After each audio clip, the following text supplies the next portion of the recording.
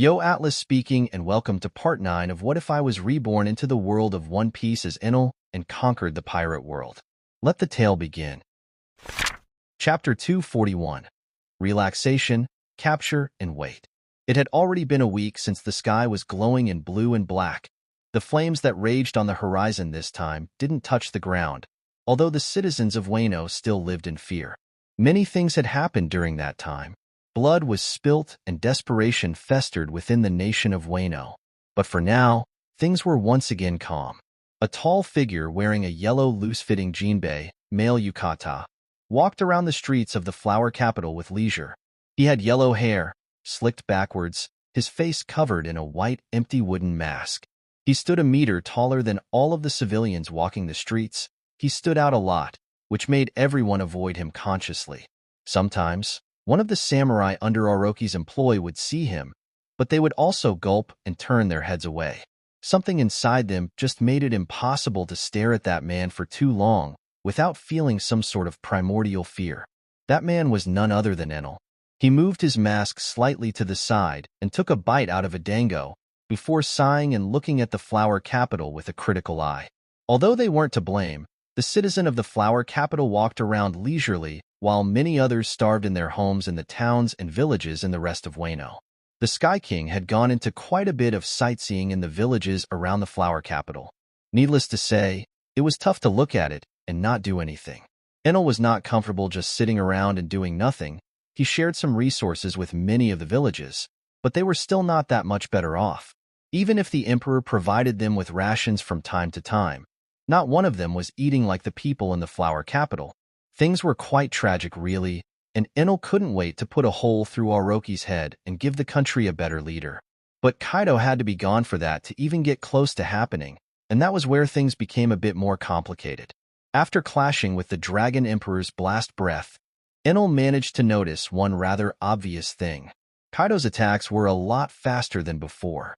Everything previously, from reports of fights that Kaido had been with, his speed was around that of Garp previously. Well, he was faster than an old Garp, but still, speed wasn't his speciality.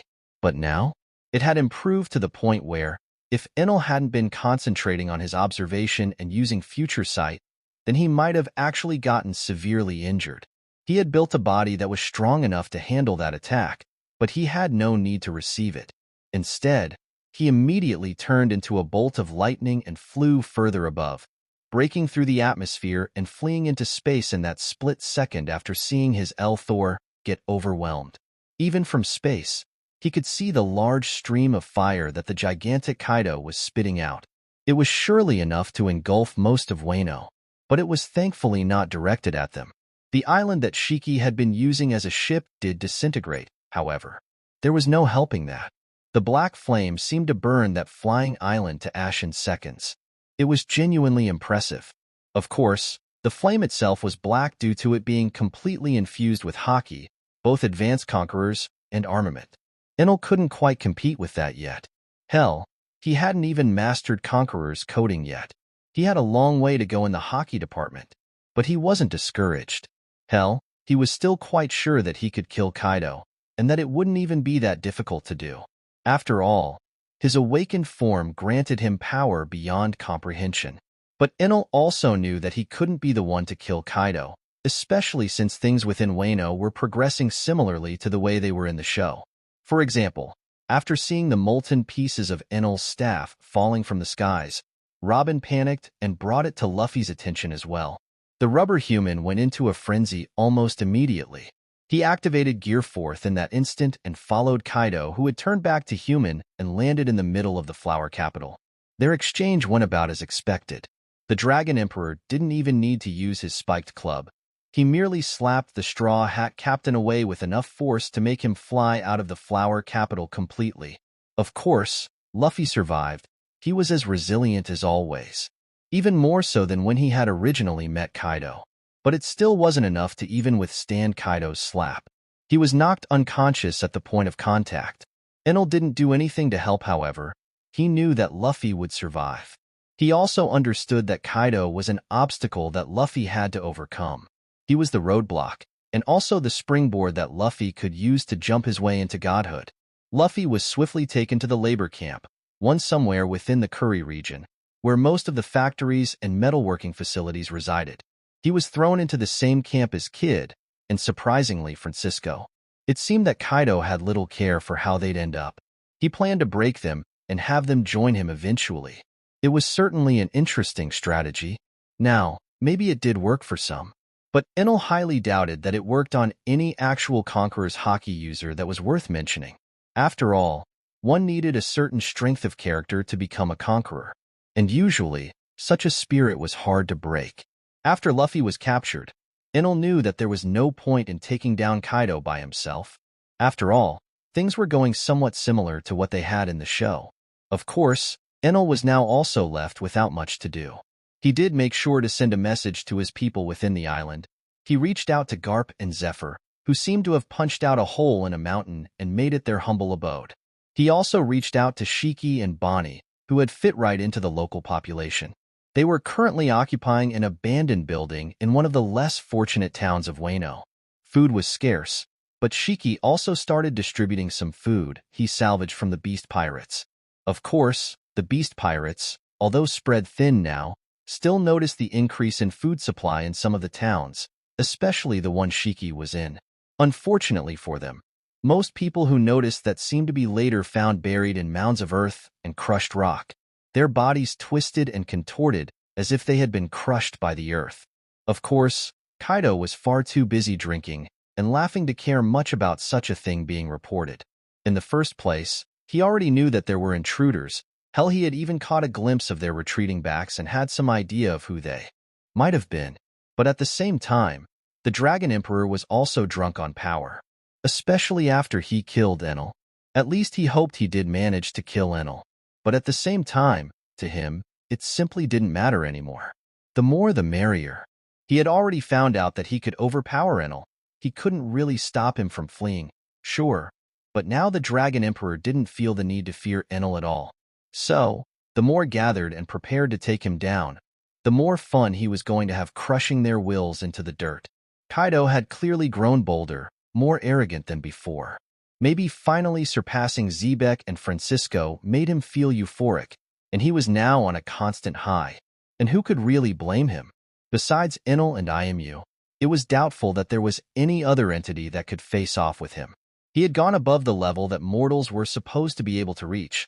One could say that he was already a step into godhood, especially since Enel wouldn't be able to defeat him without awakening. What an absurd opponent he has become. I need to make some preparations for Luffy to actually be able to face him. Just letting Luffy train while in prison wasn't even close enough. The gap between him and Kaido was already immense in the One Piece that Enel remembered. Now it was simply insurmountable. Enel was, at least for now, going to bide his time. He had no reason to rush. He knew that Luffy needed a few weeks at the least to train and be able to use Conqueror's coding. I should try to gain more mastery over Haki as well in the meantime. Although Enel technically didn't have a teacher for now, he still remembered Francisco's teachings. And what he mainly needed was practice. And so, he slowly turned and started leaving the Flower Capital. No one stopped him on his way out. Although Kaido was strong, his observation still didn't span far enough to cover the entirety of Wano. Enel had also learned how to hide his aura from observation users. Although he wasn't as skillful at stealth as someone who actually specialized in it, he was still rather decent at it, likely thanks to his overwhelming talent for observation. Regardless, he was able to walk free thanks to it, so he couldn't really complain. Now then, I think I better look for that old man. Tengyama Hitetsu, was it? Or rather, Kazuki Sukiyaki. Enel smiled as he headed for the location that he could remember. The humble smithy of an old swordsmith, located somewhere within the Amagasa village in the land of Kuri. Enel decided to take the scenic route, not using his devil fruit, and just dashing through the beautiful country of Wano. Now that its citizens weren't as starved thanks to his efforts, the country felt a lot more lush and beautiful. In truth, he had already gotten tired of hearing the suffering cries of many within his awakened state. It was truly discouraging, but at the same time also frustrating. Enel knew that there was so much he could do with his power, yet the situation prompted him to wait for the right moment anyway. Not just in Wano, but for the whole world. Even if he were to act out and hunt down every world government agent within the new world, things could still go very badly.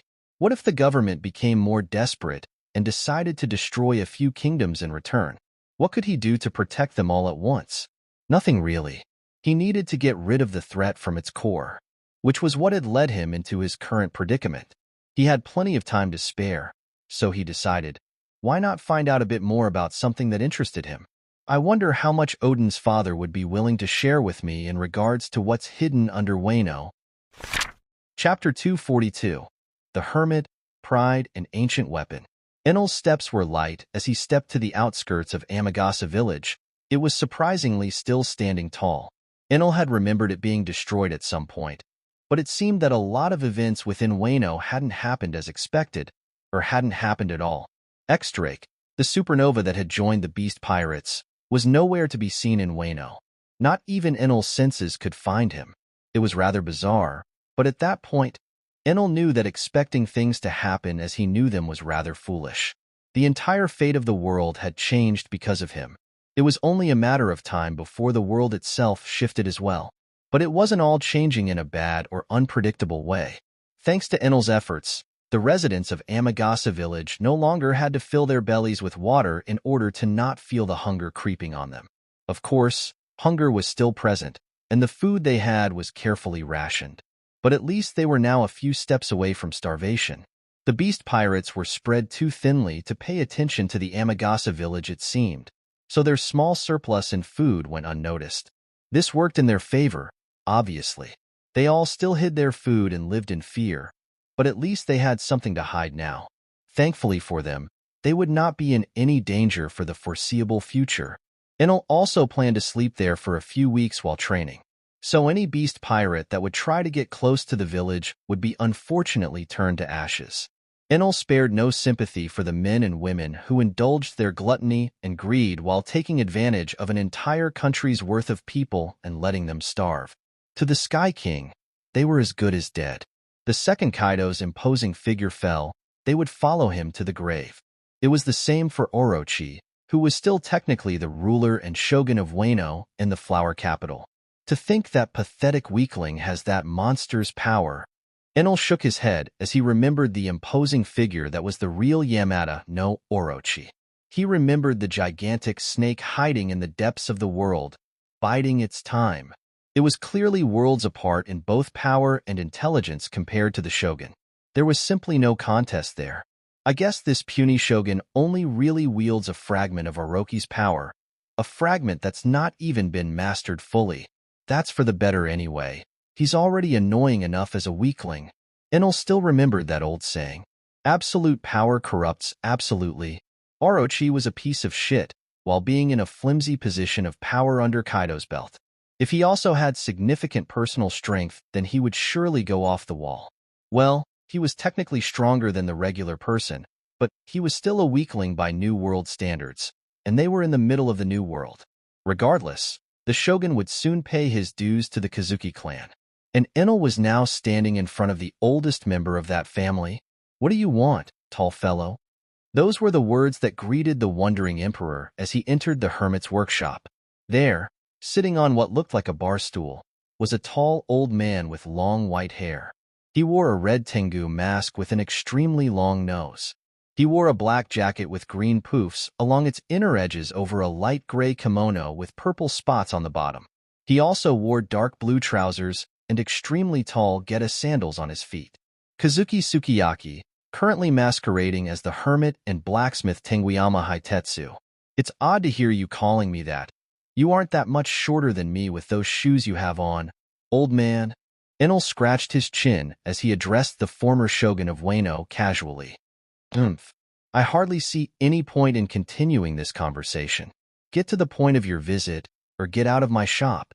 The old hermit couldn't quite put his hand on the person in front of him. It was very possible that his visitor was part of Kaido's crew, and he didn't feel like welcoming such people into his workshop. "No nonsense, huh? You're no fun, but I can respect that. You need to have at least that much seriosity as the head of the Kazuki clan." At that moment, a blade could be heard taken out of its scabbard. A scrape? Enel felt the wind flow as a slab of sharpened cold steel was pressed up against his neck. "Who are you? What do you know?" The old man didn't even bother denying it. Seeing how confident Enel was in his words, he knew that the masked assailant wasn't there to question his identity. Still, this was bad news. Kazuki Sukiyaki had managed to hide away from Orochi and the Beast Pirates for the most part. His identity being given away was extremely bad, especially since he also had someone that he was caring for. "Master, is something the matter?" A little girl's voice echoed throughout the room just as tensions were rising. The worst possible moment.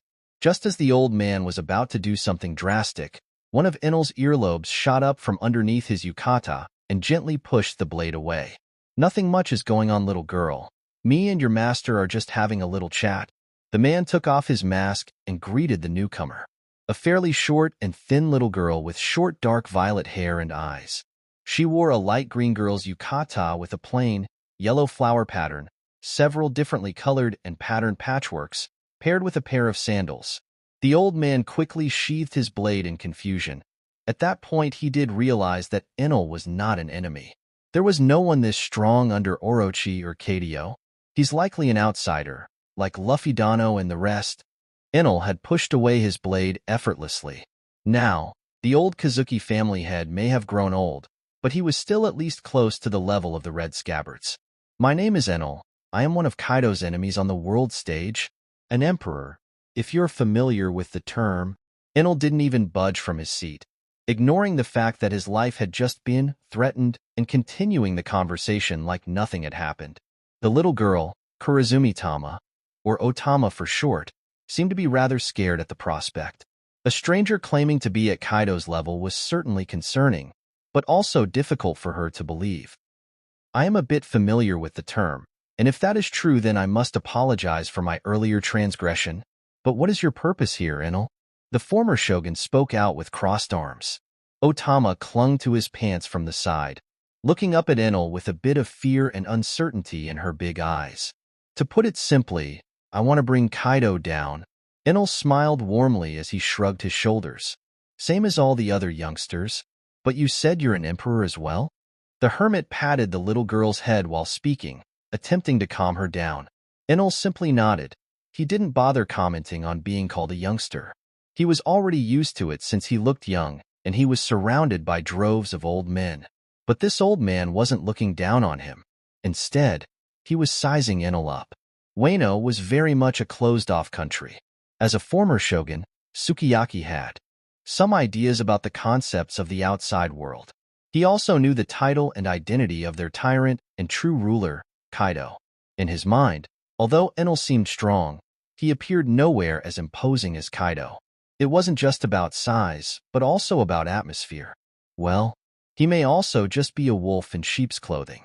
I'll choose to believe him for now, but my answer won't change. Well, many pirates and outsiders have tried in the past. All have failed. If you think you are capable, and you are truly on par with Kaido, then I have a favor to ask of you." Enel tilted his head when hearing that, not entirely sure what to expect from the old former shogun. "Please, give the samurai in this country the chance to redeem themselves first." The old man took a slight bow as he spoke, which prompted Otama to climb up his leg and tap his back.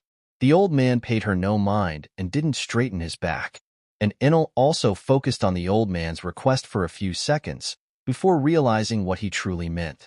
The old shogun wanted to give the samurai of Wano a chance to redeem themselves. It was already a great shame upon them to have lived like that for so many years.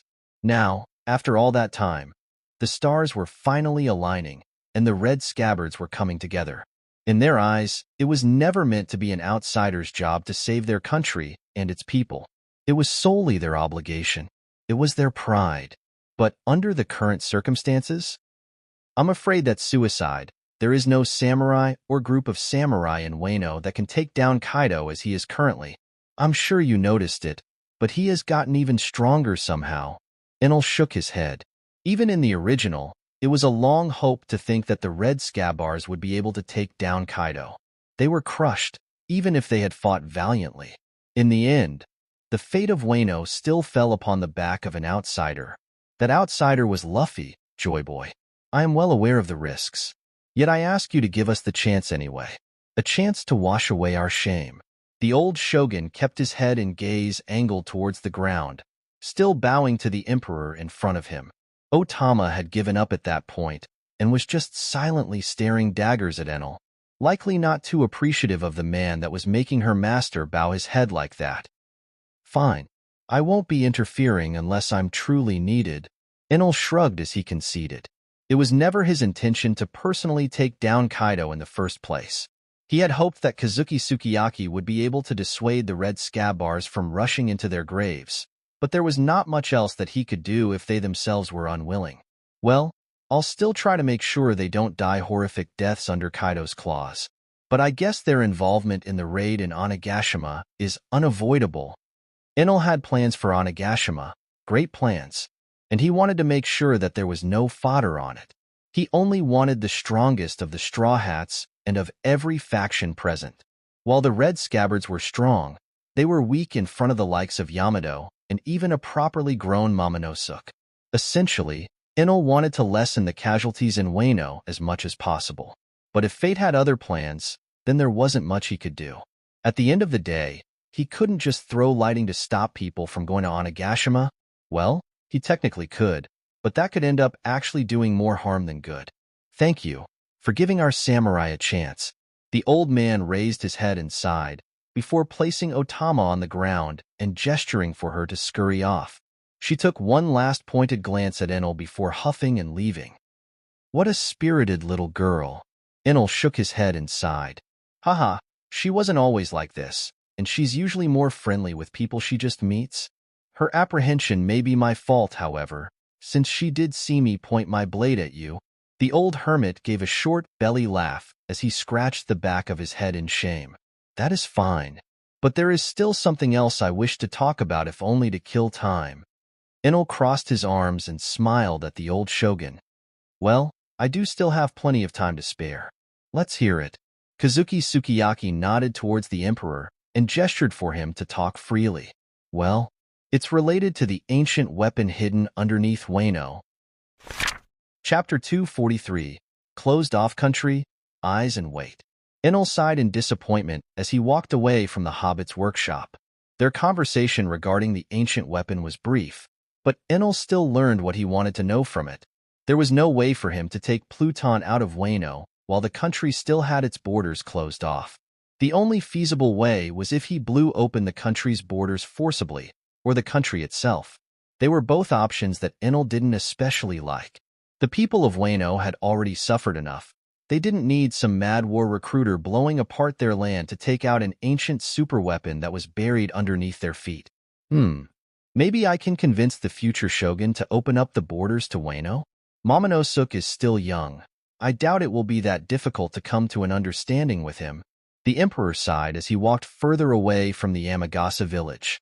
His hand rested inside his open yellow kimono as his mask shone under the moonlight. The days would come and go. The more things changed, the more they stayed the same. Hee. I heard those lowlives in the Yamagasa village managed to secure some food. I bet the bastards that raided our food supplies are among them. Enel sighed as he heard a rambunctious bunch in the forest ahead of him. Around 20 beast pirates of varying sizes and genders seemed to be plotting something quite vile. At least 5 of them had some animal characteristics, a clear sign that they were all artificial devil fruit users. They were so-called gifters, people that retained the animal characteristics after eating the sometimes faulty artificial devil fruits they were fed. They were supposedly the elites of Kaido's lackluster army. The others seemed to be in a jolly good mood, leading Enel to believe that they were pleasures.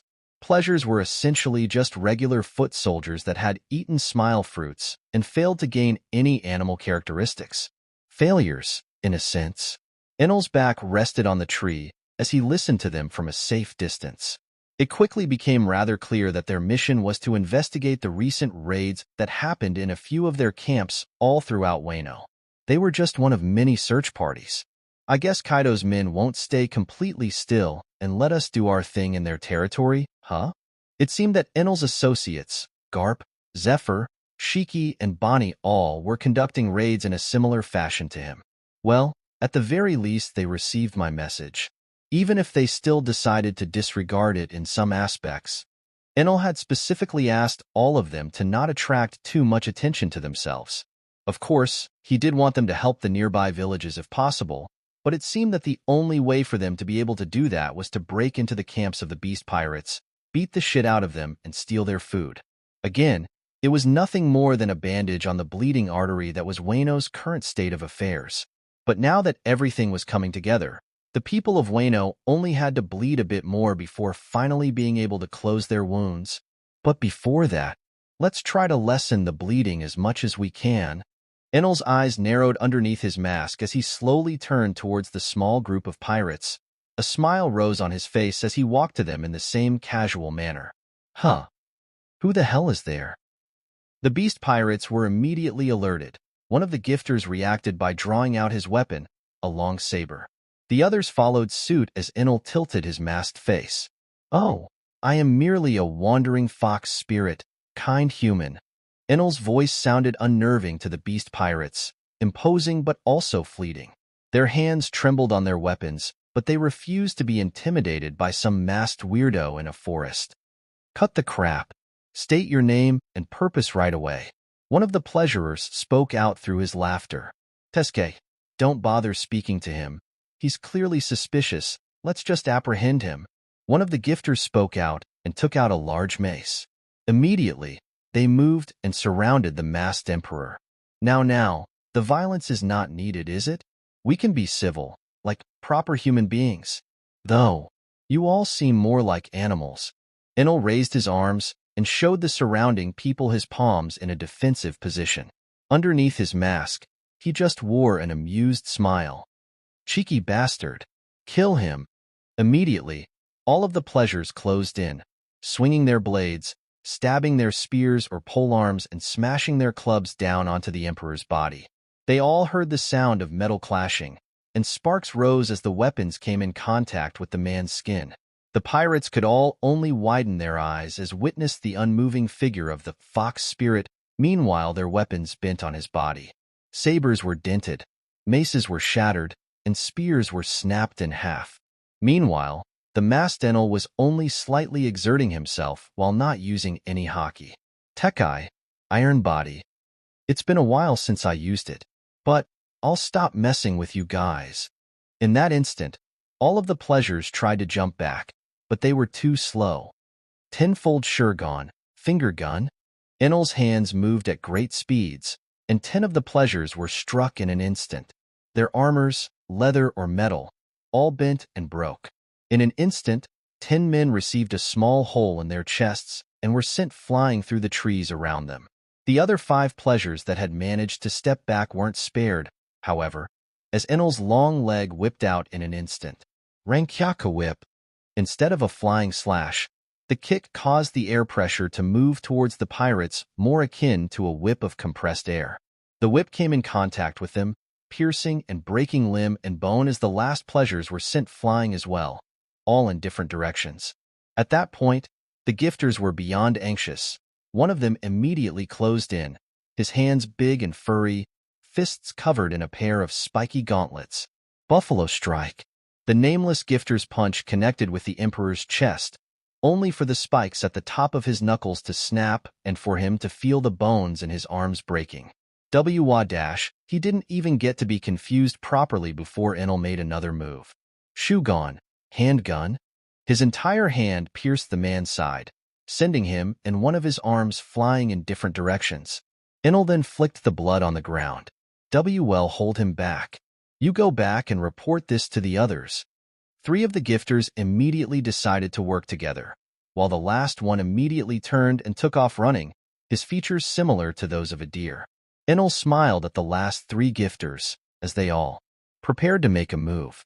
They didn't get to, unfortunately, as Enel was already in front of them in the blink of an eye, his figure turning into a blur as he appeared in between them. In that same instant, Enel used Shogun 3 times, sending all of them tumbling to the ground and shattering the weapons in their hands. Now then, this should attract enough attention away from the others. I'll still have to make sure that Amagasa village isn't affected by this small stunt. Enel flicked the blood off his fingers as he walked off, and everything worked like clockwork. The beast pirates swarmed that forest, with plenty of gifters to go around and try to sniff out the perpetrator. The only clue they had was a hasty appearance description. Before long, that figure appeared again, slaughtering an entire camp on a different part of the forest. This time, a few more details were available. Some more experienced pirates were able to pinpoint that the assailant was using the six powers, which meant one thing: the government is acting out against us. Such matters were obviously going to be of great concern, and like clockwork, the beast pirates started trying to crack down on any possible spies from the world government. Kaido himself seemed to not be all that involved, or even aware of what was currently going on. The situation was being handled by one of the remaining Tobarapo now, namely Black Maria. It was only a matter of time before the agents hiding within the flower capital were sniffed out of their hiding spots. They were far from inconspicuous, and it seemed that the beast pirates had their eyes on them for a while now. They were on thin ice, and the appearance of that Rouge agent, the so-called Fox Spirit, was the last nail in the coffin for them. It was over in around 2 weeks' time. One of the agents even died in the process. Plenty of beast pirate goons were also taken down, but the second Black Maria stepped in personally, things were done for. Enel could only laugh a bit as he felt the world government agents being inadvertently driven out of the country. With that, the world government had lost its eyes within the country, which was awfully convenient, as a lot of the events that would transpire weren't something that Enel wanted them to see. They were also unlikely to take any action and send a more powerful figure to take a look at Wano. Kaido was a lot stronger than before, and they were well aware of it. They were also most likely unwilling to spare such resources while the war was knocking on their doors. That settles that. There is still plenty of time left. With his remaining weeks, Enel decided to do what he needed most: training his Haki. Now, he didn't have a teacher with him in the cave he resided in, but he did have really good senses. So he decided to just listen in to the lessons that Luffy was receiving, and he immediately started training internal destruction alongside the Straw Hat. The concept behind it was rather simple, and it followed the principles of a mission, which Enel was already accustomed to. It was only a matter of time before Enel gained some semblance of mastery over it. But Conqueror's coding was a bit trickier. The Emperor had the right mindset, but he still needed quite a bit of meditation to manage to coat his fist in Conqueror's Haki. Still, Enel couldn't help but smile when he saw his fist being covered in an ephemeral blue aura. And just like that, days turned to nights, and the cycle repeated itself until the time finally came. Luffy, Kid, and Francisco all broke out of prison alongside samurai and other slaves, aided by some of the remaining Straw Hats like Brook, Sanji, and Jinbei, and by the Red Scabbards. The day is right around the corner. I should call a meeting with everyone before everything goes down, Straw Hats party included. Chapter 244. Results of Training, Bath Time, and Call to Action. Enel huffed, his breath shooting out like a small wave of concentrated steam as he stood shirtless in front of a large rock. Around him was a field filled with debris, broken structures, and trees. He stood there shirtless. His yukata was folded neatly and placed onto one of the larger rocks, with his fox mask resting right on top of it. Enel inhaled deeply, before exhaling once more. He pressed his right palm onto the rock in front of him. His palm left a deep imprint in front of the rock before a blue aura covered the Sky King's entire arm. In an instant, Haki was projected forward, right in the center of that rock. Without any struggle, the boulder cracked and splintered, pieces of it flying in all directions, adding to the debris that was already scattered throughout the field. Finally, I've gained some mastery over it. Enel smiled widely as he finally successfully performed an advanced application of armament Haki. Internal destruction was one of the ways that Luffy had used originally to damage Kaido during their long battle in the original. Enel could feel that Luffy had gained mastery over internal destruction before him, and that he had already broken out of prison alongside all other relevant members. He seemed to have recognized Francisco and helped him escape as well. With his newfound power, Luffy was surely going to try and take on Kaido again, but this time, internal destruction, even Conqueror's coding, wasn't going to be enough to cut it against Kaido. This time, Luffy won't be fighting him alone, however. Enel smiled as he shook his fist and went over to a small pond, which rested on the side, a bit further away from his training area. The Emperor stripped down and slid into the water. It was only up to his belly button while he was sitting down, so there was no danger of him drowning in it. As soon as he stepped in, the Emperor heated up the water and controlled it into becoming something more akin to a jacuzzi. The Emperor released a deep sigh as he smiled and closed his eyes. Lazing around, are we? A female voice echoed throughout the field near him. Enel pried one of his eyes open and smiled. His eye caught sight of a woman with black, flowing hair wearing a purple kimono in white and purple square patterns. Her eyes were a cerulean blue, and her smile was intoxicating. Robin, awfully bold of you to be interrupting my bath time. The Emperor's smile didn't lessen one bit as the water around his chiseled muscles continued to bubble. It was none other than Nico Robin, the archaeologist of the Straw Hat crew. She seemed to be eyeing him up quite a bit, but his privates were well hidden in a layer of bubbles and mist, so she was mainly just looking at his abdomen and arms. You know I can't help but check up on you after that scare you gave all of us. Robin smiled a bit as she started slowly taking off her kimono, much to Enel's shock. The Emperor immediately closed his eyes, providing the archaeologist with some privacy out of respect. They hadn't gotten that far after all. They were well aware of each other's intentions and had been essentially living together during Enel's training, but they hadn't gotten much farther than just cuddling at night. It seemed Robin wasn't the shy sort, however. Not that Enel needed any reminder of that. He had been very passive throughout their relationship as he wasn't in the proper mind space for a relationship. Hell, he didn't even have the assurance that he'd be able to awaken and put up a proper fight in the war. Now, he was even confident he would win it with a bit more preparation, so maybe it was finally time to let loose a bit. He felt that Robin had removed all of her clothes in a cheeky manner, and before the archaeologist could even check if Enel had looked at her, one of his earlobes shot out of the water and wrapped around her waist. She immediately yelped in surprise as she was pulled into the small pool with absolutely zero resistance. Water splashed up high as she landed with her face directly into the Emperor's rocky chest, her own cushioned chest pressing into his torso. To the Emperor's surprise, the woman actually blushed. Oh, how the tables turn. The king smiled as he patted the woman's head and continued relaxing. Be bold indeed. Robin tried to keep up her previous act, but she was clearly still recovering. It seemed that Enel had been passive for so long that his taking action in any way came out of left field for her. What can I say? I am still a man with needs. The Emperor smiled, and Robin seemed to be all for it too. She could feel her cushioned ass sitting on something, and she knew that it wasn't a leg, although some people could have mistaken it for one. Seriously, I'm going to be having some trouble in the future, aren't I? It seemed that Enel was overall bigger than the average human in all aspects, not just height. But Robin didn't comment on that directly. Instead, she just sighed and snuggled closer to him, breathing a sigh of relief into his chest. I'm glad that you're here. That was all she said as she remembered the scene of molten gold raining from the sky. Back then, she had truly believed that something bad had happened. She had seen the massive form of Kaido clashing with Enel. She had felt Kaido's power and was horrified to feel that Enel had actually lost. She was in a period of shock for a few minutes, which was why she had failed to stop her captain from charging Kaido as well. Hell, she could barely keep her own bearings. How exactly could he even begin to stop Luffy? Enel's back was the biggest she had ever seen before. To her, he was a pillar of strength, the glue that held together the strongest army in the world. He was the instrument that would help bring peace to the world, but he was also the man that she had ended up loving. It couldn't be helped. Prolonged exposure to him and his antics, during training, research, and travel, led to her developing feelings for him.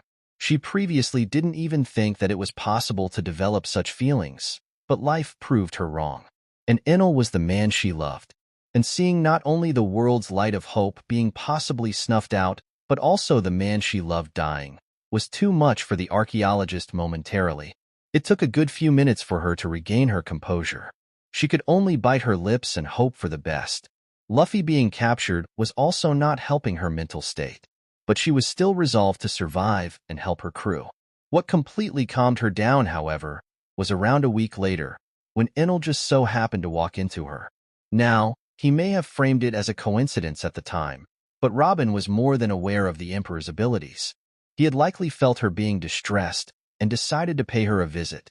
Honestly, Robin was just upset that he hadn't visited earlier. And from that point on, Robin stuck to the Emperor almost as if she had been glued to him. And to her delight, Enel didn't object one bit, even inviting her to live with him while training. The Emperor also kept her up to date on her crewmates and helped them if they got into too much trouble. That was about the gist of their current arrangement.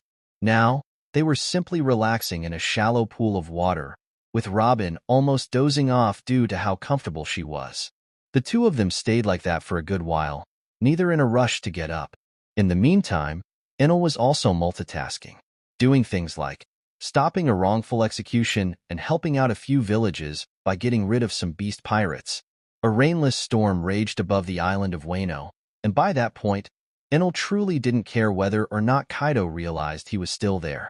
Even if Kaido was strong, he would still be taken down. Whether it was going to be due to everyone's combined efforts, or Enel alone after they failed, that would remain to be seen. But Enel couldn't help but blink a few times, as he realized it was close to time for the Red Scabbards to set off for Onigashima, as they were already all gathered in one place. I guess it's time to call out to everyone. Enel heaved a sigh as he tensed up a bit, before relaxing even more, causing the half-asleep Robin to slide down a bit before he caught her with one arm. Better not let her get submerged too much in the water.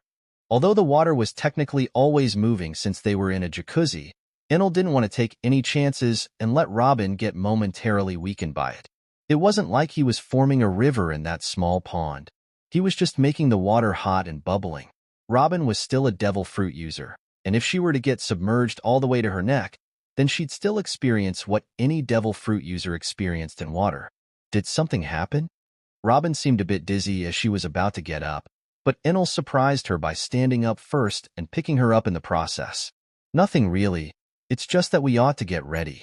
Seems that things are moving along, and I have to contact everyone from my side as well. Enel smiled as he held her up to his chest with one arm, while collecting their clothes with the other.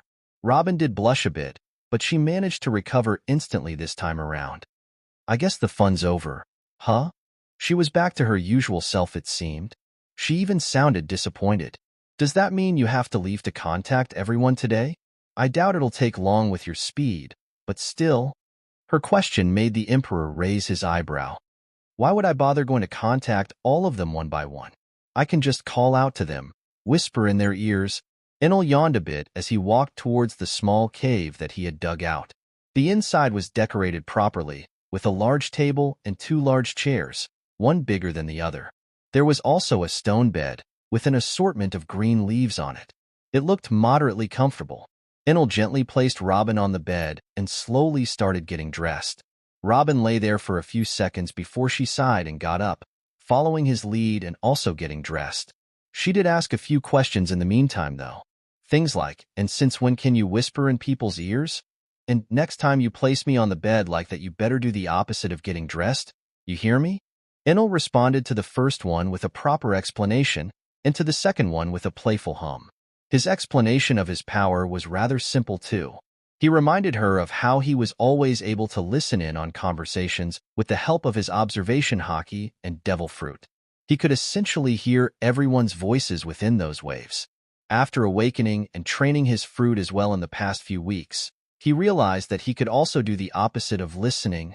Yep, the Emperor had devised a way to project his voice through electromagnetic waves. And it wasn't even difficult or anything. Rather, it was just as effortless as it was for him to listen in on conversations. He could essentially project his voice throughout all of Wano directly to the people that he wanted whenever he wanted. And after he and Robin both got dressed, he slowly coughed a few times in his closed fist and opened his mouth. Hey everyone, this is Enel. Come meet me in the Kibi region, close to Onatawa Peak. You have exactly 2 days. He didn't even bother leaving his home. He just projected his voice through electromagnetic waves, right near the people he wanted to hear it, and all that was to wait. I hope you aren't planning on just standing there and waiting, right? Robin asked, a smile rising to her lips as soon as she realized she still had 2 days with Enel. Well, I guess we can certainly try to train a bit in the meantime. The Emperor just grinned at Robin. Chapter 245. Spar, Arrival, and Plan. POV narration, haha. Enel laughed as he grunted and swung his fist one more time, breaking the ground underneath him and causing all of the hands that were sprouting from around him to disappear. Robin hummed as sweat rolled off her forehead. They were using their remaining time wisely. Robin was the one to suggest the sparring. She wanted to see just how far she had come, and Enel agreed with only a few conditions. He was going to restrict himself to only using his body, no devil fruit abilities at all. In essence, if he used his devil fruit in any way, then he would lose the spar. They also decided to make an interesting bet. Whoever loses will be at the whims of the winner for an entire day.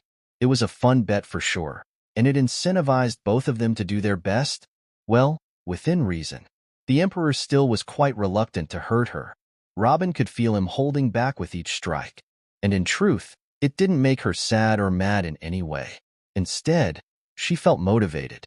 I'll show him that I am no longer the same woman he saved from that bridge-building slave camp. She had a goal, and she was going to reach it by any means necessary. So, she gave Enel a shaky smile and immediately brought her hands together. Jigani Fleur. Sea Serpent. Her voice rang like a loud bell on that small battlefield. Two gigantic arms sprouted from the ground, one behind Enel and one behind Robin. They both turned black and slapped at Enel like agile snakes, moving in ways that were impossible for a regular human.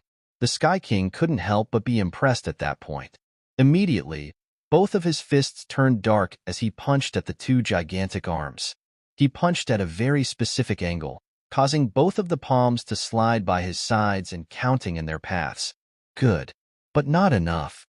The Emperor shouted as his darkened palms shone under the sunlight. Robin, however, seemed unfazed. Her arms continued moving. Enel's eyes sparked red for a second as he caught a glimpse of the future and looked to the sides. The gigantic arms seemed to coil around one another instead of continuing off to the side. They formed a makeshift tower around the Emperor, and more arms sprouted, forming a large and rather sturdy prison. At the top, two arms pointed down. Jigani Fleur. Serpent Tower. Enel's eyes darted around as he noticed all of the walls of the tower turning black. The Emperor could see a few eyes popping out of the walls, always out of his reach, disappearing and reappearing constantly as Robin decided to always keep a literal eye on him. His eyes shone a bit as he felt genuinely impressed by her progress. He felt some pride in seeing how far she had come, but he didn't forget where he was and what he was doing. Instead of praising her, he opted for trying to irritate her. What's the plan here, Missy? You know very well that now I can harm you through each one of these arms you used to build the tower.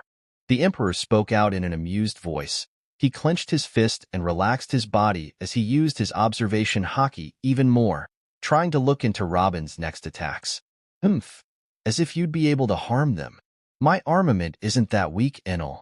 The Emperor blinked a few times as he heard Robin's rather haughty voice through the fleshy walls of the Serpent Tower. We'll see about that. Enel decided to immediately put that to the test, his hand forming a tight fist as he punched at the wall nearest to him. He watched as the flesh on the wall rippled. He felt his punch connect and even slightly enter into the wall. But at the same time, he could feel that he had done no damage to it. Iron body and armament, coupled with paper arts? Enel immediately stepped back as a few arms sprouted from the wall and tried to grab at him. He dodged them and backed off to the center of the tower again, his eyes widening in amazement. At that point, he couldn't even hide the pride in his gaze and smile. To think she'd be able to come up with something like this? I guess the Straw Hats no longer have just a monster trio. It seemed that the properties of Robin's devil fruit allowed her to come up with a way to use paper arts and iron body at the same time, something that was extremely difficult to pull off normally. She had done it easily and at a scale that Enel hadn't ever seen in the past. The arms formed an extremely tough net around him. Still, I should be able to break out of here. Enel then heard Robin's voice ring out from outside. Crush. In an instant, gigantic palms sprouted from the walls. They all rushed towards Enel from many angles, forming what looked like a dome of palms. The Emperor immediately acted, his feet stepping heavily into the ground. His toes dug in slightly as he formed a fist which immediately turned black and gained a bluish aura around it. His fist moved towards the ground like a meteor, even catching fire just before it met the earth. An eardrum-shattering bang was heard as the ground underneath Enel was blasted apart almost instantly, the shockwave of which seemed to stop the palms in their tracks. But to Enel's surprise, the Serpent Tower was still intact. That wasn't enough to break it? The Emperor had made a gigantic crater in the ground with that punch, but unlike before, breaking the field wasn't enough to dispel the hands. Instead, they just grew a bit more to cover most of the crater that Enel had formed. Shit, I guess I have to use that after all. At that point, the Emperor just sighed. He immediately finished from his position, using Saru and reaching one of the walls with ease. He touched the fleshy wall, and immediately dozens of arms sprouted like flowers from the wall, entangling his body from several angles and even trying to choke him out. Enel didn't do anything to stop them or to block them. Instead, he just closed his eyes and rubbed the wall in front of him gently. Immediately his willpower moved, bursting forward, entering the arm and wreaking havoc inside. The Emperor could hear a small hiss of pain from the other side of the wall, and in that moment he stopped. The tower around him fell, and all of the arms that were holding him also disappeared into petals. Enel's smile lessened a bit as the wall in front of him fell and revealed an exhausted and injured Robin. She seemed to be specifically rubbing her right shoulder. "So, thanks for not breaking my arm there." Enel was about to apologize, but Robin didn't even give him the chance. The outcome of the fight was rather clear in her eyes. Enel had been holding back the entire fight. That technique she had seen him train daily was certainly more devastating than she thought. She had figured that if she strengthened her will enough, she'd be able to resist it. But internal destruction wasn't something that could be so easily blocked. It was an advanced application of armament Haki at the end of the day. Even though Enel had held back a lot, Robin still felt a lot of pain in her arm. Enel had likely not wanted to use it against her either, feeling it was unfair and that it would injure her too much, which was true. She knew what he was about to say, but she didn't feel like hearing him say sorry for actually fighting during a spar. Enel seemed to be able to finally pick up on that now, so he just shook his head and patted her shoulder. "You're welcome. It was a great fight, though. I was certainly not expecting you to show that much strength." Robin gave the Emperor a shaky smile and just shook her head. "Well, at least I tried. I wanted to see how well I match up to you." The archaeologist crossed her arms and closed her eyes, leaning slightly into Enel. "You did great. I have no complaints." Enel patted her head a bit and continued giving her the same warm smile she had grown accustomed to. "No then. I wonder what you are going to do to me during the following day." Almost as if it was at the press of a button, Robin's smile turned mischievous as she remembered the details of their bet. Enel gulped at that moment, his eyes narrowing as he seemed to be deep in thought for a few seconds. "Well, nothing really. It seems our time has run out already." The Emperor shook his head and turned his head to look to the side, where a rather bizarre group of people was approaching their little training area. Robin sighed in disappointment as she also finally noticed that everyone had arrived. It was certainly a bizarre group, to say the least. Garp was dragging a struggling Luffy around in a headlock. Sanji and Zoro were butting heads constantly about who did the most work when raiding a beast pirate camp. Zephyr was just eating some dango and whistling leisurely. Francisco was already healed, it seemed, and he was sharing some dango with Bonnie. Shiki was just floating around while snoring, and Brooke was making some jokes to lighten the mood. The rest of the Straw Hats were also just doing their own things, mainly stressed out about being near Enel's legendary crew members. Killer and Kid both walked around boldly, although Enel could still feel quite a bit of fear inside Kid. And Law was rather relaxed. He actually seemed quite happy to see the Sky King. Enel smiled after seeing them all together. He had felt each and every one of them arrive at the foot of the mountain individually at different spots. Their paths seemed to intertwine while climbing up the mountain. Enel's spar with Robin had made enough noise to attract them to the right location, so it was no surprise that they had shown up at such a time. At least they saved Enel from Robin's teasing. "Everyone, welcome." Robin seemed to forget about her teasing too when seeing the rest of her crew, She ran from Enel's side and went on to hug Nami with a face full of relief. Heh, you two sure were having fun here, Garp grunted while looking at the ruined state of the field. Gramps, let me go. Luffy continued shrieking while being stuck in the same arm lock. I ain't letting you go and get yourself killed randomly. Garp just scoffed at his grandson's request. Captain, thank you for coming to my rescue. Francisco completely ignored the monkey family and decided to walk forward to his captain and bow. After escaping prison, Shiki made sure to track him down and bring him to Bonnie, where he was punched in the head a few times by her for being reckless and then healed. It's only natural, Francisco. I'm glad to see you're back in top shape. Enel smiled and patted his right wing on the shoulder. Gihi, I do have to be in top shape, don't I? We're about to storm Onigashima, aren't we? Francisco giggled a bit and spoke out in a voice loud enough for everyone to hear. What? All of you bastards want to take Kaido down as well? Kid shouted. His fist clenching as Killer seemed to be trying to calm him down. Get in line, kid. Everyone wants a piece of that dragon bastard. I know I can't wait to get my hands on him. Garp scowled at Kid, who seemed to shrink back a bit in front of the former Marine hero. I also have a score to settle with him, Francisco said as he grabbed at the handle of his blade. He had managed to retrieve it after escaping captivity, the saber of Xebec. Thankfully, Kaido didn't recognize it or didn't care, and just allowed the guards at the slave camp to throw it in the storage. Heh, I've been looking for a good fight for months now, too. Zephyr cracked his knuckles with his metallic arm and gave everyone a confident smile. I also want to shove some dirt down that bastard's mouth, Shiki stated as he continued floating in place above everyone else. Enel smiled as he could feel most of the weaker Straw Hats present growing distressed at the aggressive atmosphere. Now, let's calm down. We can use all that aggression later when actually faced with Kaido. Enel crossed his arms and cracked his neck. All right, so who gets to go first? Kid asked and crossed his arms. He was still rather adamant about fighting Kaido himself. At his question, plenty of people started saying that they wanted to go first. Luffy even managed to somehow escape Garp's hands and try to claim dibs on the honor. Oh, you guys think you'll be going one after the other? Enel tilted his head with a bit of confusion in his gaze.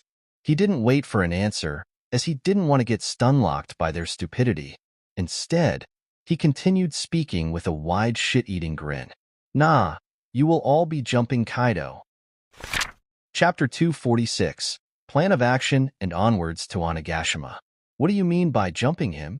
Zephyr and Garp both seemed to be quite confused. It wasn't just them, of course. Just about everyone present was confused. Robin just rubbed the bridge of her nose and shook her head. He means that you will ambush him together, all at once.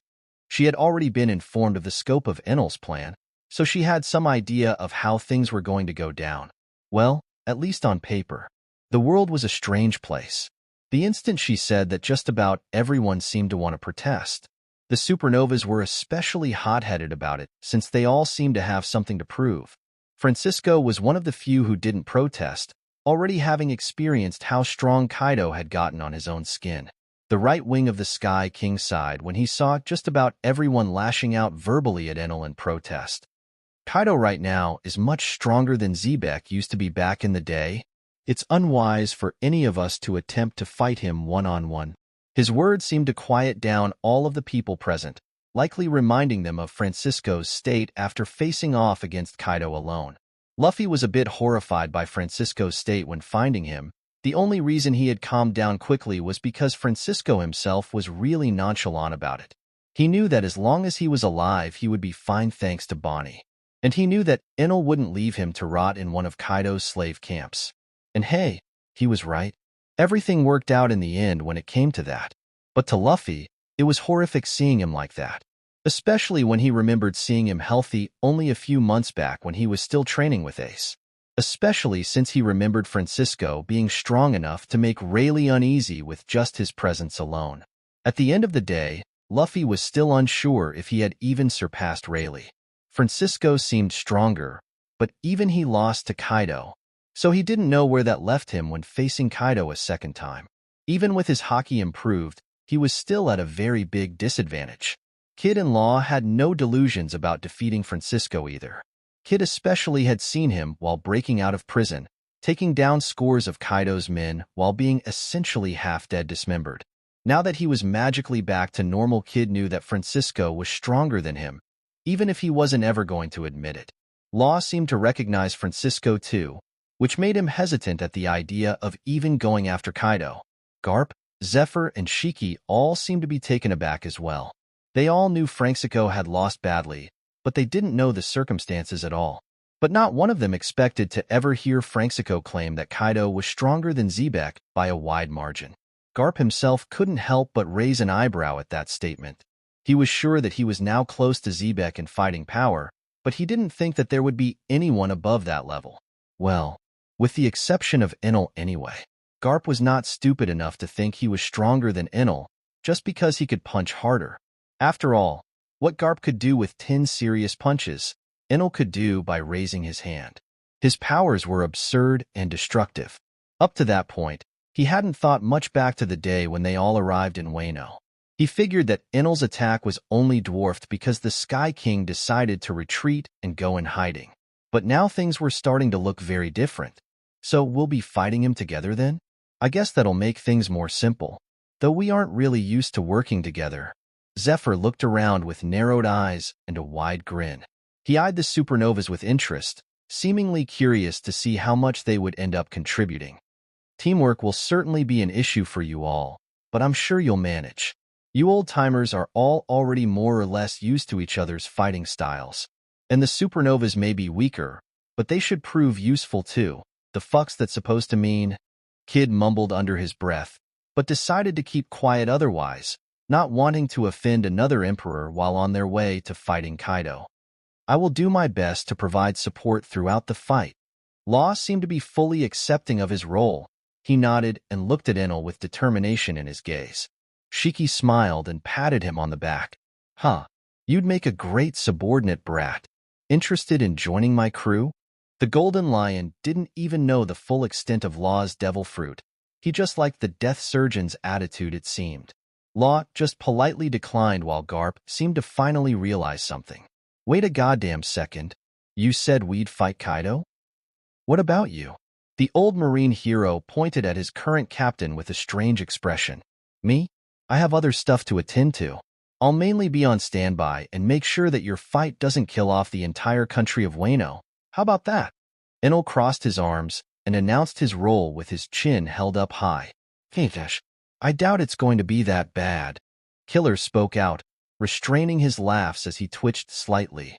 Well, Kaido will certainly not care about his attacks reaching Wano. I will minimize casualties to the best of my abilities and give you all a helping hand if needed. Enel didn't seem bothered to speak to Kid's right-hand man either. To him, everyone that was going to take part in the fight against Kaido was an ally of equal standing. I think Killer meant that he doesn't think his attacks will reach that far. Kid decided to clarify for his friend. Oh, I should mention then that Kaido can most likely destroy Onigashima in its entirety in a few attacks. Just so you know what to expect.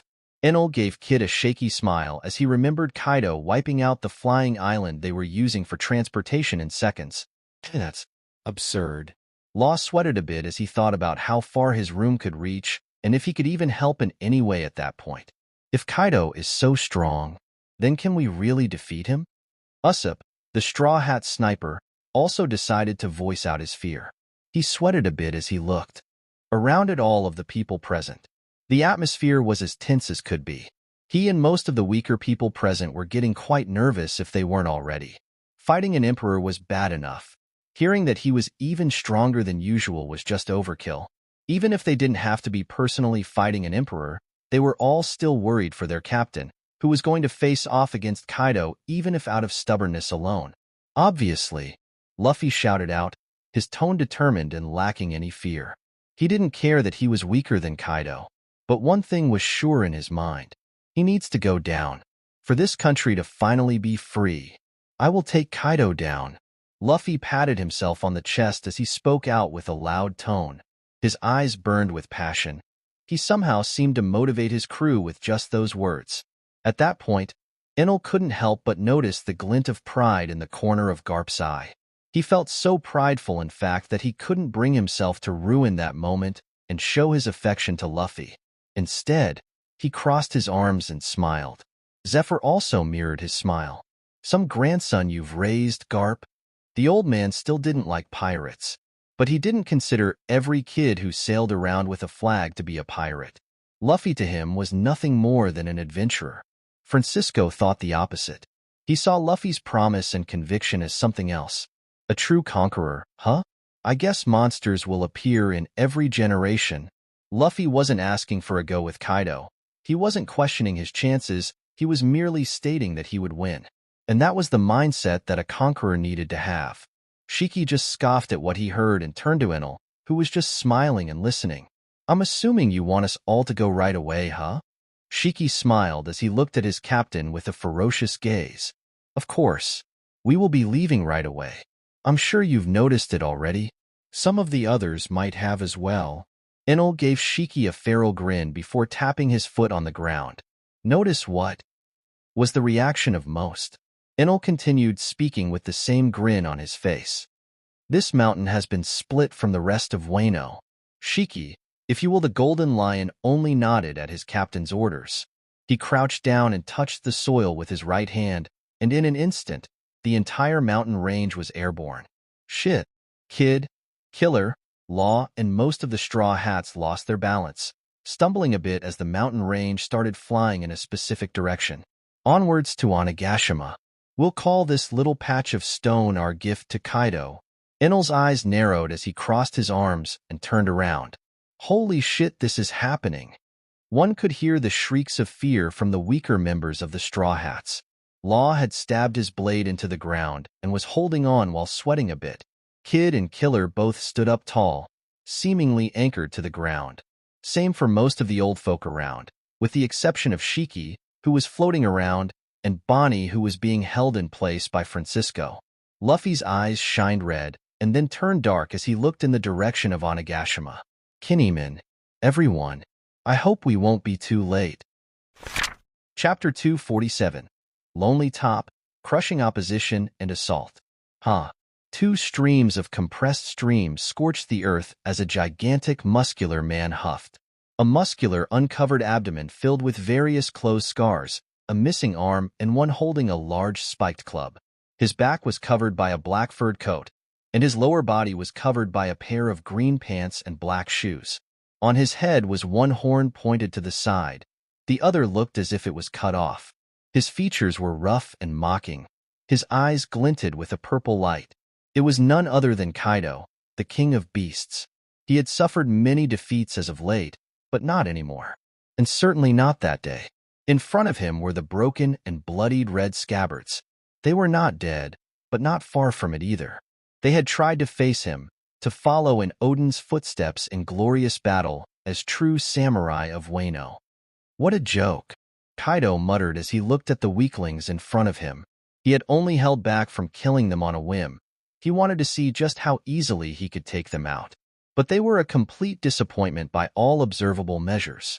Let alone put a scar on him, they didn't even make him feel slightly threatened like their predecessor Odin had in the past. But what did the Dragon Emperor even expect at the end of the day? As I am right now, even Odin is nothing more than a weakling. I've already surpassed the likes of Zebek by defeating Guzman. Kaido couldn't help but sigh in frustration. The top had always been a lonely place. But at least in the past, there were others that he could look at for a good fight. The other emperors and the Marines, for example. But now Kaido was sure that he had far surpassed all of them. Even that bastard Enel wasn't strong enough. His people are still somewhere in Wano. He should also still be alive somewhere. But what threat does he even pose when he doesn't even dare face me directly? At that moment, the dragon felt both lonely and content. He knew that he was likely going to be attacked again by Enel and his associates at some point. But currently, he no longer saw them as a threat. His next objective became rather obvious. Since they are all still preparing for the war, why don't I just help hurry things along? The dragon planned to pull the carpet from underneath both Enel's army and the government and start the gigantic war on his own terms. He no longer had to be a weaker third party. He had the power to be the main actor in the chaos that would ensue. He had the power to follow his dream and pull down the arrogant nobles from their thrones. After all, true rulers could only be decided on the battlefield. He didn't care about who was to become a ruler, but if he was to meet his end, then it was going to be while waging his own war against the world, not while partaking in another man's fight. But a more momentary problem. What should I do with these samurai? Kaido huffed once again, tilting his head while his spiked club dragged on the ground for 1 second. He did need more fodder for the war. The beast pirates had fallen off quite a lot. But at the same time, he knew from experience that samurai were notoriously difficult to break. It's useless to keep them, so I might as well get rid of them. Kaido grinned before raiding his spiked club to the sky. All of you can die now. Die in shame at having achieved nothing of note. Die not even being able to voice out your regrets. Kaido shouted as he brought his club down with a smirk on his face. Kinneyman. Kaido's burly arm stopped as he heard a loud screeching shout from above. His gaze immediately turned to the skies above Onigashima, and his eyes widened, and a wide smile spread on his face. So they're here. A gigantic mountain lowered on top of Onigashima from above the clouds. Kaido's shaped teeth screeched as he watched that mountain be compressed into a gigantic nail as it continued falling down towards him at that moment. He didn't even think or care about the weakling samurai that he had just taken down, but his club was still above them, so he might as well finish the job, right? Chase him, Python. A blackened arm stretched out from the skies, falling much faster than the gigantic nail as it reached Kaido's club in an instant. The fist collided with the club, but seemed to bounce off as the Dragon Emperor engulfed his club in a powerful layer of armament. Both the fist and the club bounced off. Kaido grunted a bit and scowled before bringing his club down again. Bah, stupid brat. Let me show you how to throw a punch. The dragon's eyes widened as it heard another voice above it, this time a much more familiar one. Galaxy impact at that in that instant. Kaido felt his entire body being pressed through the roof of his castle as the bodies of the red scabbards disappeared. Replaced with rocks? Kaido cringed slightly as the entirety of Onigashima shook to its core and he plummeted through countless floors, right down to the ground floor of his gigantic castle. With his eyes wide and a thin line of blood coming from his lips, he slowly got up. Ha, good one, Marine. Let's make a proper entrance. Lion's Majesty, Divine Nail.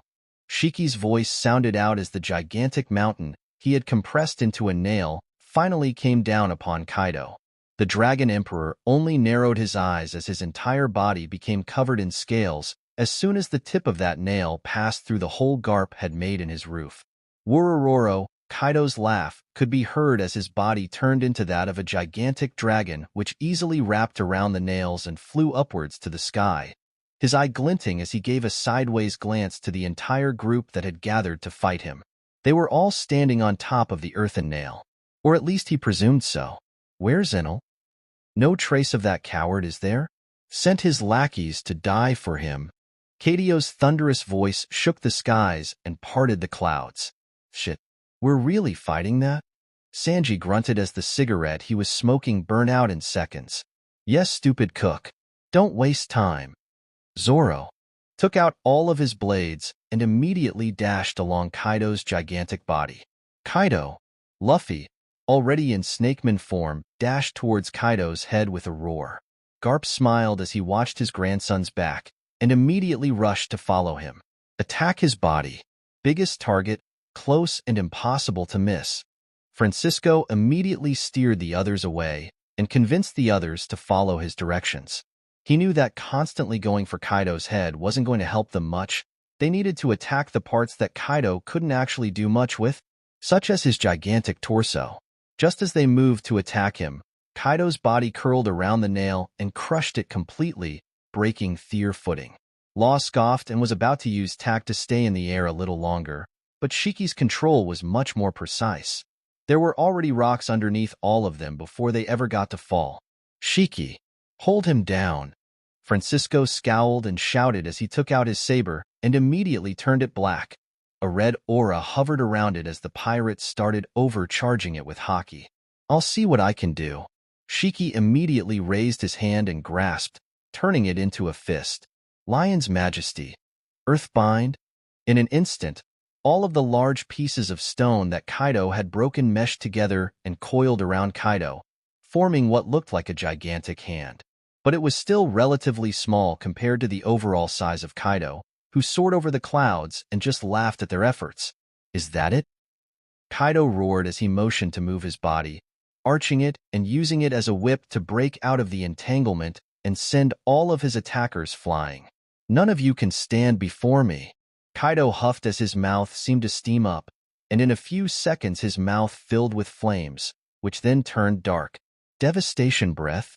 The dragon roared as he spat out a stream of concentrated black fire towards the entire group. Even if they were slightly split up and currently flying away, the radius of his breath was so wide that it seemed to be able to completely engulf them. Shit. Shiki. Francisco reached out to his companion, who immediately seemed to understand the task. The legless swordsman immediately flew by his companion's side and brought his blades together. At the same time, he helped the others regain their footing and move them further away, in an effort to allow them to dodge at the very least. Francisco smiled as he crossed his blade with Shiki's, their wills overflowing as Kaido's flames crept in closer and closer. Haki! Supreme Sea! In an instant, their willpower meshed together and blasted forward in a wave of destruction which resonated from within their blades. Their combined flying slash clashed with Kaido's breath, both losing and gaining ground at times as they two strikes struggled for dominance. Black Mamba. But as the rest of them were struggling below, Garp, Luffy, and Zoro had finally managed to climb up the dragon's body. They hadn't allowed themselves to get shaken off earlier and continued climbing. Luffy's hardened fists moved at inhuman speeds, punching at the side of Kaido's head with fury. The dragon continued releasing his breath onto the others below while scowling at the attempt. Zoro's flying slashes didn't seem to deter him much either. But his breath was immediately interrupted by the next attack. Galaxy Divide. Garp's fist seemed to tear through reality itself as his fist connected to Kaido's jaw. The dragon's maw was snapped shut as it then blew some more fire towards the cold vacuum of space before huffing and using its head to slap the old marine hero away. Gramps. Luffy immediately rushed to aid his grandfather while Zoro decided to finally use Enma. His arm turned black as the blade was covered in pure aura. He grunted as he raised it over his head and made eye contact with the gigantic dragon. Kaido seemed to snort, but Zoro didn't stop. He swung his sword down and released a gigantic flying slash. The Dragon Emperor made no effort to dodge. Instead, it opened its mouth and closed its maw around the flying slash. Sparks flew for a few seconds. And in that instant, Kaido's body reeled back as Francisco's and Shiki's combination attack hit his midsection unhindered. Gah! The dragon gasped as it seemed to get thrown slightly upwards, lifting most of its body away from Onigashima. Zoro's flying slash also drew blood as it cut into the dragon's gums before finally breaking under the pressure of its maw. Pesky ants! Kaido's roar managed to then blow Zoro back toward the ground at insane speeds. Zoro's gaze turned to panic as he looked down during his descent. He didn't know if he could break his fall in time. His grip was still firm on his blade, and he grunted as he tried to break his fall. But the air pressure was too much, and he surely would have splattered on the ground had it not been for Law's assistance. Thanks, the swordsman voiced out as he looked around to see everyone's state. Despite the rocky start, everyone was still in top shape. No one seemed to actually be injured yet. But Kaido was now sporting a rather large and bloody gash right where Haki had connected with him. It was small in comparison with his overall body size, and it was pretty much a minor wound at best, but it was a good start. Let's keep this pressure up. We can win this. Francisco's voice rang out in encouragement as everyone was preparing to keep up their assault.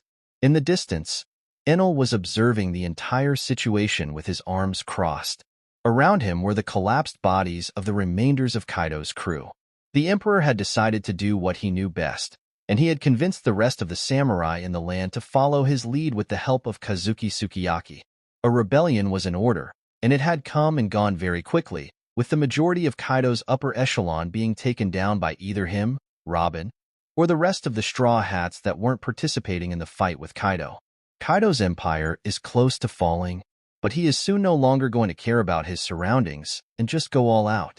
I just hope the others can manage to keep his attention for a bit longer. Chapter 248. Enraged Dragon, Piercing Will and God's Voice. Kaido huffed as his body bent in the air. Getting injured felt strange in his new form. He hadn't gotten the chance to have any of his blood spilled after he had awakened. Even now, the gash he received on his gigantic body felt like nothing more than a scratch, and it was certainly much closer to a scratch when taking into consideration the size of his body. And yet it still caused him to stand still in the air and huff in bewilderment.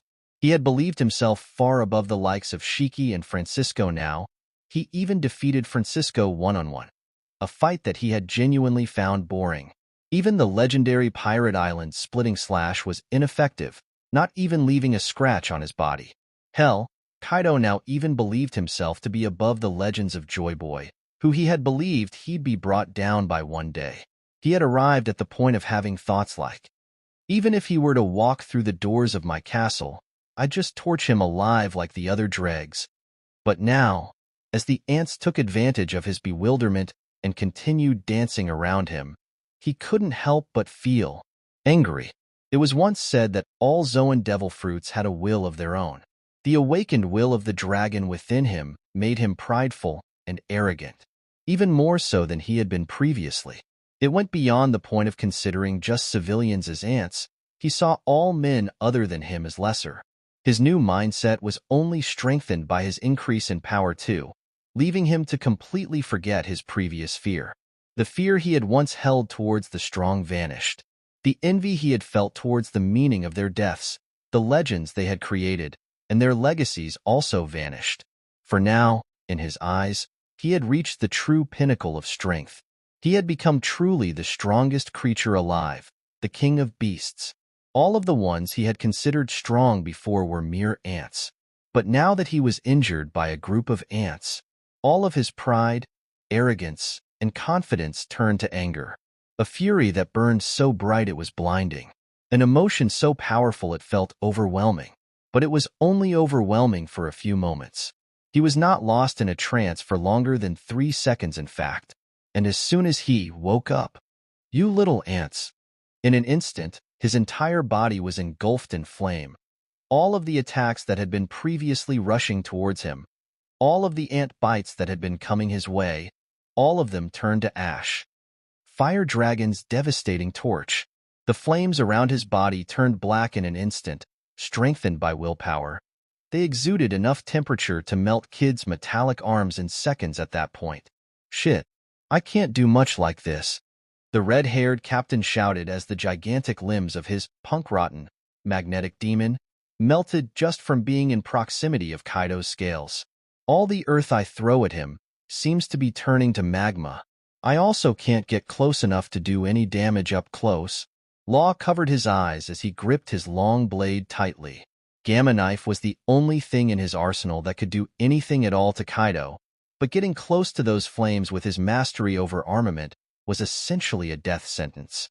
Killer and Zoro seemed content with sending flying slashes toward the already open wound that Shiki and Francisco had created. Zephyr was not doing so well. He had managed to land some good punches in. He felt the dragon's flesh ripple at his strikes, but now his mechanical arm was also melted. To make matters worse, his sea stone hadn't really affected Kaido in any way, just like Enel had expected. So its effects are actually weaker on an awakened devil fruit user, huh? Zephyr was still pretty sure that size also played an issue, but he could do nothing but sigh in frustration at that point.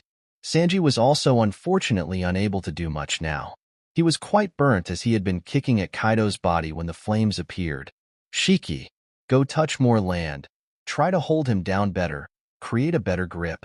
Francisco waved his hand at Shiki while his blade moved faster than before. He cleaved through the flames covering the dragon's body, but he seemed otherwise unable to leave any marks on the dragon's scales. "Oi, Law Brat, go and clear the island below us of any samurai and allies. Captain wouldn't want them getting caught up in this."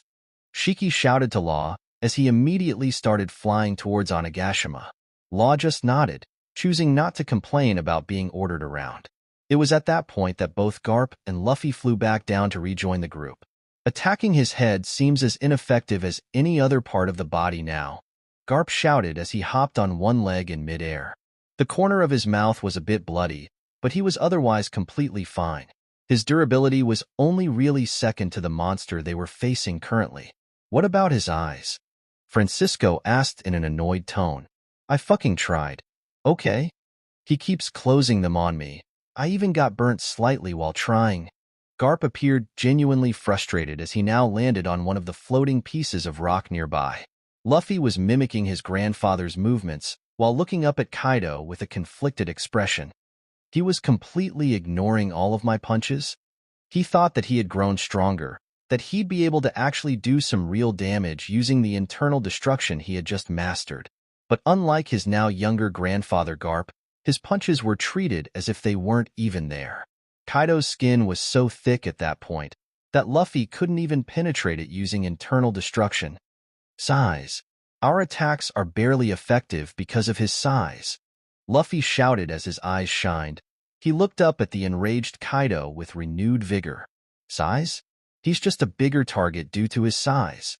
We should be taking advantage of it, you idiot. Kid shouted while waving his melting arms around. No, he's big sure, but his skin is too thick. Our attacks are not effective at all because of it. Luffy then pointed at the gash that had been created by Shiki and Francisco, which seemed to be already healing. At this rate, we won't be able to bring him down. We need to force him to shrink. Luffy's voice thundered throughout the battlefield as he looked down towards Onigashima, his eyes connecting with that of someone below. I promise to bring Kaido down. I'll keep that promise, no matter what it takes. Luffy's voice thundered, as the enraged dragon seemed to poke his gigantic head in from above the clouds. The Straw Hat Captain's conviction was strong, his will empowered by the responsibility he carried. The land of Wano he had sworn to liberate, the country of his friend. Just as Kaido's flaming head came down, Luffy rushed to the sky. His fist glowed brighter than ever, a thick yellow as he blew more and more air into it. Despite his being in his usually lithe snakeman form, his arm seemed to bloat up a lot more than it did even whilst using Bounce Man. Luffy was also not headed for Kaido's head specifically. Instead, he stopped near his lengthy body. Gomu Gomu no Anaconda Gun. Luffy's gigantic fist broke the air around it as it passed through, his speed and spirit unhindered by the extreme heat coming from Kaido. His arms seemed to coil around Kaido's body, going upwards in a surge of speed as the rubber human stretched to his very limits. His eyes were open wide in pain as the fire around Kaido's body seared his flesh, but he ignored it, not letting it stop him. Even as his eyes grew dim, his fist continued moving ever upwards, gaining more and more speed until it became nothing more than a blur to everyone present. Fall. Luffy shouted as his fist finally reached its intended target. Kaido, in his enraged state, only had the time to look down before it came in contact with his chin. Although gigantic in comparison to Luffy's body, his fist appeared small in comparison to Kaido's. But flesh rippled on contact, the rubber man's pointed fist piercing straight through Kaido's tough skin, ignoring his flames and defenses. Kaido was seemingly caught completely off guard. He seemed to gurgle as the fist burrowed much deeper than expected. It became akin to a spear, and it had gained enough momentum to pierce through his tough scales.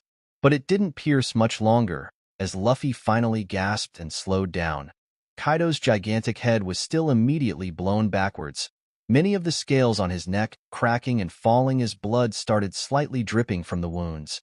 Kaido's brain was definitely rattled by that strike, and his gigantic head seemed to sway quite a bit too. The punch was powerful enough to blow any clouds that may have gathered above their heads once more. Through his rattled and clouded mind, a thought immediately arose. Such a powerful will? No, it can't be. Joy Boy. Kaido's eyes shined in recognition as Luffy's Conqueror's Haki-infused fist pushed his head back towards the skies. That's my grandson. Great punch, Garp shouted while looking at the scene with a proud gaze. Francisco also narrowed his eyes and smiled in appreciation. Size, momentum, and piercing power. That's the only way we can damage Kaido as he is now. Franxico lamented as he remembered his flying slashes not doing much regardless. Even when using Autumn Fong, he could only push slightly into the dragon's scales. His attack was simply too small to matter to Kaido. He could only sigh while feeling a tad helpless fighting the gigantic dragon in front of them. After a few seconds of thinking, Francisco's gaze trailed back to Luffy, who had already retracted his arm, which appeared to have suffered quite serious burns. Still, that's Garp's grandson? This rate of growth. The swordsman couldn't help but sweat when he realized he had met someone even more talented and monstrous than him and Xebec. Luffy hadn't even hit 20 yet, but he was already dealing damage to someone of Kaido's caliber. His mind also seemed to be hardwired when it came to combat, coming up with moves and strategies before even the likes of Francisco did. I guess the newer generations are bound to surpass the old, huh? Francisco couldn't help but shake his head while also remembering his current captain. Brace yourselves. I'll be holding Kaido in place from now on. Shiki's voice thundered next through the battlefield. He wasn't about to let himself get outdone by a kid who was not even half his age. So he moved just as Law gave him the clear. The golden lion touched the somewhat broken-down gigantic head while huffing. In an instant, the entire island seemed to take flight, rising towards the skies while compressing more and more earth from it to form a gigantic lion head. Shiki's eyes shined yellow as he grabbed at the air in front of him. In an instant, the blackened earth of Onigashima turned a few shades darker as the golden lions will spread through it. Lion's majesty. Conscriptive grasp. The lion's head immediately bit down on Kaido's massive tail, its teeth not piercing, but seemingly turning into snakes and coiling upwards, grasping more and more of Kaido's body while struggling to keep him in place. More and more teeth turned into gigantic tentacles, which seemed to be coiling around all of Kaido's body, at least the lower half that they could reach. The dragon's tail seemed to struggle against the restraints, trembling and trying to lash out like a whip. The earth cracked, and the cracks healed, before cracking again and healing again. All the while Kaido had made no progress in freeing himself while Shiki actively held him down. Good job, Shiki. Francisco shouted as he noticed the flames around Kaido dying down for a second. In that instant, he decided to do what he deemed best. With a stagger in his step, he dashed forward. He moved faster than a bullet while jumping up the dragon's bound body. Eventually, he reached the gash that he and Shiki had made. At that point, the wound was already almost closed. The old swordsman gripped his saber in a very familiar fashion. This time, all of the muscles in his arm seemed to flex, veins popping out all over it as his blade shone a bright red. The color condensed, turning deeper and darker before his hand finally lashed out. Sever. Francisco's voice rang out as he released his strongest move at point blank. He felt his blade physically pierce through Kaido's scales like a scalpel through human skin. Then, through those scales the flying slash continued, widening the cut that he and Shiki had made greatly while also giving the dragon some internal injuries to boot. In an instant, Franxico rolled to the side, as he knew what would follow. Just as he left, two silhouettes appeared in his place, Zephyr and Garp. Both of them roared as their fists moved at great speeds. Black Rush, a combination attack between the black arm of the Navy and the fist. The two of them jumped into the open wound and immediately lashed out with the strongest attacks they could muster, punching at Kaido's muscle without holding back at all. Flesh rippled as shockwaves flew everywhere, pushing back the flying stones that the others were floating on. Unfortunately for them, they weren't able to keep that up for too long. In an instant, Kaido's body was engulfed in flames once more, and the two of them were forced to retreat with slight burns. Unforgivable! Kaido shouted in rage once more, his eyes now completely red in fury. Not only had the previous scratch been widened into an actual cut, but his muscles and some of his organs were also shaken badly by the rush of attacks that came afterwards. It was simply unforgivable, and he was about to show them exactly why he was now the strongest creature. He roared loudly, a voice so powerful that it struck fear in the hearts of all mortal men. Only those with a steel-like will could withstand it, but even then some covered their ears, others covered their eyes from the shockwave of that roar. Devastating wind. His mouth opened up widely towards the ants below. And the dragon roared once more, as countless gigantic flying slashes aimed to erase his enemies from existence. Shit. Dodge. Francisco roared as he immediately dashed to the side to avoid the flying slashes. Even if he could try to deflect them, it was a waste of energy. But not everyone seemed to agree. Zoro put all of his sword together and prepared to redirect one of the slashes, to push it to the side. He struggled for exactly 1 second before he felt the slash in front of him, almost folding him like a paper tower with pure pressure alone. Thankfully, Shiki was there to pull him to the side. "Don't try to block this in any way, dipshit," the golden lion roared as he looked at the gigantic lion's head he had created being severed into cubes by the flying slashes. The attack continued for a good few seconds, a struggle for survival for the people below, but it eventually ended as Kaido closed his mouth and scowled. "Pesky ants," he shouted once more before he opened his mouth again. This time he seemed to be preparing a different attack. Garp's eyes narrowed as he saw flame appearing in the dragon's throat. Shit, he's about to blow everything away. The former marine hero shouted and motioned for everyone to run away. The radius of Kaido's breath was ridiculous after all. Shit, this is becoming less and less doable. Shiki shouted as he struggled to move everyone away and scatter everyone as quickly as possible. But the gigantic dragon above them wasn't going to wait on them.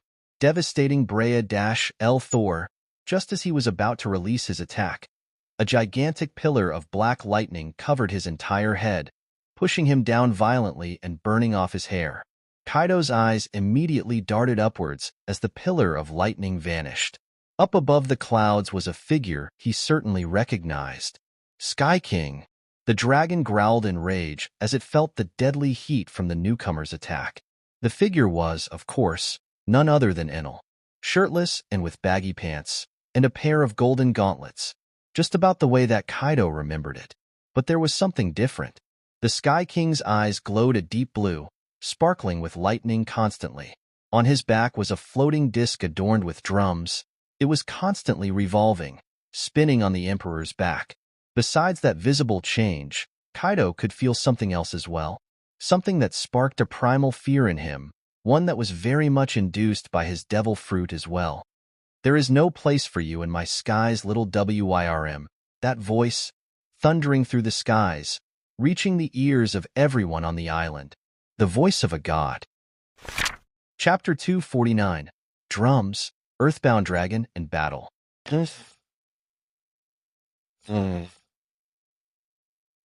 There is no place for you in my skies, little Wyrm. Enel's voice sounded like two people speaking at once, and they repeated within Kaido's ears endlessly as his eyes widened. He growled heavily. His fangs were revealed as he clenched his gigantic jaw in anger. But even with that anger, he couldn't quite dispel the unease and fear building up inside him. "Huh, and here I thought you'd be too scared to show yourself." Kaido scowled, his gigantic eyes narrowing as they studied the Sky King's figure, especially the drums on his back. "Scared? Why would I ever be scared of you? You're nothing more than a mongrel masquerading as a prideful mythical species, pretending you are above others whilst using a borrowed power." Enel's voice sounded almost mocking. His statement also felt a bit hypocritical since he and Kaido were very similar. Both were using a power borrowed from deceased historical beings. Even if Enel was not as influenced in his thoughts as Kaido was, it was still a similar situation, where he had inherited Raigen's powers. But there was one very specific difference between the two of them. Namely, Enel didn't use his powers to take advantage of others and oppress those weaker than him. He also didn't look down on those weaker than him, knowing that his power was, at the end of the day, borrowed. His strength without a devil fruit was still quite significant thanks to Garp's training, but it was not exactly the type of godlike power his fruit granted him. Kaido had also once believed that he could reach the top of the world with his Haki alone, but it became clear to him after losing so many times in recent memory that even after all of his effort he was still nowhere close to the top. Hell, he came to the ghastly realization that without his devil fruit aiding him he wasn't all that special. But after his awakening, he realized that it didn't matter if it was his devil fruit that made him special. He had taken that power and made it his own. Or so he believed. Hearing Enel call it a borrowed power to his face made him angrier than he would have been normally when hearing such a taunt. What made him even more angry was the fact that he couldn't shake off that feeling of fear either. A cocktail of emotions brewed inside of Kaido while he looked up at Enel's figure. "Don't think you can intimidate me if you look fancy now. I'll crush you just like in our last clash." The king of beasts opened his mouth. In that instant his throat expanded as flames started slightly escaping his mouth. It was clear to anyone that he was preparing a big attack. Enel, however, seemed completely unperturbed. Without any panic or fear, he clapped both of his hands together before separating them and grabbing at air. The clouds around him whirled and lightning filled the atmosphere as two distinct blue glowing drumsticks. The Sky King let his instincts take over at that moment, allowing the drums on his back to circle in front of him. Devastating breath. Kaido wasn't about to let him just do whatever he wanted. But his breath was not fast enough to reach the other emperor in time. Almost as if it was muscle memory, the god of thunder brought down one of his arms, striking the stick he held into one of the drums. In that moment, the entire world stood still. Thunder danced all around Enel. The clouds beat stronger to match the beat of the drum. Kaido's breath seemed insignificant in front of the vortex of enraged clouds that formed in front of him. In an instant, the entire sky was swallowed up. A large shadow was cast over the entire world, a figure of a man hammering on a floating disc of drums. The awakened dragon's lightning breath couldn't get past the energized clouds this time around, and Kaido himself felt as if he was being pressed down into the dirt with each and every beat of the drum. An absurd pressure mounted on his draconic back as he was completely forced out of the skies. His gigantic body twisted underneath him as he got pressed down further and further with each beat of those drums. With each drum, it felt as if a bolt of invisible lighting was striking down on his entire body. It was something that the awakened dragon couldn't even block. Not even his advanced observation Haki could help him in any way. Wave after wave struck at the dragon's body, knocking the wind out of him and completely crashing him into the ground. Shiki scrambled to get everyone away from Onigashima as Kaido's massive body came crashing down. Kaido's body was coiled, and even then he was large enough to cover the entirety of Onigashima and the areas around it. The entirety of Wano trembled when he made contact with the earth. Kaido felt his brain was rattled more and more with each strike until he was well and truly knocked out.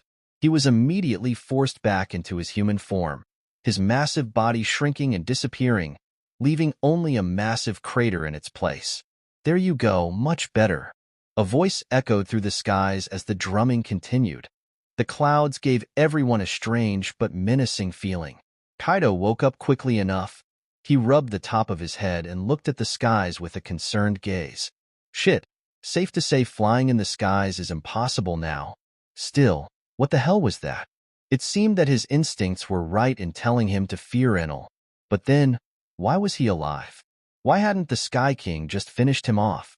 Was he unable to? Or did he maybe think that Kaido could still be useful in some way? Those questions wreaked havoc inside the dragon's mind. All until he was forced to raise his metallic club to block a gigantic flying slash. Sparks flew as the king of beasts batted the slash to the side, allowing it to pass by him and cut the wall of the crater his body had formed. "SK, and here I hoped I'd get to finish him with that." A frustrated voice came from in front of him. It was none other than Francisco, a man that he had already surpassed. The dragon scoffed as he looked up, his eyes narrowing as he noticed that his crater had been surrounded by the group of ants that were struggling to harm him earlier. He growled, realizing that he couldn't take on his gigantic form due to the clouds that thundered above his head. "SK, my hybrid form would be enough for these ants." Kaido's body immediately expanded, his mouth growing a set of sharp fangs and his skin growing a layer of azure scales above it. He growled under the moonlight as he grabbed onto his metallic club, which was much smaller in his gigantic hand now. He seemed to be more than able to wield it with one arm, making it look more like a small hammer than the gigantic mace it was. His tail was also adorned with spikes, giving him a rather dangerous and quite powerful weapon to use against the ants that surrounded him. Let's not get too hasty. He still seems pretty strong. Even if Captain did a number on him, Shiki scowled as he held onto his two blades. The cigar in his mouth seemed to have almost burnt out. Heh, it was nice seeing him get crushed into the ground like a worm. Garp chuckled a bit as he clenched his fists. He certainly looks more manageable now, Zephyr commented with a spiteful tone as he tried to move his mostly melted mechanical arm. You pesky ants. You barely scratched my body, yet you have the guts to show up in front of me so brazenly? Kaido decided to no longer try and ponder Enel's motives. Instead, he decided to focus on the ants around him. His mouth was adorned with an arrogant smirk. It seemed that his pride hadn't taken that big of a hit even after he was struck down by the Sky King. Kid and Killer both looked at Kaido with a vengeful glare. The latter seemed to gain an uncontrollable fit of laughter. I know, Killer. Don't worry. We'll wipe that smirk off his face. Kid chuckled a bit into his own arm as he started gathering any nearby metallic object that had been stuck in the debris. He was aiming to reform his punk-rotten magnetic demon. Law also smiled coldly as he expanded a room large enough to cover their surroundings fully. Now I can also fight effectively. Kaido's size had been a bit of a bother for him the entire time. Most of his moves were rendered useless as covering Kaido whilst in dragon form was simply impossible. Luffy and Zoro both narrowed their eyes. The Straw Hat Captain seemed a bit tired and was already out of Gear 4, likely recuperating. His arm was somehow already showing signs of healing, although it was likely going to remain scarred. The first one to act wasn't anyone in the worst generation, however. None of the supernovas took center stage. It seemed that the most eager participant was none other than Luffy's grandfather, Garp. The former marine hero jumped above the large king of beasts, his fist immediately covered in a thick layer of armament, exuding a dangerous aura. Galaxy Impact. The old-timer immediately punched down in Kaido's general direction. The punch created a large shockwave bubble. It pushed all of the younger pirates back. Francisco observed the King of Beasts for a second, before scowling and sending a flying slash towards him. He's not reacting. Attack all at once. It was indeed the case. Kaido had tanked Garp's fabled Galaxy Impact without even budging an inch. This prompted all of the old-timers present to start using some attacks of their own, mainly flying slashes to keep a distance from Kaido. Zephyr used Rankyaku relentlessly in combination with his Haki. Shiki sent flying slashes from all four of his blades, and Francisco continued keeping a steady barrage on Kaido. All of their attacks rose a lot of dust, and Garp hopped in the air above while trying to get a better visual on Kaido. Just as he was about to call out the King of Beasts' uncertain position, he felt a large fist hit the side of his head. His eyes widened as he saw the King of Beasts up close, unscathed and still smirking arrogantly. All dust was blown away as Garp was sent flying, crash-landing into one of the walls of the crater and creating an earthquake in the surrounding area. Or so it looked. Thankfully, Law managed to stop him from crashing into the stone by exchanging him with a rock at the last second. Garp was now kneeling with one knee on the ground. A side of his head was bleeding, and it seemed that his vision was also blurred. Shit. The old-timer could only mouth that off as he shakily stood up, blood still dripping from his wound. Gramps. Luffy once again shouted out as his grandfather got hit, his eyes burning with an unusual anger. Shit it, twerp. If you have the energy to be concerned, use it to fight. Garp immediately berated his grandson with an irritated look on his face. Luffy simply gritted his teeth and nodded. He then immediately bit into his thumb and started inflating his muscles. Gear 4th. Snakeman. Smoke covered Luffy's entire body as it revealed his snakeman form once more. He had barely rested enough, but it seemed it was time for him to re-enter the fight. Was that all you had? A bunch of half-baked attacks? Kaido's voice sounded bored. Now that the dust was cleared, everyone could see it. There were only a few scratches on the dragon's body, but nothing significant enough to even be called a slight cut. I guess this isn't going to be that easy. Shiki scowled before clenching his hand. The earth underneath Kaido immediately rose, causing the King of Beasts to lose his balance. In that instant, Francisco already jumped up behind him, his blade covered in a thick aura and preparing to cut into the dragon's back.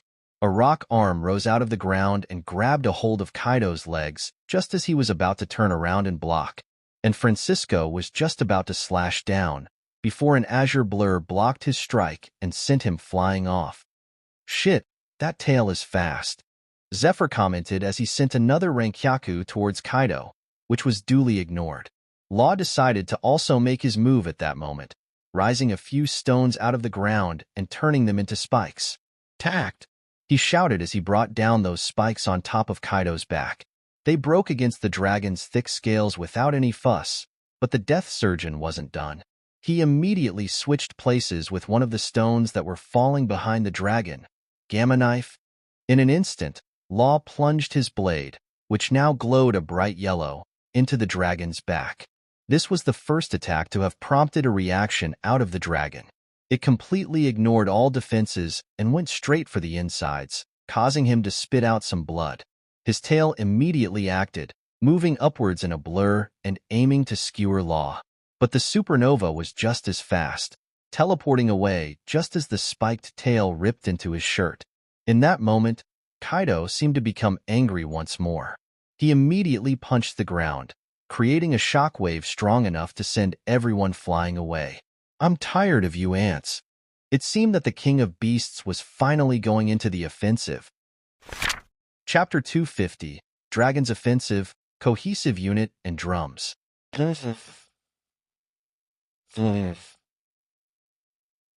First thing that Kaido did was rush towards the ones he considered the weakest link, the supernovas. His massive fist crashed into the fist of the metallic demon that Kid had just created. The magnetic fruit user sweated heavily as the flimsy metal he had used compressed and broke underneath the pressure of Kaido's fist. Killer tried to slash at the dragon's back, only to be batted to the side by the Emperor's tail, sending him flying. Kid immediately jumped to the side, abandoning the metallic demon he had been controlling as Kaido fully crushed it. Running around like rats, the dragon pursued, dashing once more and appearing in front of Kid, his mace already swinging down towards his head. Shambles! But the magnet fruit user vanished just before Kaido's mace smashed his skull in. Kaido's mace smashed into the ground, shaking the ground underneath him as a massive dust cloud rose in the area. The dragon then dashed out of the cloud, directly towards Law, wanting to take him out after realizing how troublesome his devil fruit was. But he wasn't the only one who realized Law's value on that battlefield. Galaxy Impact.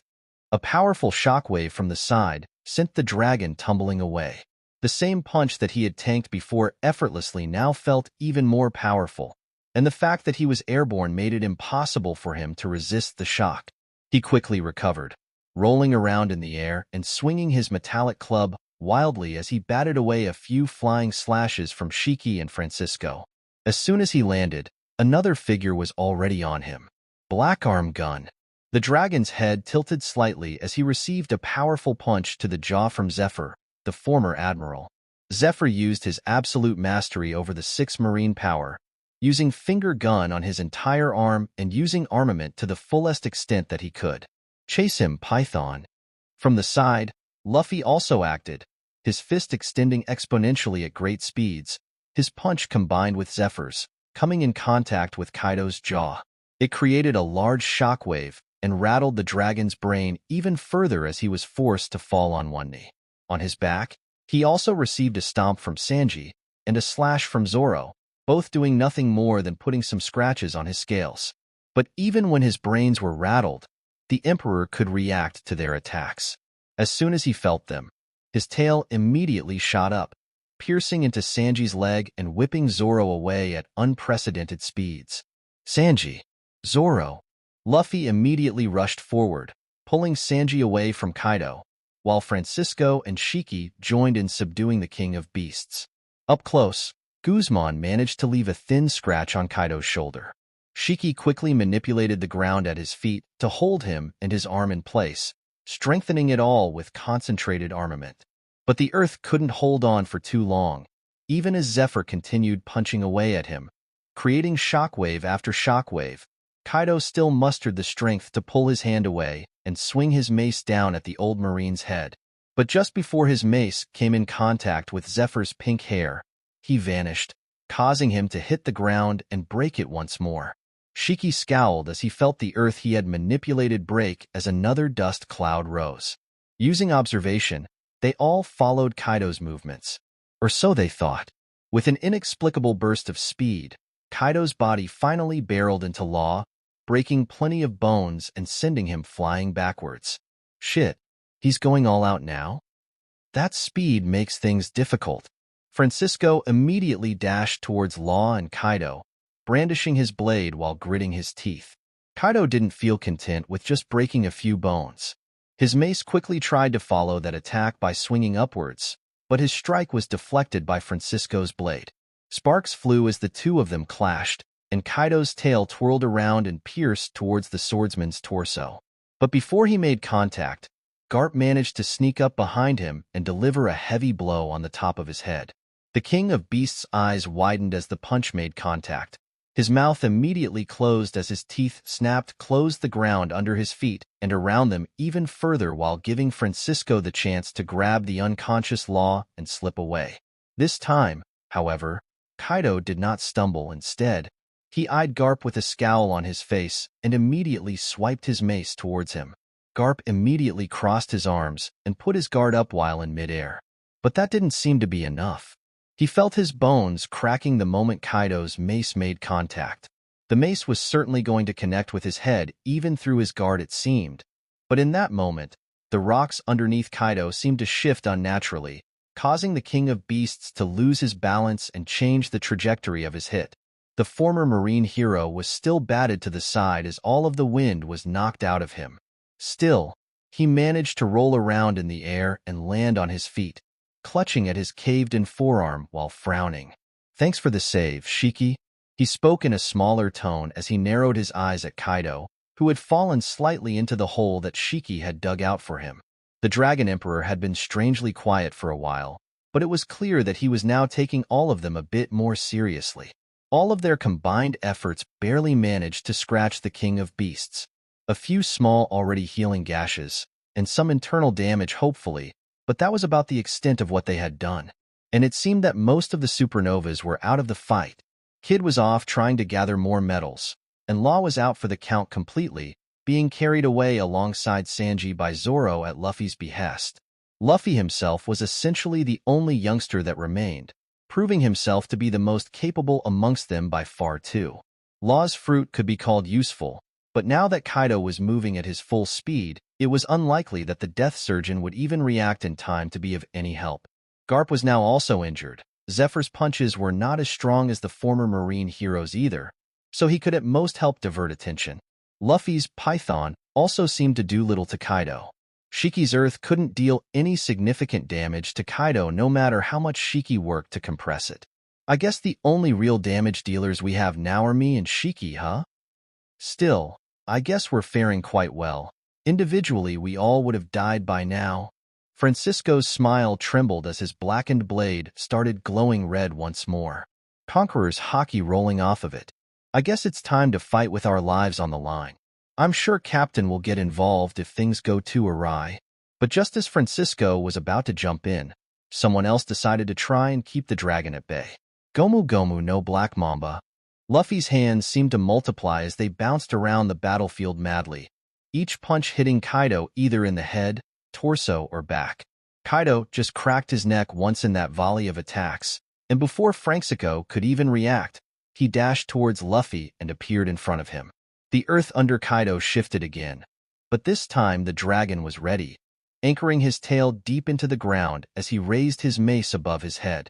Kosan's Ragnaroku, Conqueror of Three Worlds Ragnaroku, his Conqueror's Haki flashed a strong purple as he swiped his mace towards Luffy's head. Francisco immediately acted, dashing with the greatest speed he could muster, but he only made it halfway there before Kaido's mace smashed into Luffy's head. The Straw Hat Captain was promptly crushed into the earth, as the ground caved to form a large crater in which he fell like a doll with its strings broken. His eyes rolled backwards as blood poured out of all of his visible orifices, and a visible dent was in his head. His status was unknown, but it was clear that he was most likely either dead or dying. Suffice it to say, such a thing was not sitting well with Garp. "Luffy!" The former marine hero immediately shouted. his eyes widening and becoming bloodshot almost instantly. Worry and fear filled his very soul as he watched Luffy collapse into that crater. Garp's teeth ground together in anger as he slowly clenched the fist on his broken arm, forcing his muscles to put his bones back in place.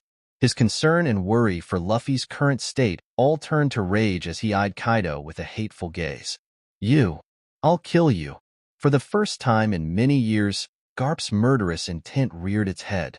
He had always acted leisurely, never taking things too seriously. But Kaido still remembered that murderous intent. It had left a mark on him even all those years back in God Valley. It had such an intensity that it alerted the dragon, who now eyed the former marine hero with a serious gaze. His will. It's getting stronger and stronger? I need to get rid of him next. The king of beasts then dashed towards the heartbroken grandfather, already swinging his mace. Shiki scowled as he quickly moved the earth to swallow Luffy up and move him further away from the ensuing clash. Kaido was confident.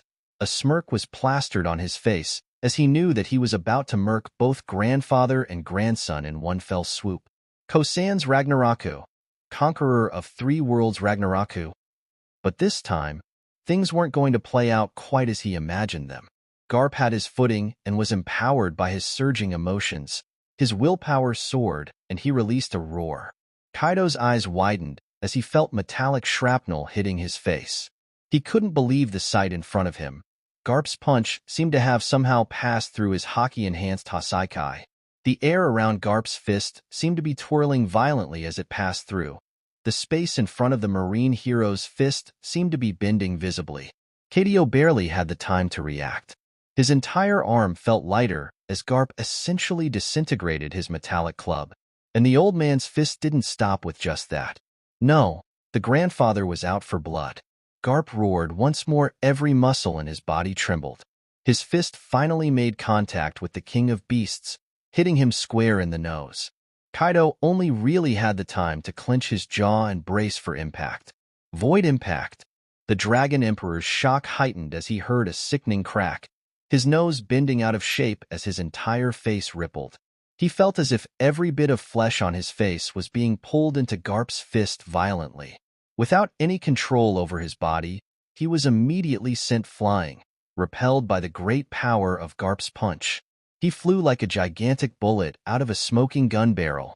He flipped through the air constantly, dropping the broken fragments of his mace in the process before he eventually stopped himself.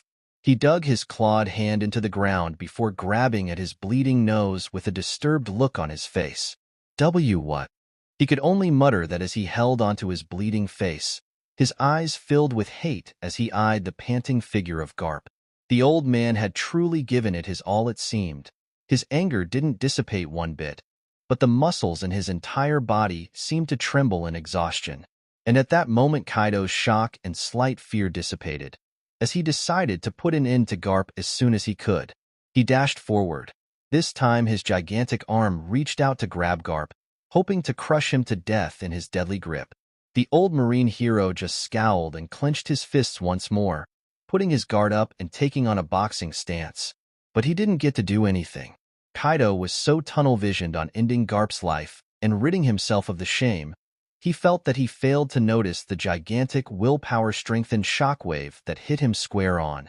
Haki! Supreme C, Shiki and Francisco decided to use their strongest combination attack once more. And this time, Kaido was smaller. Small enough to be properly affected by the attack. He tried to resist it the best he could. The second the attack touched his scales, he strengthened himself with his willpower to the best of his ability. But even with his defense in his hybrid form, and with his powerful Haki, he couldn't stop it. It completely engulfed him from the side, and he felt every inch of his body flare up in pain. He was sent flying even further this time around, blood spewing out of his side. A large gash was now visible on the side of his torso, going so deep that Francisco could almost see his organs underneath his thick muscles. The dragon was now fully kneeling, his hand holding his side while he panted heavily. Not only had he received that deep gash, but he also felt as if his entire body had been rattled, and most of his ribs fractured. I was hoping that would kill him outright, Shiki said while also panting. Francisco shook his head, the grip on his blade weakening slightly before he gripped it even harder. Both he and Shiki had given it their all, but they had only injured Kaido. Sure, it was significant, but now they were all tired. Zephyr was the only one still capable enough to keep attacking Kaido, but his Rankyaku was easily shrugged off. Shit, is this truly it? Francisco felt shame as he watched the King of Beasts standing up, still moving, still capable of fight, and he still seemed to be willing to fight. Francisco could see that his shock was once again turning to rage, and he knew that they were bound to lose at that point. After all, he and Shiki were mostly spent. Garp was barely standing on his own, and Zephyr was mostly useless in their current situation. Then he heard it. A strange beat. Loud, rambunctious, catchy. Enel also heard it, his ears perking up as he lay on his fluffy, overcharged storm cloud. There they are. The drums of liberation. I guess Kaido did his job. Huh. The Sky King smiled before slowly standing up. The drums on his back continued spinning. Time to end this charade then. Chapter 251. Sun God's Power, Liberation, and Worthy Death. Everyone's heads turned to the side as they heard the beating get closer and closer. The ground underneath them seemed to be shifting unnaturally, twirling and moving in waves. It felt almost rubbery. What the hell? What's this about Shiki? Francisco asked while looking at his companion. But the Golden Lion shook his head. The earth around us is no longer in my control.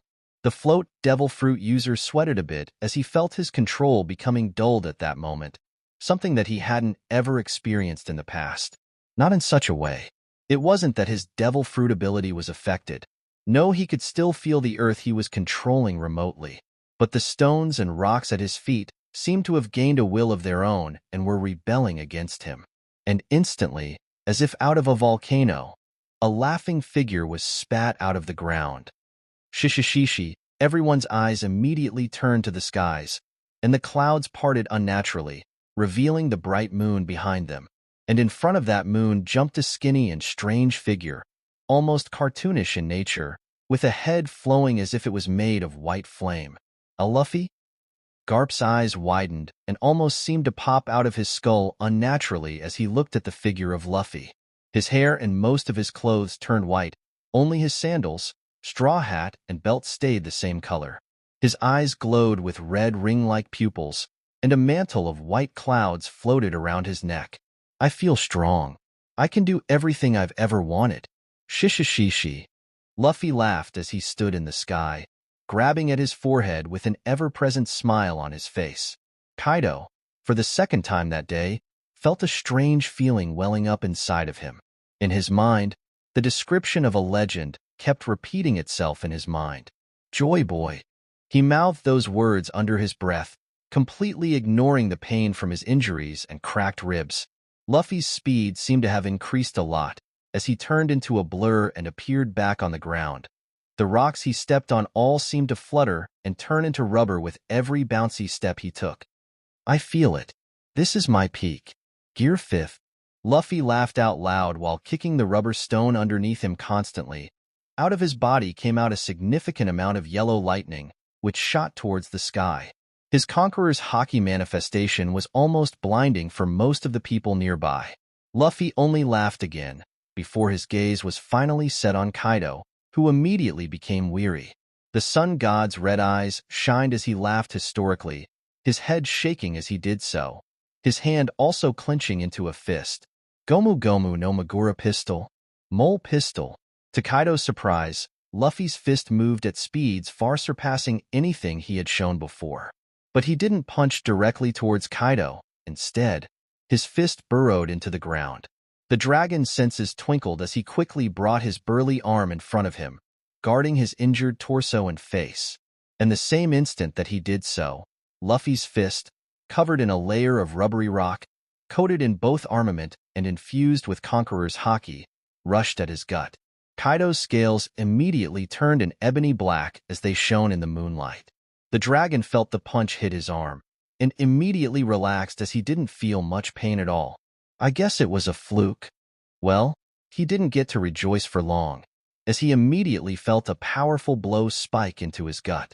Looking downwards, his eyes almost came out of their sockets as he watched Luffy's punch bend all reality around him and punch straight through Kaido, turning him rubbery as well. The dragon spat out a lot of blood as he was once again sent flying, spinning through the air as he flew across the entirety of Onigashima. Shishishi. But Luffy wasn't done. His legs started spinning and moving sporadically as he sprinted madly in Kaido's direction.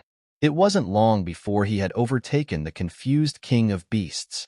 He stopped at some point, putting himself right in the dragon's trajectory while saying something about his muscles and inflating himself while flexing. Kaido scowled. He immediately twisted his body and moved his arm, trying to swing his fist towards Luffy, using his momentum to try and put the transformed rubber man down for good. The Dragon Emperor's fist turned black, and purple lighting rolled off of it and in front of him. Though he had lost his club, that didn't mean he couldn't use his techniques anymore. At the same time that Kaido did that, the rubber human started spinning his right arm, winding it up cartoonishly as he gave the King of Beasts a wide smirk. Gomu Gomu no Star Gun. Thunder Bagua. Kaido's gigantic fist made contact with Luffy's face at the exact same time Luffy's smaller fist made contact with his chin. Yellow and purple lighting lashed out and burnt through most of the battlefield, causing the others to at the very least cover their eyes. Zephyr even had to take a few steps back in order to brace himself.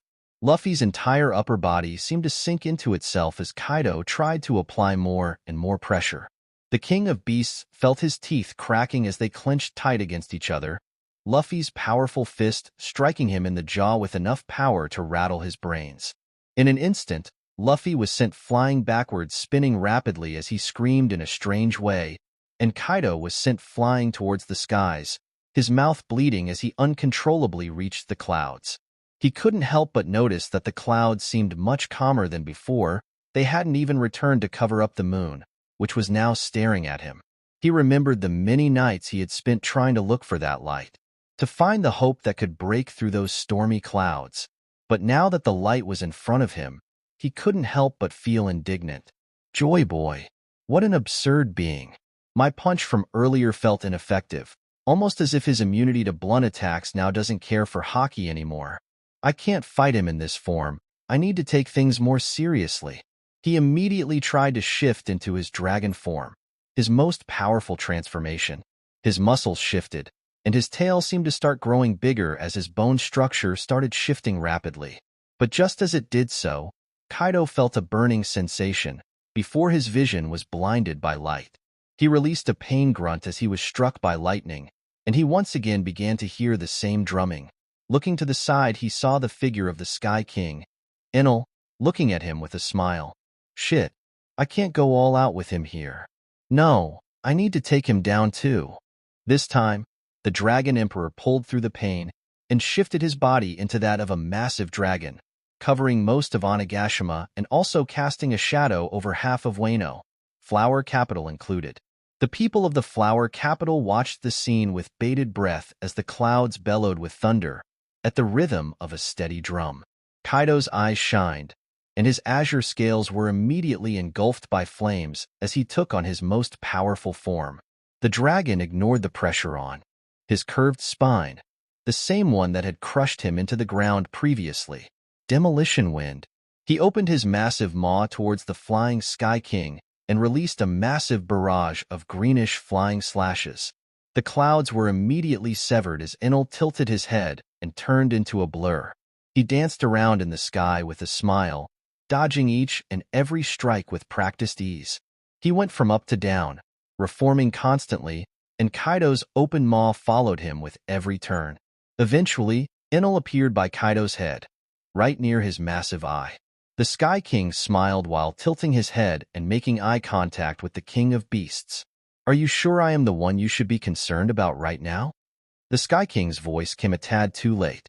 Kaido's eyes widened, his pupils immediately turning upwards, as a massive shadow seemed to form in the clouds above his head. Let's end this, Kaido. Gomu Gomu no Bujrung Gun. It was none other than Luffy, a gigantic version of Luffy to be more specific. The only thing that stood out even more besides the fact that he had reached the size of the biggest giants was that his hand had stretched out and enlarged to the point where it was significantly bigger than Onigashima. The King of Beasts' flaming body was still significantly bigger, but Luffy's fist was easily half of his body, and it was angled at his head, aiming to crush him. "It won't be so easy, you brat," the Dragon Emperor roared as his mouth filled with flames. Devastating breath.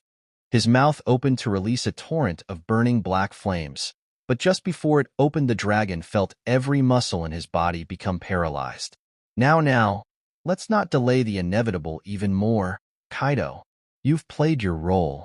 To the side, the Sky King's voice rang into the gigantic dragon's ears.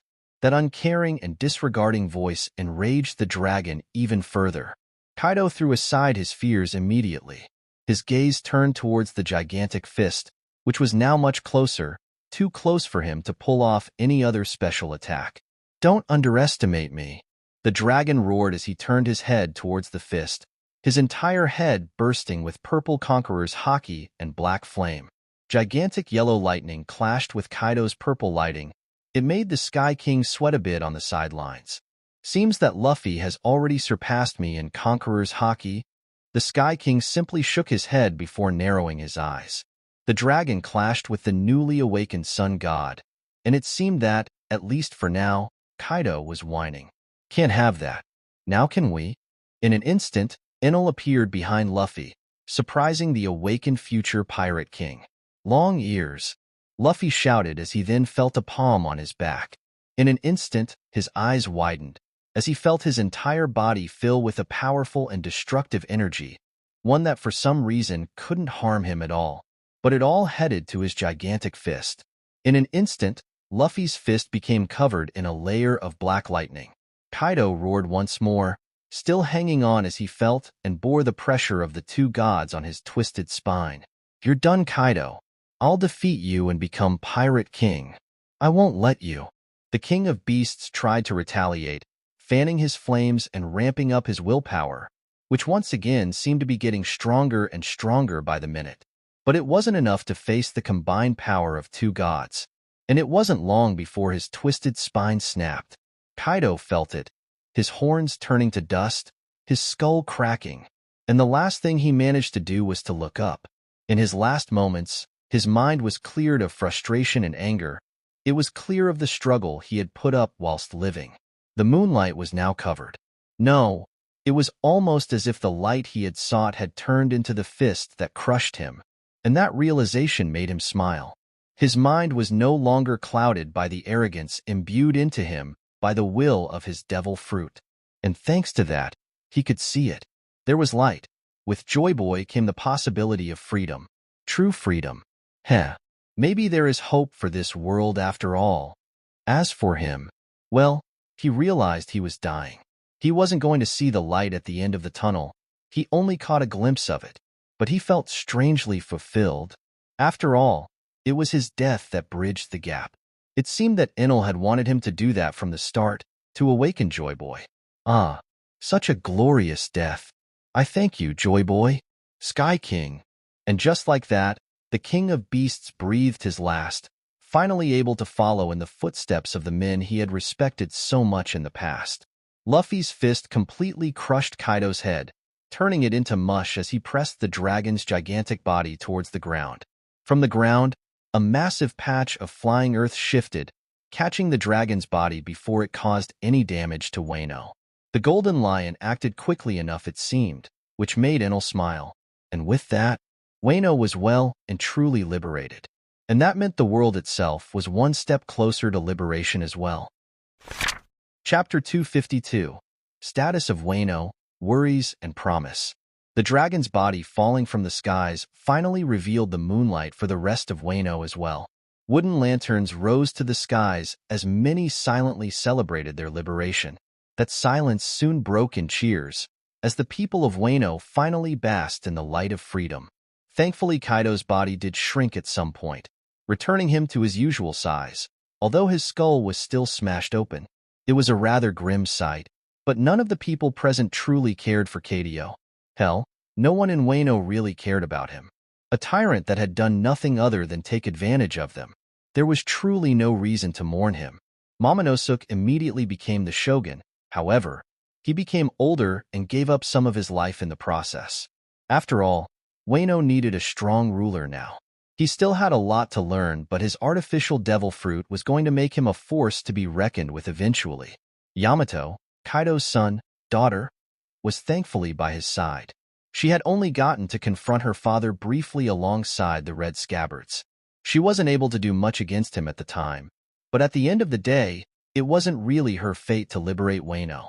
Hell, it wasn't even Ace's fate.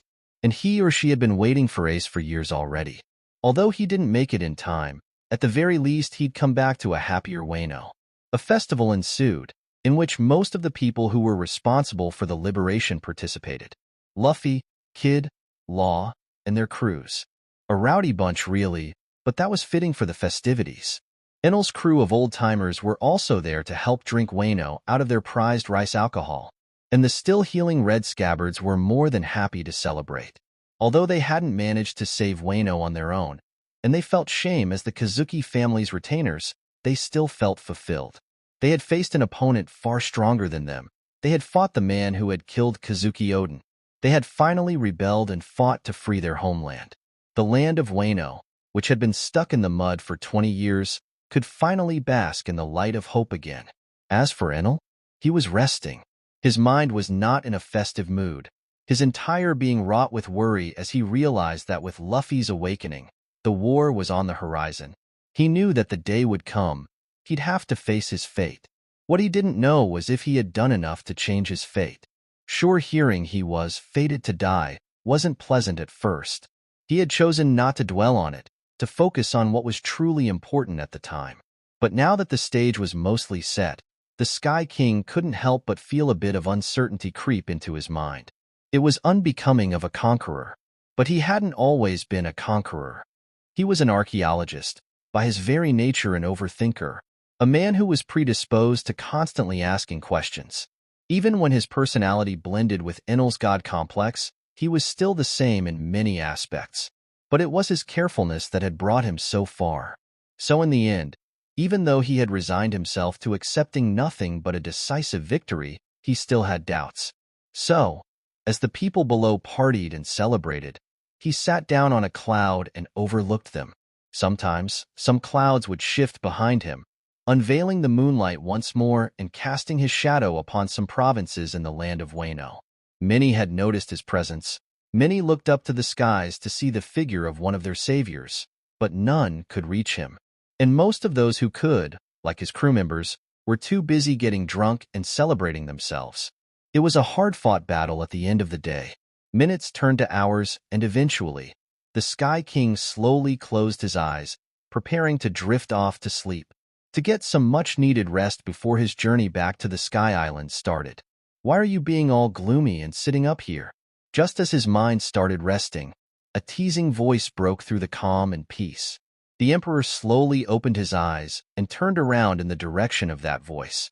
"I'm not being gloomy, I'm just a bit tired." Enel smiled as he eyed the figure that had tried to sneak up on him. It was none other than Robin, still wearing her geisha outfit. On her back sprouted a pair of wings that beat periodically, keeping her afloat. "Tired? You've not even danced with us? It's a bit disappointing. I was waiting for you, you know?" The straw hat archaeologist slowly swayed her hips from side to side as she spoke, seemingly dancing in midair.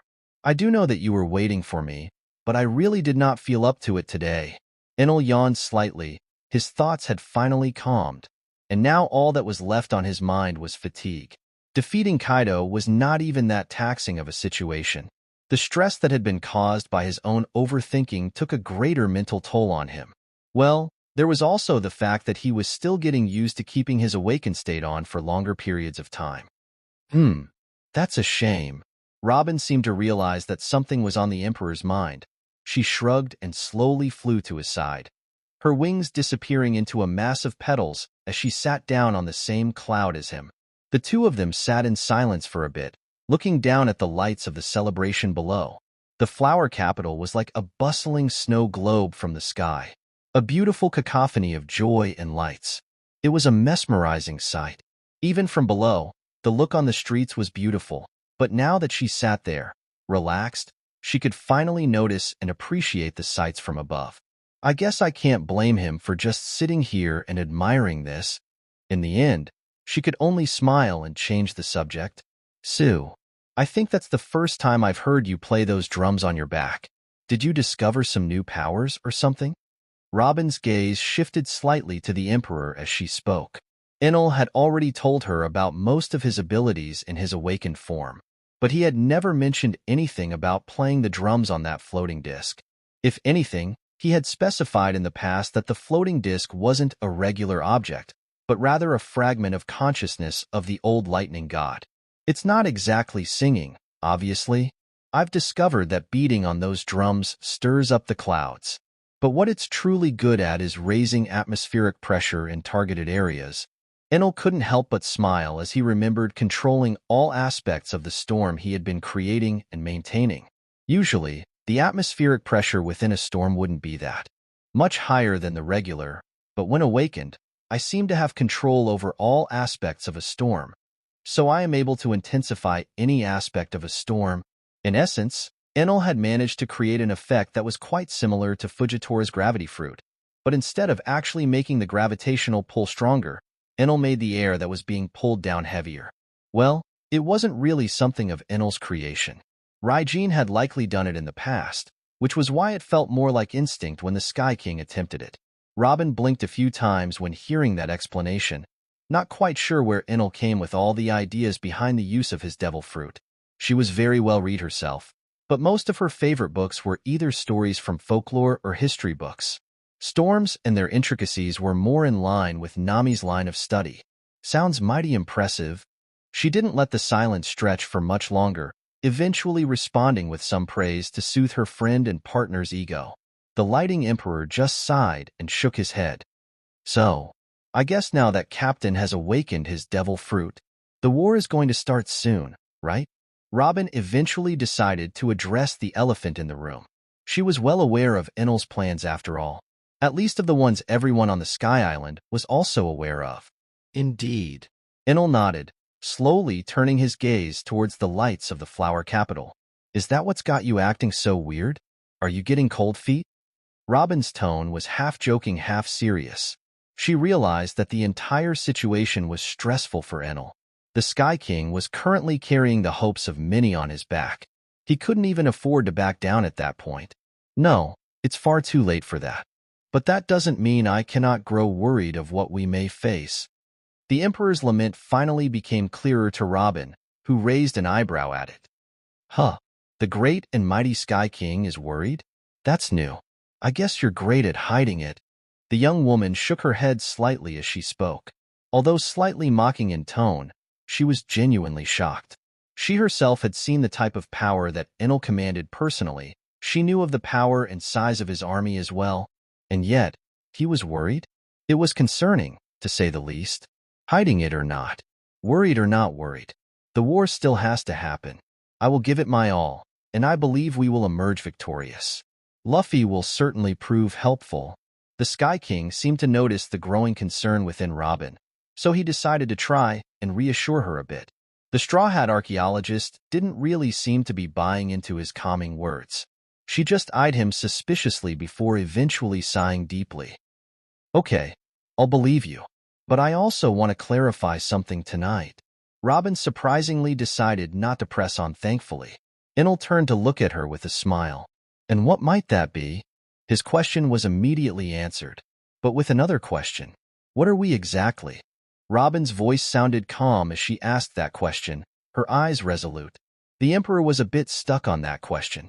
But at that point, after everything they had been through and everything they had done, the answer was quite obvious.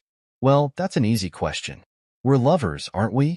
The Emperor tilted his head, giving Robin an affectionate smile. Robin seemed to be taken aback by that straightforward response. She blinked a few times, before gulping and slowly looking down. I guess we are. Her legs swayed slightly in the wind as the world below felt all the more captivating to her. Well, to put it bluntly, she was averting her gaze and trying to hide her blushing cheeks from the Emperor's eyes. It wasn't working. You know, when you blush, your ears also turn red. The Sky King chuckled a bit as he flicked one of her ears gently.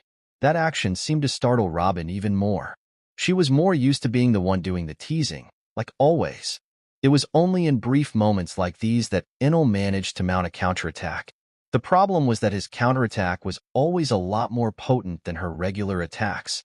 But her blush died down as she remembered the conversation they were having earlier. Hey, I once read a book, a special tradition of an old tribe. It said that lovers were to make a promise to each other during times of war. And since we're lovers, would you make a promise to me? And what would that promise be?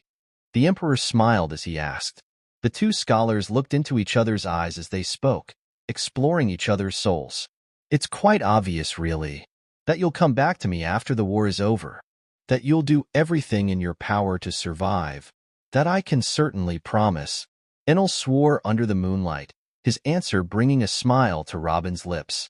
After that, the two of them took to enjoying the sight of the flower capital once more, this time in each other's embrace. Chapter 253.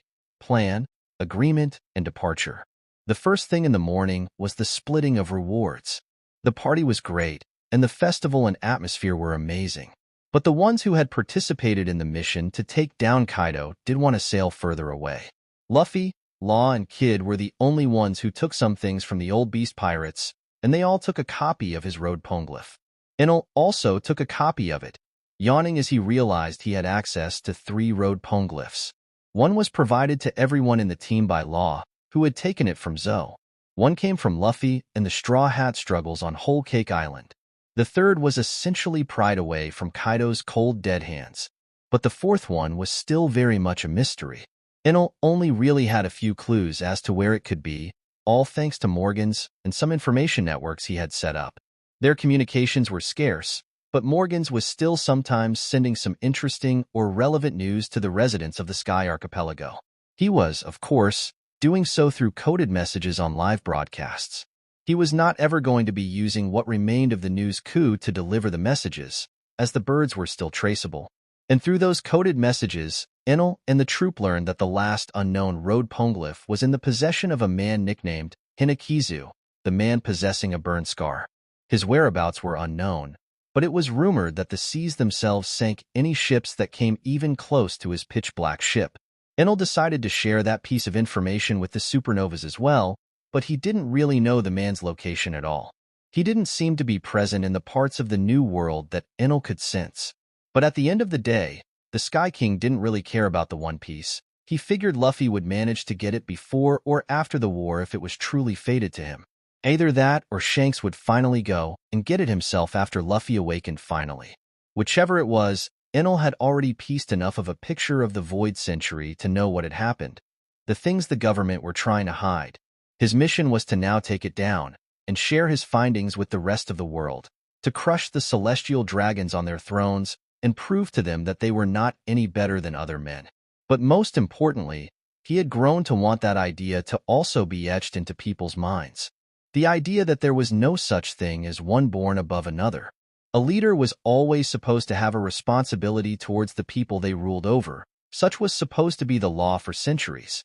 But the celestial dragons were, as things stood, nothing more than parasites. The world nobles, the elders, and IMU had all been taking full advantage of their power to put themselves above all others and to ensure that no power would ever rise against them. That was the reason they had worked hard to keep a balance in the world. A balance that only someone like Enel had been able to break so early. But regardless of their efforts, the balance was bound to tilt and crack at some point. If not for Enel, then surely someone like Luffy could have done the job. He and the other supernovas. They were called the worst generation for a good reason after all. And now, the captains of the worst generation within Wano were preparing to set sail, saying their goodbyes and waving off at the new friends they made along the way. Kid was set on his journey. His direction seemed to be towards Elbaf, the land of the giants. He seemed to be gunning after Shanks, eager to prove himself. Enel didn't bother to douse his fire by telling him that Shanks was an ally. It wasn't like Kid was going to listen to him anyway, so he figured he'd just let Shanks humble the spirited young man. Law seemed to be headed off in another direction. Enel didn't remember the exact name of the island, but he assumed that the Death Surgeon would be fine just about anywhere he went thanks to his devil fruit.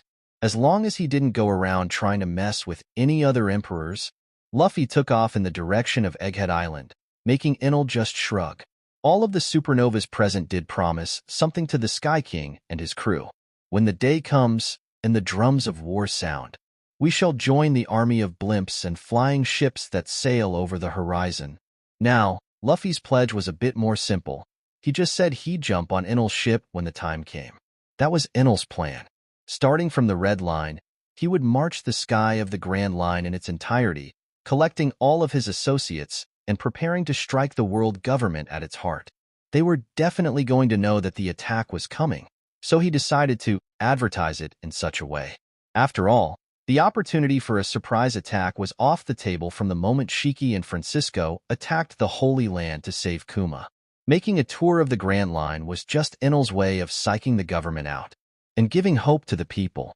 In that march, he wouldn't just collect his allies, but also rain down lighting on any and all government agents and pacifistas still working to suppress the revolts. There weren't going to be too many of them left anyway. After all, the world government was going to expect him and his army at the Holy Land, a place that was now fortified beyond anything in the world. Kuma was probably going to have a rather surreal experience, seeing that many lifeless versions of himself running amok. After all, besides developing the Seraphs, Vegapunk had continued pumping out more and more pacifistas, even improved models of the original pacifistas. His laboratory seemed to be running constantly, with not a moment of rest. Enel wondered what shenanigans Luffy was going to pull off when reaching that place, but he wasn't going to be there personally for it. At the end of the day, Luffy was now at a state where Enel didn't need to help him at all. He had awakened, and he was a lot more powerful than even in his original awakening. Enel assumed it was because he had forced the Rubber Man to face stronger and stronger opponents than he was originally supposed to. After all, Luffy's talent was simply insane. He was only really held back by his own sometimes childish way of thinking. He was thankfully quite smart when it came to fighting, though.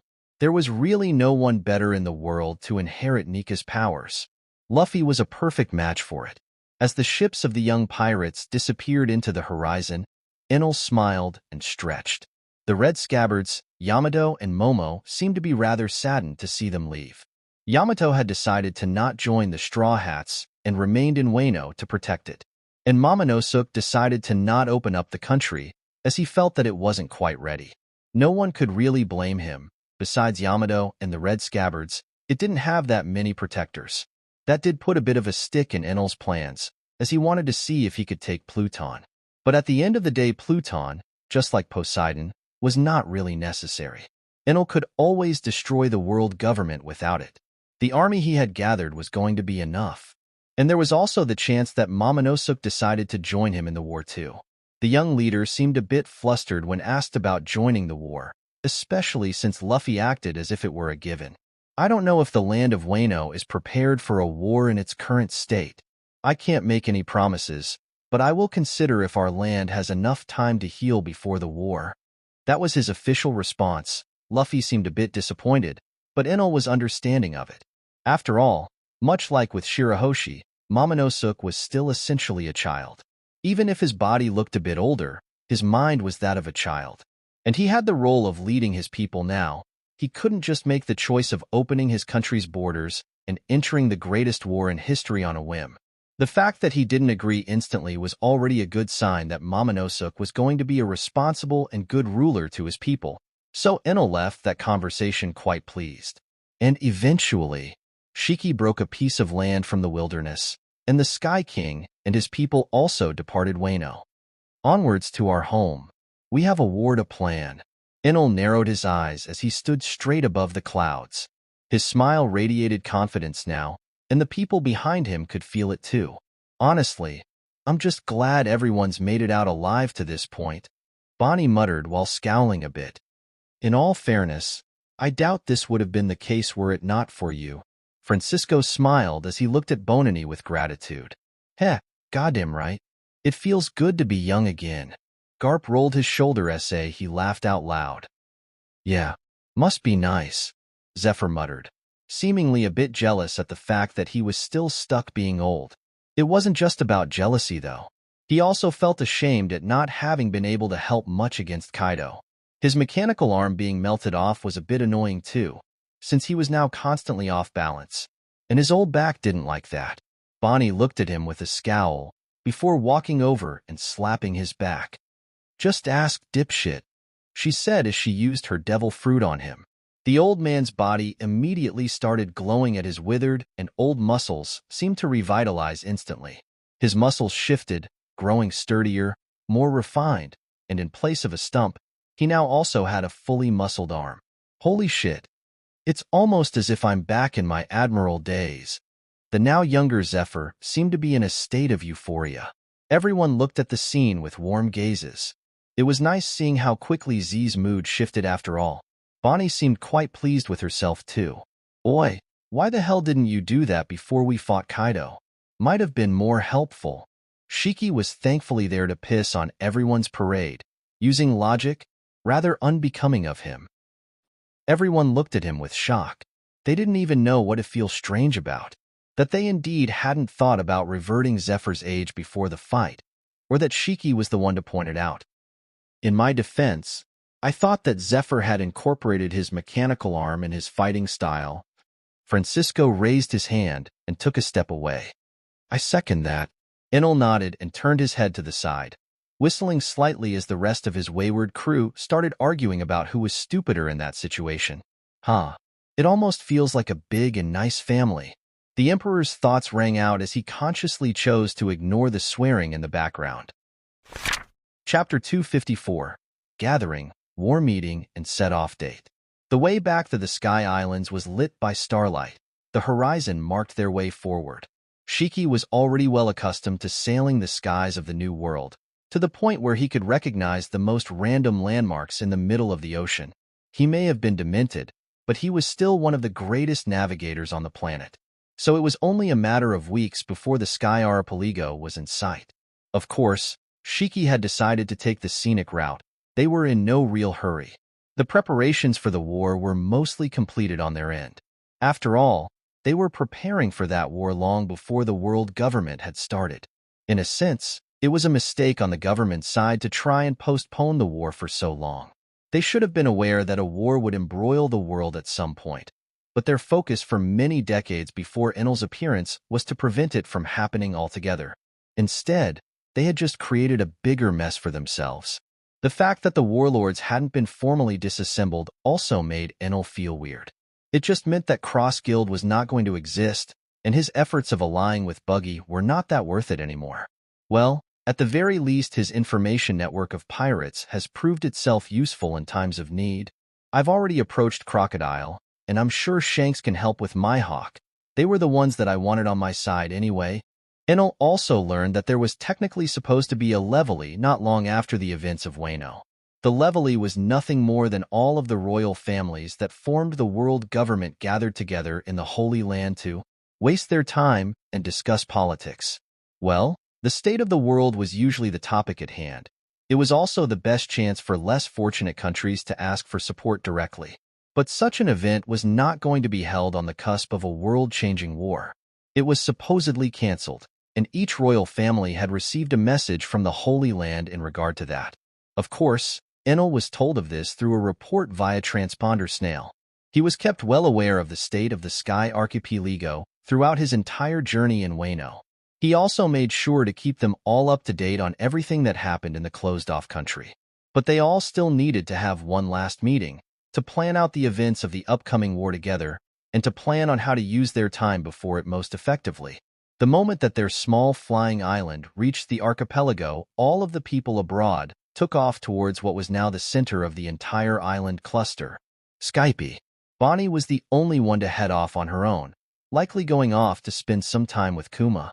She was more than welcome to join everyone in the war room too, but she didn't seem all that interested in it. She didn't believe herself to be a necessary part of the planning process despite her monumental contributions to strengthening the army. It wasn't long before all of them arrived in Skype either. They all entered a newly built conference room, with a gigantic table in the middle and chairs all around it. Enel sat down at the very head of that table. Garp and Francisco sat down by his sides, and the rest took their seats at the table as they arrived. Gonfal also joined them, despite not planning to take much of an active role in the war itself.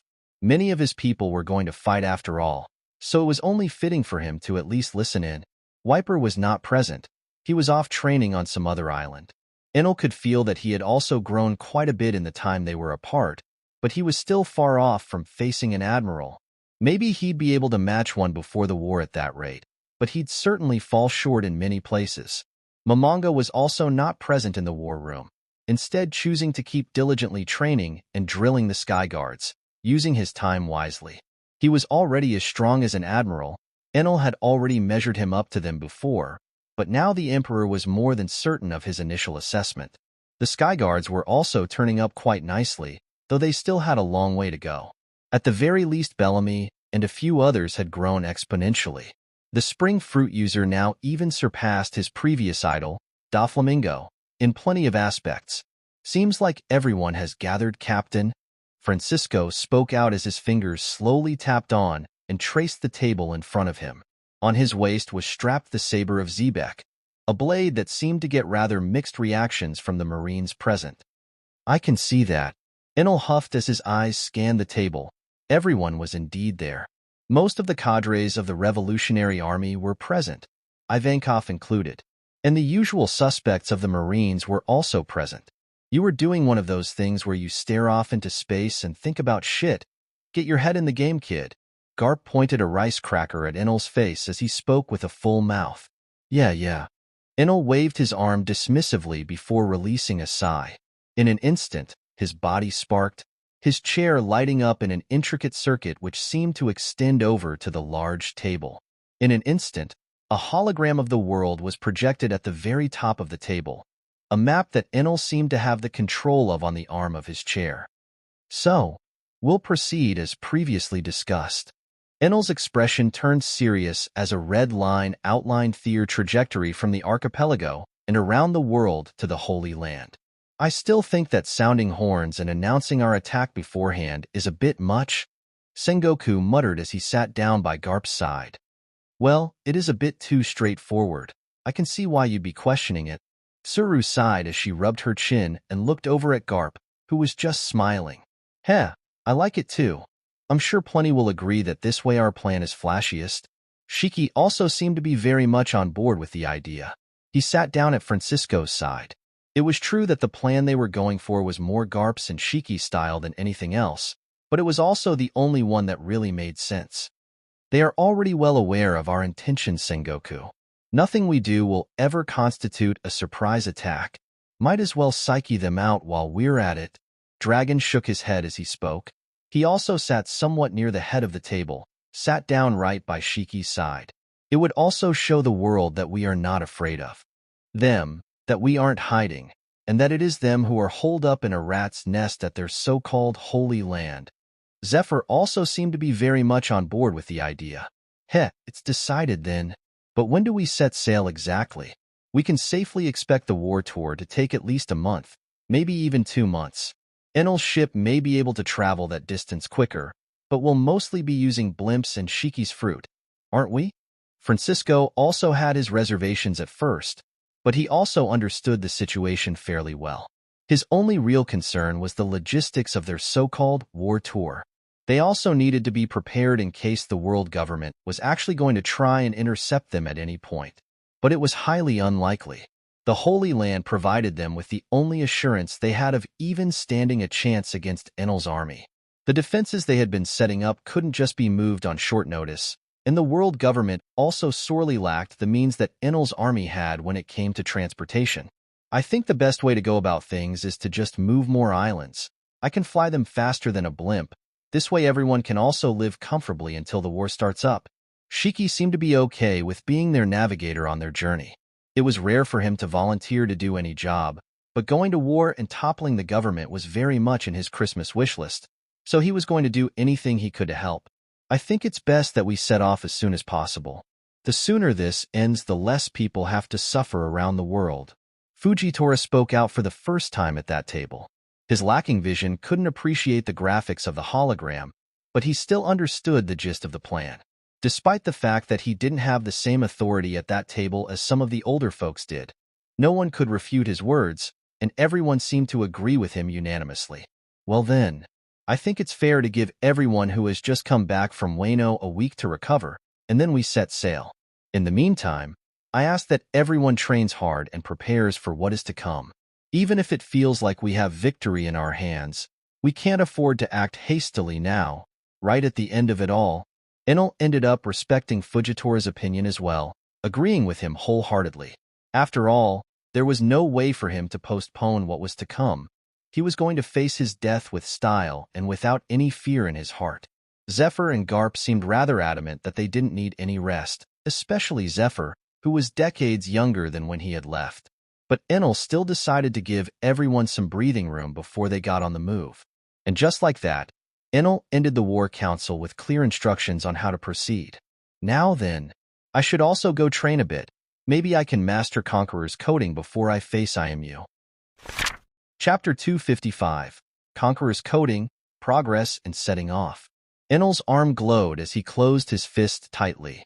He was wearing a tightly fitting t-shirt and a pair of short loose pants paired with some metallic boots. He had stored all of his medals within his earrings and boots, as he wanted his hands free for the training he had been undertaking. Compressed air shot out like a cannon as the Emperor exhaled. He was not using his devil fruit, but blue lightning was still constantly rolling off of his hand. Conqueror's coding was a rather strange concept, hard to grasp, but at the same time, it also felt very basic. A conqueror would obviously be able to infuse his will into his attacks, right? Those were the basic principles of armament after all. But a conqueror's will was inherently different to that of a regular person. It was grasping that difference that made it difficult for people to actually master it. Enel had been aiming for it and training his Haki for longer than Luffy, but he was still struggling with it slightly. It felt like he was learning to walk for the first time. But he had thankfully already taken his first steps. The broken rocks and stones around him were the proof of his hard work. The damage to his surroundings was done using nothing other than his Conqueror's Haki. With a smile on his face, he lashed out at his surroundings one more. Blue light sprouted out of his body as his will took the shape of deep blue lightning, which went on to wreck more and more of his surroundings. His actions immediately raised a thick cloud of dust in his surroundings. "Tisk, stop playing around, you bastard," an angry voice shouted from the side. Enel then smiled as he heard a booming sound, before all of the dust was blown away, revealing the figure of none other than Wiper. Currently shirtless and barefoot, wearing a pair of loose pants that were rolled up to his ankles. On his back was his spear, secured tightly by a bunch of leather straps. The tribal warrior had also been training nearby. His progress had been quite staggering in Enel's eyes, but it was still not quite enough to make a difference during the upcoming war. Despite being almost as talented as Luffy, Wiper lacked one crucial aspect, and that was the fact that he didn't really have a devil fruit to grant him the power to alter reality. He did have a few good points, though, like the fact that his spear, the Wild Fong, which Francisco had gifted him, was one of the strongest blades that Enel's army had. Its quality was on par with Zebek's saber after all, both being part of the 12 supreme grade blades. This meant that, even though he wasn't as strong as the others, he still had a chance at injuring people like the elders. The Navy was thankfully able to give Enel and the others a very basic understanding of the strength of a few of the elders.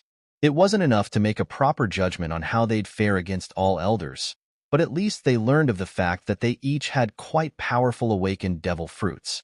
Enel was confident that Wiper was going to prove himself useful one way or another. He was already stronger than Zoro and most of Luffy's crew after all. Granted, he had also been training earnestly in Haki for longer than them and was insanely talented. "I am not playing around, Wiper. I am just celebrating my success." Enel smiled as he spoke, his will vanishing back into his body. "Bah, celebrated a bit quieter. You know, people still live in the islands nearby." Wiper shouted while waving his hand dismissively at Enel. He was also not exactly wrong. Enel's training made a lot of noise in the form of a constant storm underneath their islands. The Emperor's Haki still affected the world around them, and its effects were only really sensed by those who lived near his training island. Like Wiper, who had moved somewhat nearby for his own training. The Sky Guards were also somewhat affected by it, but they could power through it and continue with Theer training. It was even helping them with Theer training as it applied some extra pressure on them. Well, I admit that I've been a bit careless in that regard, but I believe I've not hurt anyone, so you'll have to live with being mildly inconvenienced by me, Wiper. Enel crossed his arms and gave the tribal warrior a cheeky smile. Ho, you're picking a fight, are you? The God Guard slowly reached for his back, taking his spear and twirling it in the air for a few seconds before pointing it at Enel. Heh, it's been a while since the two of us sparred, hasn't it? I think it's time I checked how strong you've grown. Enel tapped his foot on the ground, and a line of mixed metals crawled on the ground and out of his boot, forming a large staff. You aren't going to be winning as easily now, unless you use that devil fruit of yours. Wiper flashed a crazed smile towards Enel before vanishing completely. The Emperor immediately turned to the side, sidestepping the blackened tip of Wiper's spear. Enel's gaze met Wiper's. Red lighting trailed the corners of Wiper's eyes as his muscles contracted and flexed. Enel immediately hammered his staff into the ground, forcing Wiper's spear to stop the moment it started. An explosion of dust boomed upon the barren battlefield, and Enel smiled as he closed his eyes and focused. In an instant, he felt the resistance in his staff disappear, and he immediately tilted his head to the side, feeling Wiper's bone spear piercing where it had been previously. He felt sharp air brushing against his cheek as he formed a fist. Before Wiper could even react, the Emperor took a horse stance and punched him straight in the chest. The Emperor's fist was completely black, making Wiper realize that he couldn't block it even if he had the time to put his guard up. Wiper only managed to concentrate some of his armament Haki on his chest and hop backwards slightly on instinct. He managed to kill off some of the impact that way, but he was still sent flying and flipping into the air. Close but no cigar, Enel muttered as he brushed his cheek with his palm. He felt a slight scratch on it, but it wasn't even deep enough to draw blood. Keske, cheeky bastard. Wiper stopped himself in midair using a mixture of moonwalk and piercing his spear into the ground. He panted a bit as he swiped some of the dust on his bruised chest. Garp's training does continue paying off, it seems. Enel shook his fist a bit as he tilted his head and slowly started twirling his staff in his hand. Tisk, I'll wipe that smirk off your face. Wipe's spear immediately turned completely black once more. This time red lightning started rolling off of it violently. Enel smiled as his staff also turned black, with blue Conqueror's Haki infused into it. We'll see about that. Enel smiled as he stepped heavily on the ground at the exact same time as Wiper. In a split second, the two of them met in the middle, Wiper's spear thrust forward, aiming to pierce a hole through the Emperor. Enel's staff pierced forward as well, aiming straight for the tip of Wiper's blade. Their weapons didn't touch at first. They stopped milliseconds before contact, as the world around the two of them slowed down completely. Wiper sweated a bit as he felt his will being somewhat matched by Enel's, which was something he hadn't expected. His talent had been above that of Enel when it came to Conqueror's Haki, right? So why hadn't he already surpassed Enel? He had worked so hard, and yet he couldn't even force his rival to use a slither of his real power. Is this yet another side effect of his awakening? How was he able to grow this much? Wiper's mind was filled with questions and insecurities. He had no way of knowing what was going on inside Enel's mind. He had only a vague idea of the responsibilities of his rival. But Enel had already resolved himself to commit to his plans. He was resolved to stake everything to win the upcoming war, and his resolve had strengthened his will as well. The clash lasted only for a few seconds, but they felt like an eternity for the two warriors. Their wills clashed and wreaked havoc on Theer-battered surroundings. But the clash ultimately ended as Wiper's will faltered. Enel seemed to feel that and raised an eyebrow. Both of them were then pushed back, and Enel's eyes narrowed. Odd. You're not one to hesitate usually, the Emperor muttered as he gripped his staff tighter. Shut your trap, Wiper muttered back, with a bit of spite in his tone. Enel simply shook his head and narrowed his eyes. Fine. But I'm going on the offensive now, though. Enel didn't even finish that sentence properly, and Wiper had already lost sight of him. But he wasn't about to let himself get taken by surprise. Immediately, he spun his spear around at great speeds, forming a circle of flying slashes around him. "Let's see you getting close now," Wiper shouted as he continued to spin his wild fong around maniacally. He continued for almost a full minute before he stopped, panting slightly, his spear extended to the side and held by one hand as he was prepared to swing it once again at anything that got too close to him. But he didn't get that opportunity, unfortunately, as he felt his spear suddenly weighing a bit more than usual. His eyes then shifted towards the tip of his blade, where the Emperor was simply crouched down and looking at him with a smile. "Nice defense," was all that Wiper heard before he felt his head being forced to the side, as the tip of Enel's metallic staff hit him square to the cheek. Enel hopped slightly as he sent Wiper flying further into the distance and crash-landing into a hill, breaking it to pieces and knocking out the tribal warrior for good. Well, he wasn't going to stay down for long. Enel knew how resilient Wiper was, but the spar was essentially over. Something odd must have happened during our clash. He seemed to lose his focus all of a sudden. "I think it's worth speaking to Francisco about that during the war tour." Enel rolled his stiff shoulders and sighed. "There's plenty of time left, but the clock is ticking. I guess it's time to set sail, huh?" Chapter 256. The Stone. The drums of war and journey start. At the very beginning of the Grand Line, on the precipice of Paradise, a ship had just managed to cross the boundary of the Reverse Mountain, crossing from one of the four seas into the real world of piracy. It was a galleon-type ship with an exterior formed from a mix of wood, iron, and stone. A tough ship that seemed near unsinkable, certainly not what one would usually see from a pirate just entering the Grand Line. "Haha, that was great, boss." A pirate's hearty shout rang into the ears of everyone on deck, sounding out louder than even the waterfall that still flowed behind them. "Heh, of course it was great. We are going to be the new supernovas after all." The captain crossed his arms and gave everyone a boisterous laugh. The big dreams of a pirate who was just taking his first steps into the greatest adventure that a man could go on. Their goals were rather simple. They had great dreams and aspirations of finding great treasure, plundering as many villages as they could, and finding the Pirate King's valuables, or the One Piece. It was essentially the basic dream of most pirates. Nothing too complex, but certainly ambitious. But this ship's captain was different from the rest. He wasn't some unprepared fool. No, he was already assured of his success. His name was Cabell Stone, and he was sure that he would have gotten a large bounty before entering the Grand Line had the government still paid attention to such things. "Ha, that's right, boss. We'll surpass those useless supernovas." His henchmen were mostly undistinguished. He hadn't even found a proper first mate. But even then, Cabell Stone was confident. He believed that he was next in line to carry on the legacy of a great man. That he was the one to make the world remember the name of Rox D. Zebek, a legend that had been passed down in his family for decades. And, unlike the other weakling pirates that came before him, he possessed a very specific and unique trump card.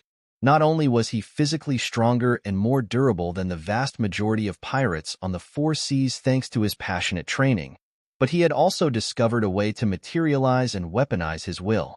It was something that had taken him around 20 years to grasp, but his diligent training had led to him being almost impervious to damage. Regular blades couldn't stretch him, bullets couldn't even put a dent in him. He had truly become superhuman. By mastering that spiritual power, he could cover himself in a thin layer and ignore all adversaries he faced in the North Blue. And now he was going to do the same thing for the Grand Line. "Listen, you bastards. Today is the day that the Cobblestone Pirates set foot into the Grand Line." He raised his fist and roared, and his men roared with him, overtaken by the atmosphere as their ship sailed further and further from the Reverse Mountain. "Hell yeah. Long live the captain." The pirate then closed his eyes and took in that praise with a wide smile on his face. "Let's drink till the sun has set. All hail Cabell Sish." All of a sudden, silence seemed to descend onto the deck of the ship, irritating the upcoming supernova quite a bit. He opened his eyes and was about to scold his men for their lackluster responses, but his eyes immediately widened when he noticed that a shadow had been cast not only over his ship, but the entire Grand Line and Reverse Mountain for as long as his eyes could see. Instantly, he thought that a storm was likely coming, not uncommon from what he heard about the Grand Line. But then he looked up, and upon looking up, he was greeted with the sight of something that could only be described as otherworldly. Holy shit. Flying islands? One of the crew members muttered as he looked at the situation with a panicked gaze. The heavens are falling on us? One of the more religious folks immediately got on his knees and started praying, and the captain only looked up. His hands trembled as he dropped his wine bottle, and it rolled on the floor. He couldn't even react as he watched a piece of one of the islands crack, break, and fall off. His eyes widened once more, and a sense of danger overtook his heightened senses as he ran to steer his ship away, but it was already too late. That seemingly small piece of rock got larger and larger the closer it got, and before long Stone realized that an entire mountain was falling on top of them. "I want to go home," was the only thing he could muster to say as his men panicked and his entire ship was sunken to the bottom of the sea. Up into the skies, the Sky King's army prepared as they finally reached Thyr's starting point, Reverse Mountain. From then on, they were going to traverse the Grand Line until they reached the other end, and they were then going to head straight for the Holy Land. Shiki, I think I felt some weight shifting below us," Garp muttered as he sensed something happening below the moving archipelago. The Golden Lion just shrugged. "Bah, must have been the wind or some small stones, no biggie. Still, let's try to keep that to a minimum from now on. Wouldn't want to drop mountains on civilians by mistake." Francisco smiled without much care as he reprimanded his companion.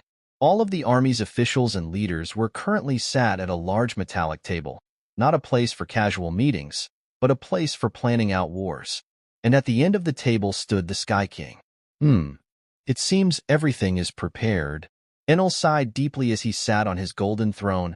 From his back ran cables everywhere around him, and many islands were now upgraded with engines and large turbines, turning them effectively into flying ships. "It took a bit of preparation, but with this at least I won't be dead tired by the time we reach our enemy," Shiki muttered as he smiled. His task was mostly to float all of the islands and fly around half of them. Meanwhile, Enel's task was to power the engines and turbines to keep the other islands afloat. As measures of safety, they also had plenty of cloud dials prepared to create a cushion underneath the islands. The robots that Enel had brought from the moon were very useful in setting up all of the engines and turbines. They worked as essentially factory workers, and they were happy to earn their keep. And thanks to them, and the Revolutionary Army and marine scientists available working overtime, they were able to get plenty of islands up to snuff. They had obviously left some of them behind. Shiki left plenty of men guarding them, but they were mostly the islands of unrelated civilians, either from Skype or from other islands Shiki had grabbed at some point. "I believe it's time. Sound the drums." Enel smiled widely as his back sparkled with electricity. Immediately, the entire room, and then the island lit up with light. The electricity traveled through lines of metal and wires, and each turbine seemed to turn on one after the other. As soon as that happened, thousands of revolutionaries and marines on each island marched to the edge of the island. With mufflers in their ears, they all walked over to strange devices and pressed on special record dials. Each dial sounded out with the drums of war, forming a symphony that could only be described as majestic and stressful. Instantly, the entire sea was filled with only that, the sound of rhythmic drumming. Music to my ears. Zephyr smiled widely while Tsuru covered her ears and sighed in frustration. "Brutes like you might enjoy this, but we'll be sleeping with earmuffs from now." She and Gion didn't seem to be enjoying the new orchestral music. "You'll get used to it." Sengoku scowled and shrugged, knowing that there was no helping it. None of us should be having any issues. And the weaker soldiers were stationed as far away from the drums as possible, so it's going to be fine. Francisco also shrugged and slowly swayed on his chair, his saber resting on the table as he looked at his captain. Immediately, the first mate clapped with a smile on his face. In an instant, some soldiers entered the room carrying barrels of sake and cups of varying sizes. They immediately placed a cup in front of everyone present and started pouring them the finest alcohol available. "Let us toast." The first mate raised his glass, smiling as he did so, and everyone joined in, even the Marines, although they were doing it out of respect. In the end, everyone looked at Enel, who was the last one to lift his cup. But before he did so, he took a look at everyone present in the room, his gaze cold and calculating. Gion and Tokikake seemed to be quite solemn and brooding, knowing that a bloody affair was in front of them. Momonga and Bonnie both gave the Sky King a warm smile. Tsuru and Fujitora seemed to be stoic and ready. Kizaru and Akiji were both exhaling slightly, also seemingly prepared. Akainu and Sengoku were both uncharacteristically silent, seemingly deep in contemplation, mentally preparing for what was to come. Garp and Zephyr seemed a lot less bothered, as if they were starting to go on an exciting road trip. Francisco and Shiki were much the same, unafraid and eager. Wiper was similar to them. He was also uncharacteristically silent now, but there was a determination in his eyes that few could match in intensity. As for the revolutionaries, Dragon, Sabo, Ivankov, Kuma, and all of the others, they were excited. To them, it was as if they were finally succeeding in their mission. It was finally their chance to take down the celestial dragons that had done so much harm to them and their loved ones. Upon seeing all of them, feeling their emotions, expectations, resolve, Enel couldn't help but smile widely as he raised his cup in the air. To a journey's start. Yes, this is it, the beginning of the end. Chapter 257, Sandy Kingdom, Otherworldly Cluster and Newcomers.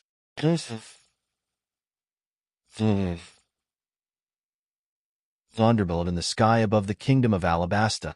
Things had mostly calmed down.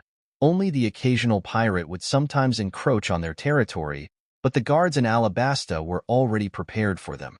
Despite the chaos in the world, piracy was not really that much more prominent than before. It was safer to say that the world had yet to see the effects of the world government oppression for now at least.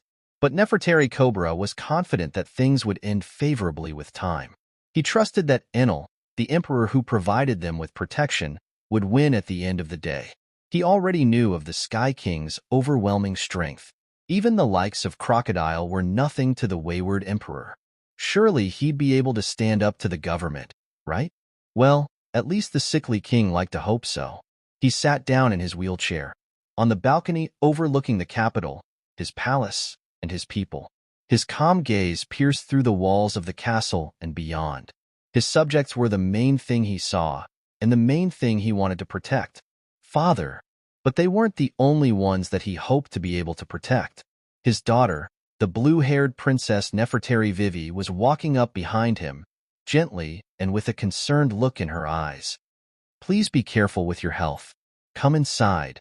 The air is cold, and a storm is brewing. The princess slowly wrapped a blanket around her sickly father. Cobra gave her an appreciative gaze, but remained unmoved, turning his head and looking up at the sky. Vivi raised an eyebrow, and also looked up, only to see angry clouds and constant flashes of light. Thunder bellowed, making the princess slightly uncomfortable as she looked up with a tinge of fear. It's rare that we get storms this powerful. Her voice was merely a whisper in the middle of a tornado of thunder, but the king still heard his daughter's words clearly. There is no need to fear it. Our kingdom had withstood greater adversity. Cobra's eyes narrowed. Father, let's go inside already. Vivi grabbed the handles on her father's wheelchair and prepared to bring him away, but the king stopped her by putting his hands on the wheels. Through the flash of lightning, he caught the figure of something large in the distance. His eyes widened immediately and his ears perked up. Immediately the sound of thunder was overshadowed by the sound of a rhythmic beat, one both familiar and unknown, a symphony that he recognized. Drums of war. No, I want to bear witness to it. The king flashed the princess a wide, toothy smile, and the princess's gaze wandered upwards as well, only for her eyes to widen in shock. A scene almost out of fairy tales. A cluster of flying islands, dazzling waterfalls and forests, snowy mountains and grand jungles. It was as if an entire world had spawned from the sky. The moving cluster covered the sky for as long as the princess's eyes could see and pushed every storm cloud away. The sound of the drums thundered louder than anything the princess had heard, and it was clear that their subjects below had also heard it. The islands all seemed to be carrying large banners, a strange amalgamation of what the king and princess recognized as the flag of the Marines, the Revolutionary Army, and a skull that seemed to have glowing eyes made out of lightning. Cobra's smile became even wider as he recognized that flag, despite never seeing it in the past. Everyone looked up in wonder at the moving and shifting cluster of islands. Many failed to understand what was happening, and fear rippled through them. But they also felt something else, pure and unadulterated astonishment. Their eyes were witnessing an otherworldly scene, one so beautiful that it almost felt natural, despite it defying all common sense. "Father, is that?" Vivi shouted, her voice a bit panicked as she took a step back. The Sky King finally makes his move, a flashy one at that. Yet the world government is silent. It seems that they have given up on anything but the Holy Land. Cobra closed his eyes in contentment when seeing the gigantic ship of the Sky Emperor. The sound of thunder seemed to have completely stopped, but the sound of drumming seemed to quiet down a bit, seemingly in consideration of the regular people below, something that Cobra was thankful for. "Father, can I join them?" Vivi clenched her fists as she looked up at the skies. She was not the type of person to simply sit idly while something so important and world-changing was happening. Her people, her father, and even she would be ultimately impacted by the upcoming war. And she wanted to do anything in her power to help. Cobra sighed, seemingly already expecting such a request. His gaze turned to the side as he tried to look at his daughter's face. "I don't want you to go, but I also do not have the power to stop you. I trust you, and I trust Enel." The king's voice sounded reluctant, regretful, and worried. But he didn't forbid his daughter from doing what she felt was best. He knew how stubborn she was, and he realized that forbidding her wasn't going to work. In an instant, a large patch of land started lowering itself towards the ground. "It seems that you are being invited to go up," Cobra sighed once more, taking one more look at his daughter as she walked up to the edge of the balcony. Does that mean he heard our conversation?" Vivi asked in a gentle, confused voice. "Of course he did. He hears everything. That's why he's fit to challenge the empty throne." Cobra shook his head as he gestured for his daughter to jump on the gigantic rock that had floated over to their balcony. That moment, someone else rushed into the room, a man with sharp features and strange markings on his face. Most of his body was covered in a loose white cloak, and a white turban was on his head. He was none other than Pell, the captain of the royal guards within the kingdom of Alabasta. He had somehow survived being stabbed in the gut by Crocodile's hook and had resumed his duties as soon as he recovered. King Cobra, Islands are Dash, the Falcon Devil Fruit user, immediately rushed into the room and was immediately silenced by the scene in front of him. "Relax, Pell. They are allies. Enel's army is marching now. War is imminent, and Vivi wishes to join them." Cobra's gaze landed on Pell as the rock that was carrying Princess Vivi strayed further and further away. Pell gasped, and his hands immediately turned into wings, as he hoped to go and dissuade the princess from her foolishness. But Cobra had other plans. "Say, would you mind going with my daughter? Please make sure she stays safe." Cobra didn't want Vivi to be stopped. God only knew he had kept her back enough. After all, had it not been for her status, she would have joined her friends in the Straw Hats long ago. Maybe this way they may reunite. Pell's eyes widened as he looked at Cobra for a few seconds. Upon seeing the king's resolute gaze, he knew that the king hadn't asked him a question. No, he had given him an order. "I will make sure that she is safe, Your Majesty." So he could only nod and spread his wings, flying upwards towards the islands. Cobra merely shook his head as more of his royal guards reached his chambers in a hurry, but he paid them no mind. It's only a matter of time before the final confrontation. "I wish you all the luck in the world, Enel." The king spoke in an even tone, his eyes still fixated on the back of Pell and his daughter. "Thank you, Cobra. We will only come back with good news, but I'll make sure that your daughter doesn't get hurt." The king smiled as he heard a voice ring in his ears. I guess he can even project his own voice now, huh? Really, what can't he do at this point? The king sighed deeply before turning around and heading for his room. He knew he needed rest. He just hoped to be able to fall asleep given the circumstances. Up on the Sky Islands, Vivi and Pell had finally reached the Sky Islands.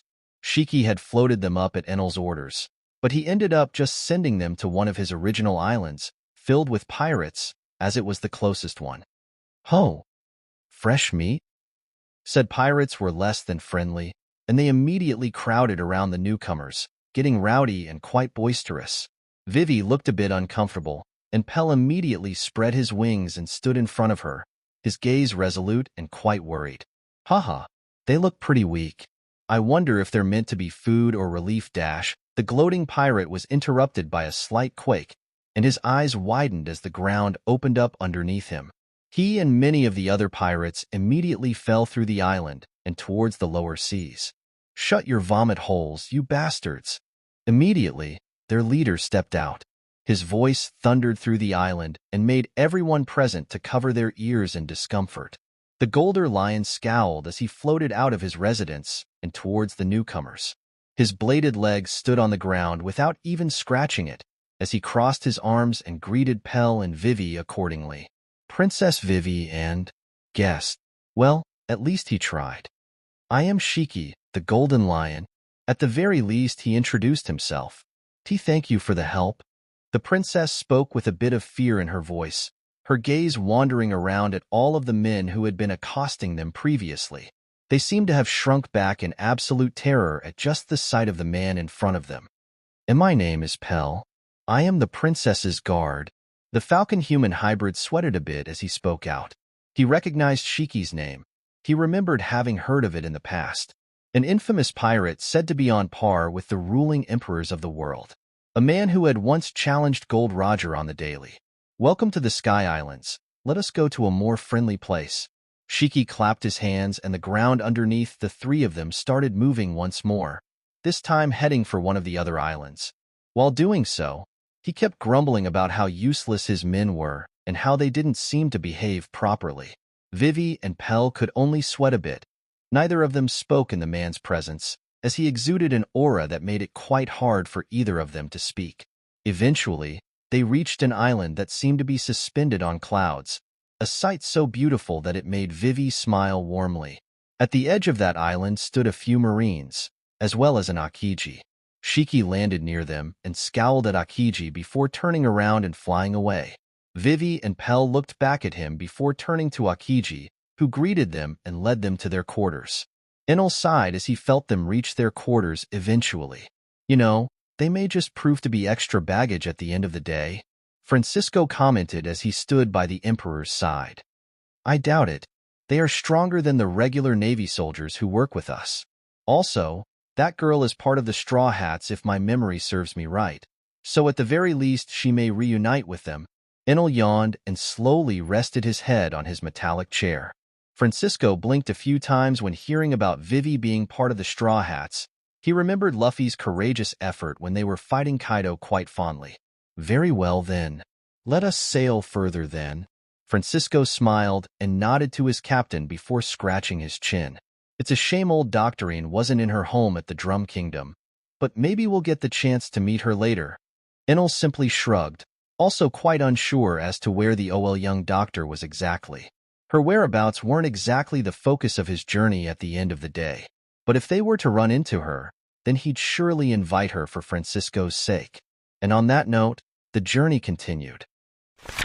Chapter 258. Journey, Growth, Disparity, and Detour. A month passed swiftly, and it wasn't long before the Sky King's army had the red line on its horizon once more. They were on the cusp of floating over the Sabaody archipelago, a cluster of islands with tall trees and air bubbles constantly floating to the sky. On their way through paradise, the first half of the Grand Line, they had not gathered all many allies as one might expect. In fact, except for recruiting Vivi and Pell, they had mostly just passed over the island whilst announcing their presence in the start of the war to the world. Enel, as promised, also took that opportunity to strike down any government agent or pacifista that was unfortunate enough to not have been called back to the Holy Land. As a result, the revolts in the few kingdoms on the first half of the Grand Line were now gaining more steam, as there was no longer anyone strong enough to stop them there. But there weren't too many kingdoms in the first half of the Grand Line anyway. Most of the revolts were happening on the other four seas. But the Sky King was confident enough that all of the bloodshed would stop with their final fight. It was only a matter of weeks at that point, and Enel was, at that point, expecting it with bated breath. He wanted to do it, to put an end to everything, to finally be able to share the real history of the world with the people of said world, to finally cut the veil that shrouded the void century from the rest of the world. But that in itself required him to be able to defeat Imu and end his reign. Enel needed to force the personification of the sea down from the empty throne of the world. And he was going to do just that, even if it was going to end with his death. He was going to make sure that Imu followed him into the underworld. But before that, he still had quite a few people to reach out to and gather. Most of his allies resided within the new world, so things were bound to get busier as he started traversing it. There was also another growing concern, that the world government was going to try and pull something funny now that they were close to Sabaody. The archipelago was, at the end of the day, relatively close to the Holy Land. They were bound to hear the drums of war as their army passed by. And yes, the plan was to pass it by now, then turn around after reaching the other side of the reverse mountain and traverse the new world again. There was more work to do within the new world anyway, so Enel deemed it necessary to pass twice, to make sure that they hadn't missed anything. Everything needed to be ready. Enel had become somewhat obsessed at that point. He needed perfection, otherwise, his confidence would also wane. Even if he had resolved himself to win, and was doing everything in his power to not even think about losing, he still tended to overthink the situation. Do you think those rats will try something now? Garp sat by Enel's side, his arms crossed and his gaze sharp. Behind him stood his students, Helmeppo and Kobe, who Garp was still training despite them technically marching off to war. Enel training was mostly internal. He kept trying to strengthen his will constantly, but this time the exercise was to not allow it to leak outside even one bit. Garp, and the more experienced people at the table, could still feel whenever the Sky King was training, so they were all quite understanding when he went for prolonged periods of time without engaging much in conversation. It was difficult to sense the Emperor's progress, and even harder to quantify it. But Francisco had mentioned at some point that Enel seemed to be growing by the day. It was progress that the Emperor found hard to achieve in the past, but it seemed that his resolve was further enhancing his willpower. But resolve alone wasn't enough. Francisco knew that better than anyone. What it most obviously came down to, at least in Francisco's eyes, was the Emperor's awakening. It was clear that it had transformed his body and mind to some extent, and it went far beyond just enhancing the power of his devil fruit. Of course, the old swordsman was not the only person to notice the changes. Just about everyone who knew Enel well enough noticed this change, especially people who had known him for the longest time, like Wiper, who had a history of sparring with Enel constantly. The tribal warrior had joined the Sky Army in their march. He didn't remain behind with the other Skypeens and Shandians, although half of the Sky Guards did stay back to protect them in case something happened. He decided to march with his friend, but the more he trained, the more he tried, the more he realized that he wasn't marching by the Sky King's side, but behind him. It just felt humiliating. Wiper still remembered a few years back how Enel used to be slightly weaker than him when it came to body strength. Even though Wiper never stopped training, he had still fallen behind in all aspects. When he discovered that his talent for Conqueror's Haki surpassed that of Enel, he was ecstatic, as if he had found a way to finally reach his rival, to step onto the same stage as him. But the stronger he grew, the further the gap between him and Enel widened. It was disheartening, to say the least. It had all culminated during their last spar, where Wiper had once again lost, not even able to force the Emperor to put his devil fruit to use properly. It was shameful. Even now, as he did his best and trained alongside Francisco on one of the islands in the extremities of the flying cluster, he knew that his chances of catching up to Enel were infinitesimal.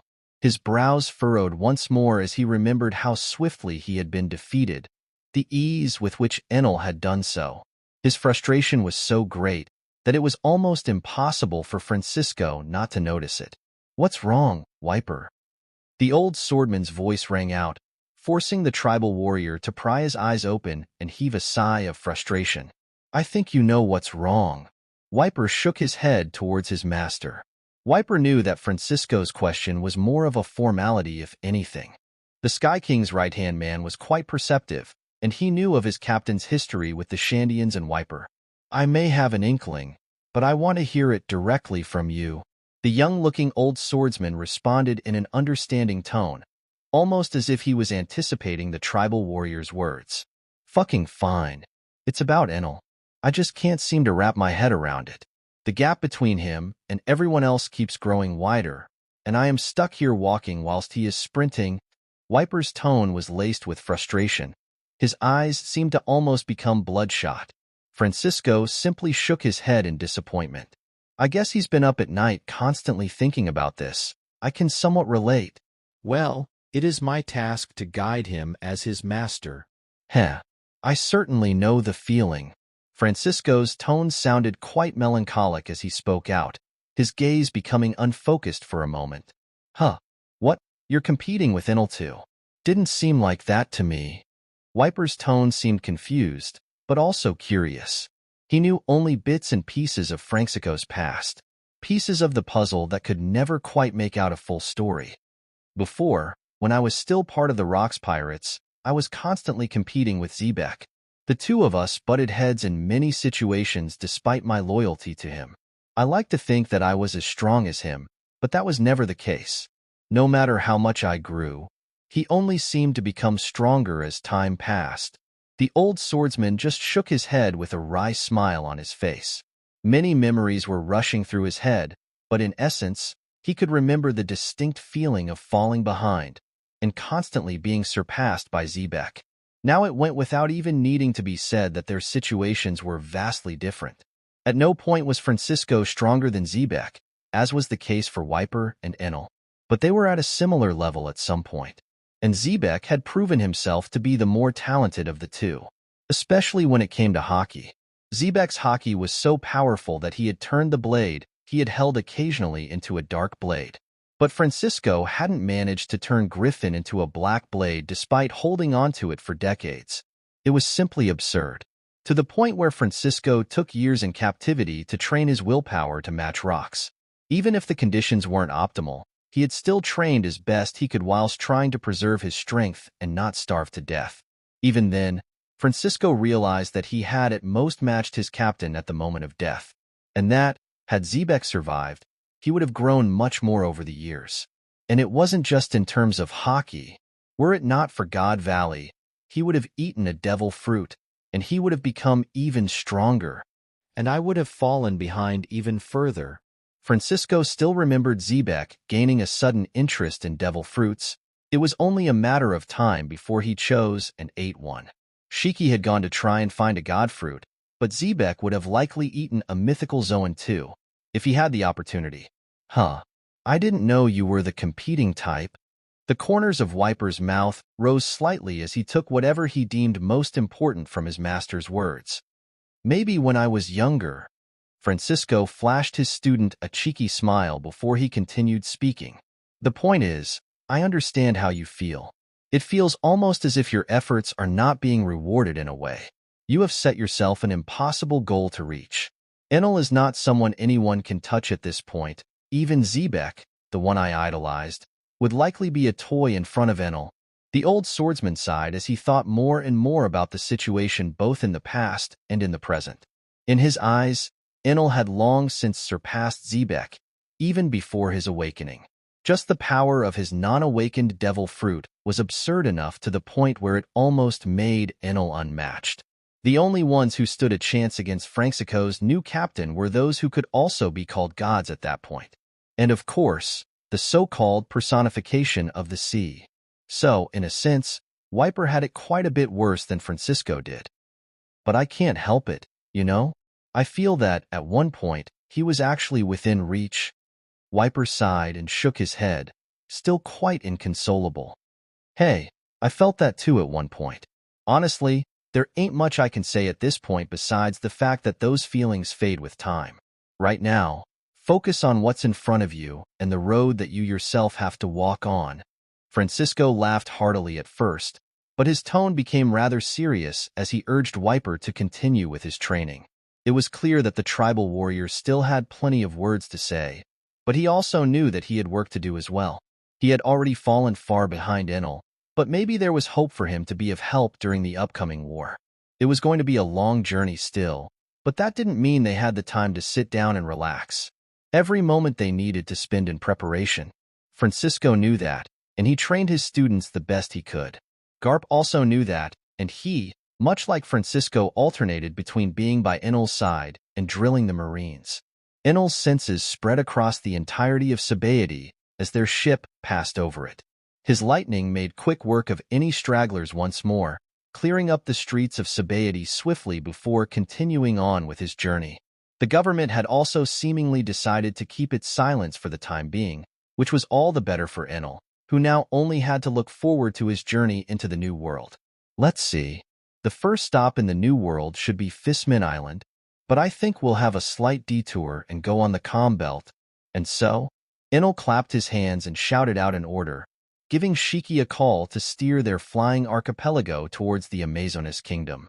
No one questioned him in doing so, and he had a rather clear goal. Rayleigh wasn't on Sabaody where you'd expect him to be, so this is my best guess. Chapter 259. Amazon Lily, Old Pirates and Traditions. Enel yawned as his expansive army approached the island of Amazon Lily. It was still far into the horizon, not quite close enough for his observation Haki or radar to reach, but they were getting closer. And by then, Enel was almost sure that Rayleigh was on the island. And even better, Shiki had confirmed that they would be able to find an old member of the Rock's pirates there as well. The Golden Lion did claim that it was highly unlikely for her to join the army, but at least they were going to attempt some sort of late-term recruitment. Rayleigh was still the main reason why Enel was going there. Having someone else comparable to a Yonko was always a good thing, even if he was actually weaker than Shanks and Whitebeard. Upon being returned to his prime, he was going to at least be a useful fighter. But as he got closer to the island, he seemed to remember another resident of that island, one that he had not gotten along with too well at all. Shit, I hope to never run into Hancock again, but it seems that Rayleigh is with her. They had spent some odd weeks traveling before the Marineford War, and Enel remembered her being quite the annoying young lady. He just hoped that she had matured a bit in the meantime and that she wouldn't bother him anymore. Well, how bad can it be anyway? She's a grown woman. I'm sure she's got other things to worry about. I doubt she'll even remember me. You dirty miser. What are you doing here, and what gave you the right to step into my palace? Was the phrase that the Snake Princess used to greet the Sky Emperor. So, I see you're doing well. Enel nodded towards her with a smile. Accompanying him were Shiki and Francisco, one floating in the air and the other sitting on a rock with a curious expression. He had descended upon the island on his own as soon as they reached. The flying archipelago stopped and hovered in place right above it. As always, the people below were well and truly mesmerized by the otherworldly cluster of floating islands. But some also tried to shoot arrows at it, almost instinctually. The arrows were all imbued with Haki, but they were not even able to reach the islands, as they were simply too high up. The Sky King didn't make a big scene when he descended. He just sighed and appeared in front of the palace. Amazon Lily was a relatively large place, but they were also using rather primitive technology, so Enel was able to easily go by unnoticed.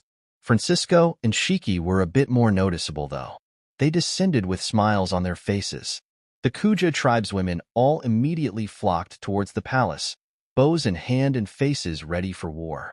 Naturally, Shiki and Francisco joined up with Enel faster, and the three of them ran into Boa Hancock just as quickly. This palace is not open for any men. Take your dirty shoes away from my red carpet. Hancock was still insistent, as she now spoke to all three of the guests she was receiving. Well, two of us haven't really stepped on anything yet, and one of us can't even step on anything at all. Francisco rubbed his chin as he responded in his usual nonchalant manner. Heske, mero mellow. Immediately the pirate empress shot out a ray of hearts towards the three men. Heart after heart passed through all three of them, and they just stood there unmoving. Is this girlie trying to do something specific? Shiki stroked his beard as he crossed his bladed legs. His mind was obviously free of lust. Currently, the only thing he could think of was crushing the world government and how close they were to doing it. He had a rather one-track mind after all, even if he was not dementia-ridden anymore. I think she's attacking us? Francisco rubbed his chin as well, trying to discern what exactly was happening. He was also not a man to feel lust towards a woman who was likely young enough to be his great-granddaughter. Enel himself had very similar feelings to Francisco when first meeting Hancock as well. He may have changed his stance since he had managed to fall for Robin in the meantime, but Hancock was still annoying in his eyes. Well, Hancock, let's not get violent for no reason. Though I guess this is the requirement for you to allow anyone near you. Enel shook his head and took a step forward. The pirate empress simply scowled and rose her head up high. I believe we are not on speaking terms at all. You're just a former Marine that was interesting. Don't get over yourself and think that you can just visit when the young empress could have kept going endlessly, but Enel already knew how to tame her. I've met up with Luffy not too long ago. Oh, really? Is he okay? How far along is he in his journey? Will he come to visit me? Is he eating well? He's okay. He was on Egghead Island last time I checked. I highly doubt it. And when isn't he eating well? The tone of the conversation changed instantly when Luffy was brought into question. And immediately, Francisco and Shiki both had their eyes widen. Don't tell me. Love sickness? They were both very well accustomed to the term, all thanks to their former crewmate. It was the small old woman who had just run out of the castle. She was dressed in a sea blue furred coat and a black and yellow skirt, and she had a white snake weapon in her hand, acting as a cane. She had flowing white hair and a small flower in it, which was the only reason that Shiki was able to recognize her instantly. That and her snake weapon. Gloriosa. Holy shit, you've shrunk. Shiki exclaimed as the old lady came towards them, holding onto her white snake cane. She immediately got mad at Shiki, as was customary. You crude Francisco? Why the hell are you alive? Wait a minute. Why are you both younger? The old lady immediately recognized the two of them. Elder Nyan, you know these bastards? Hancock looked confused for a second, before Gloriosa's cane came down on her head, almost making her bite her tongue. Watch your mouth, you stupid kid. You'll get all of us killed. Gloriosa exclaimed as her body acted almost on instinct, moving at a speed that visibly shocked Hancock. They're both legendary pirates. Somehow turned younger with the help of you, I'm assuming. Gloriosa looked over at Enel for a few seconds before sighing once more. She seemed to be internally cursing Boa for her carelessness and arrogance. The people who had arrived at their palace were not the type of men that they could afford to offend at all. No need to get too stressed. We're not here with any bad intentions. Enel seemed to have noticed her concerns and waved them off with a smile on his face. Hell yeah. And to answer your questions, a lot of shit happened. We can explain over some tea. Maybe you'll also tell us more about what happened to you after the fiasco at God Valley. Francisco immediately jumped down from his rock and shook hands with Gloriosa, who now sported a calm smile. Seeing the young Francisco likely reminded her of her better days. Back in the time when she had left the Kuja tribe due to her love sickness, to chase after a man that could only be described as an unmoving rock. Xebec was never a sentimental man, much to Gloriosa's misfortune. Even when she was young, and considered the most beautiful woman in the world, she was still not enough to arouse Xebec's interest. The only thing that truly interested Xebec was power, and Gloriosa being decent in strength was the only reason that he allowed her to tag along with them. She was one of few members of the Rocks Pirates who was not blackmailed in some way to join the crew. Shiki also landed, and the three old members of the Rocks crew seemed to be stuck in their own world for a moment, seemingly taken back to an era long past. Hancock looked at the scene with a wary gaze, and Enel stood beside her with an awkward expression. So, is Rayleigh here? He's kind of the main reason why we're passing through. Enel turned to her with a calm smile on his face. Almost immediately, the old right hand of the Pirate King walked out of the palace, scratching the back of his head awkwardly. Haha, I guess I wasn't able to hide properly. The old man had some worn-out clothes on him. He had long white hair and a thick beard. Most of his body was covered by a white coat, but he was wearing sandals and had a blade strapped to his waist as well. Rayleigh, I've heard plenty about you. Enel smiled as he greeted the old man. Old man Rayleigh. Hancock sighed as she realized that she failed to defend him. She had jumped out at first, thinking that Enel and his goons were after him. Rayleigh did claim to be expecting them, and she didn't have much content beyond that. I guess it's starting, huh? Rayleigh took a deep breath as his ears took in the thundering sound of drums. Yep. Are you ready to join us? Shanks did claim to have filled you in on the details. Enel extended his arm towards the Dark King, keeping the same smile plastered onto his face. That he did. I guess you're never truly ready for it, huh? Rayleigh looked into the horizon for a moment, shaking his head as he steeled himself and shook the Emperor's hand. I'll happily join you. I had wanted a bit more time to explain things to Hancock properly, but I guess this will do. The Dark King then walked over to Hancock, who was getting frustrated at being ignored by most people present. You see, Hancock, a war is starting. The fall of the world nobles is imminent at this point, and I'm joining in. The old man smiled at the pirate empress, whose eyes seemed to widen, darting back to Enel and then to the sky. Then that. She looked at the sky and gulped for a second. Is the army of the Sky King. Their march has begun, and the world nobles are unlikely to survive regardless of the way this war ends. But I want you to be safe. Rayleigh patted the pirate empress's shoulders as he gave her a warm smile. Safe? Of course, I'll be safe. I'll be right beside you.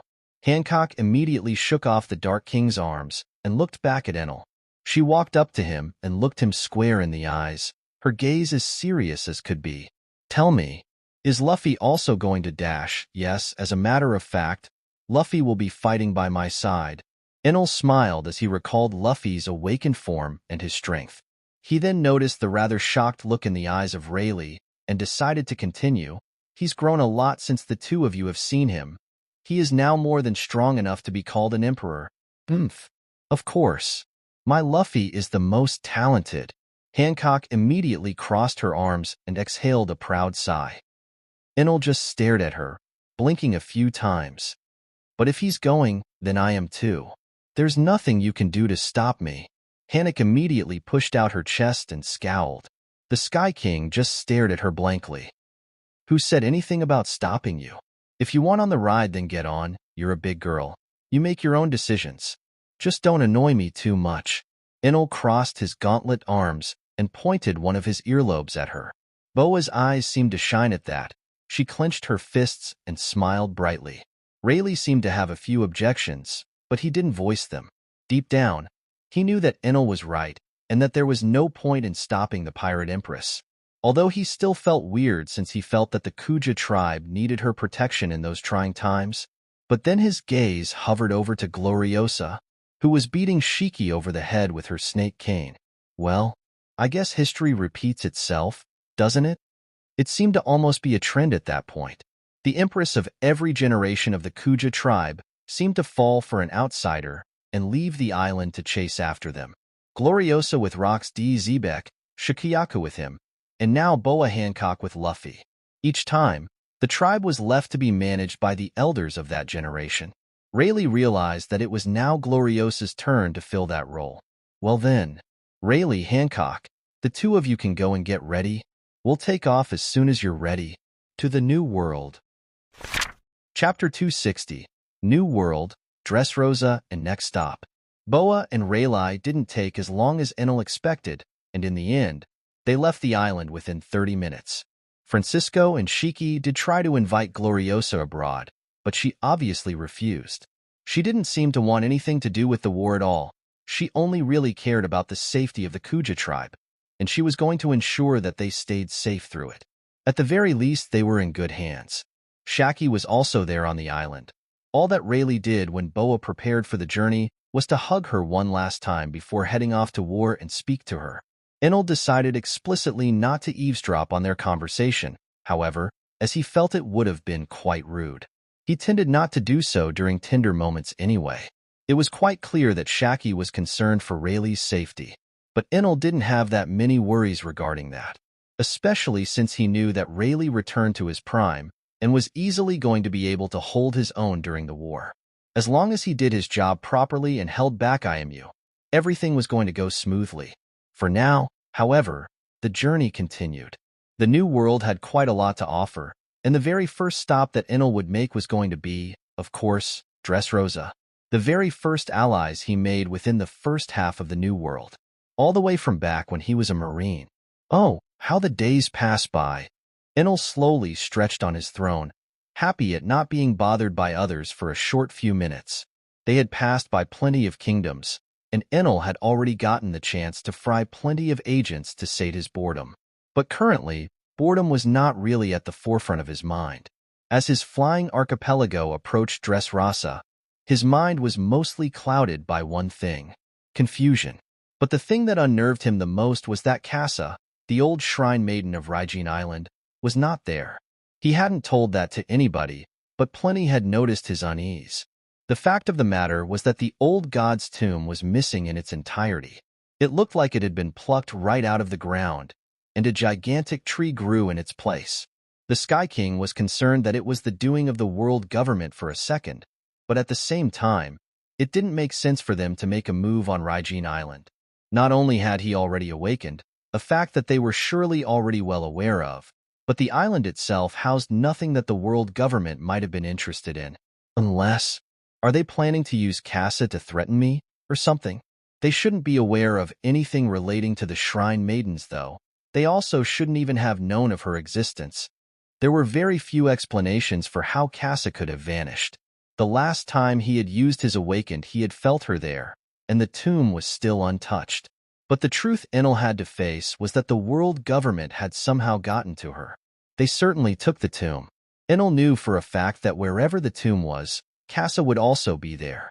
After all, that giant tree could only have been done by one person that Enel knew of, Aramaki. And the current fleet admiral was still very much within the world government's control. Akainu did tell Enel at some point that Aramaki was loyal to him, but the Sky King hadn't gotten the chance to verify those claims. If true, it could prove very useful during the war. But for now, Enel just had to face the fact that he had one more thing to worry about during the war. Well, it's not the end of the world. If anything, Casa would sooner kill herself than allow herself to be used as a chip against me. I guess I'll have to see about the tomb when I get to the Holy Land. I wanted to grab some gold from it, but I can easily do that as the fight starts or during it. The gold from the tomb was enhanced by the old god's Haki over centuries. Enel had not taken it out of respect before, and had somewhat forgotten about it afterwards due to being too busy with other things. But he needed a good weapon for the war, and what better weapon to skewer IMU besides one made of gold enhanced by Raijin's own Haki? It was the best way to honor the old lighting god's legacy since he completely despised IMU. Enel also didn't have any other ideas for what weapons he could use. His gear and staff were currently made mostly out of gold and aluminium. He hoped to get some more sea stone dust from Egghead when he got there, but that was still further into their journey. For now, he needed to focus on what was in front of him. And that was, of course, the island that housed the kingdom of Dressrosa. The revolutionaries had set up a rather intricate cave system underneath the city. There were still plenty of revolutionary agents left there, running operations and gathering as much intel as possible. Some were set to leave with the war party. Some were to remain and keep up front there. The people of Dressrosa had managed to survive up to that point. Through the rise of piracy as the world government and marines stopped holding them back, through the various revolts that were likely incited by government agents in the first place. Still, the people were tired, and when they started hearing the drums of war, many seemed to break down. King Riccadoldo III looked up at the sky with a smile, and as the drums got a bit quieter as they approached the island, he couldn't help but slowly get out of his throne and walk out of his palace. His family followed him, and Kairo's gaze also turned to the smaller patches of dirt that lowered towards their kingdom. So did Rebecca's and Viola's. The two princesses stood hand in hand as they watched the cluster of islands slowly shifting and unveiling itself to them. Then, the royal family watched with curiosity as hundreds of people proceeded to start jumping and climbing onto the patches of dirt, which acted as a makeshift staircase. The brave watched as men climbed up to the heavens. To many it felt as if those soldiers were leaving Theer world completely. King Doldo, Riku family, it's a pleasure to finally sense you all again. In an instant, a figure formed in front of them, one that towered over all of them. A man wearing a formal royal blue suit, paired with a pair of golden gauntlets and greaves. His long earlobes were also adorned with white earrings. He was almost twice the height of normal men, and he smiled warmly at them. There was none amongst the royal family that didn't recognize him instantly. Enel. The king responded with a smile of his own. Was expecting something of this magnitude to be your work. He sounded beyond impressed with the sight, and he wasn't the only one, of course. It was about time you showed up again. The Tontata kingdom has missed you quite a lot, Enel. Viola smiled mischievously as she remembered the emperor's nickname among the dwarves that lived within Dressrosa. Rebecca also smiled and nodded, recounting a few tales of how the dwarves had been patiently awaiting their return and even preparing to join the war. Princess Mancheri had also ultimately decided to join the war, and many other dwarves were joining in just to guard her. Her healing abilities were still going to prove quite useful, especially since there were quite a lot of people to heal. Chopper, Marco, and any other doctors that Enel was going to be able to gain weren't going to be quite enough to cut it, just due to the sheer number of people in the army. And the numbers were constantly increasing, it seemed, as Kairos seemed to want in on the action. I can't exactly stand idly by while you and everyone else go off to war. Now can I? That was his reasoning. Rebecca was obviously against it, stating that she was either joining her father or he wasn't allowed to go. But her cries did fall on deaf ears, as Doldo was strongly against Rebecca going off to fight in a war. In the end, the one-legged father grabbed his daughter's hand and smiled at her. I wouldn't want you to be put in harm's way either, but there are some things that a man must do. If I can help move the tide even by a hair's width, then I must join, to help build a better future for you. It was a heartwarming speech, and with that, the one-legged warrior departed, jumping off to join the revolutionaries and dwarves that climbed the ladder towards the Sky Archipelago. Enel didn't stick much longer after that. He merely shook Doldo's hand one last time, and then waved goodbye to the two princesses with a smile. Whether or not that was going to be their last goodbye had yet to be discovered, but only time could answer that question. And for now, Enel set his sights on the next stop in his journey, Karaibari Island, where Enel was to find out whether or not Cross Guild had actually come into existence. Chapter 261. Crocodile's Eye, the Clown's Hope and Next Stop. Buggy huffed as his face twisted into a fearful scowl. His face was filled with bruises, and his head had a few bumps on it, noticeable even through his long blue hair. He was sitting on his nice and expensive velvet couch. All of his body parts were stuck to the couch, held tight against it with sand. To his side sat a smoking and rather frustrated crocodile, wearing his usual tuxedo, black coat, and golden hook. What the hell did you feed those idiots? Why can't they understand that you're not the leader anymore? Crocodile growled as he huffed a bit of smoke. How the hell should I know? Buggy's squeaky voice in itself was grating on the former warlord's ears. Buggy noticed Crocodile's brows furrowing a bit, and he immediately shut up and looked to the side, a bit of snot coming out of his red nose. He was just as confused as Crocodile. He didn't need a reminder of the fact that his men had doomed him. The moment Crocodile arrived on the island and sought to form an alliance with Buggy's delivery, all of Buggy's men instantly thought that he was their leader's subordinate now. Countless voices praised and hailed Buggy, even more so when Crocodile drove Stussy, a government agent, away from their island. Crocodile made sure to get rid of any agents he could find. He and Mr. One swiftly took control of the joint, but despite all of that, Buggy got the credit for all of it in front of his men. No one saw Crocodile as the leader or listened to his commands. It was almost as if Buggy had managed to brainwash all of them. It would have even been slightly impressive to the former warlord, were it not so annoying to deal with. Still, Crocodile had somewhat decided to use Buggy as a figurehead now. Killing him and taking control of Buggy's delivery was an option, but some of the strongest members under Buggy were bound to leave if he did that.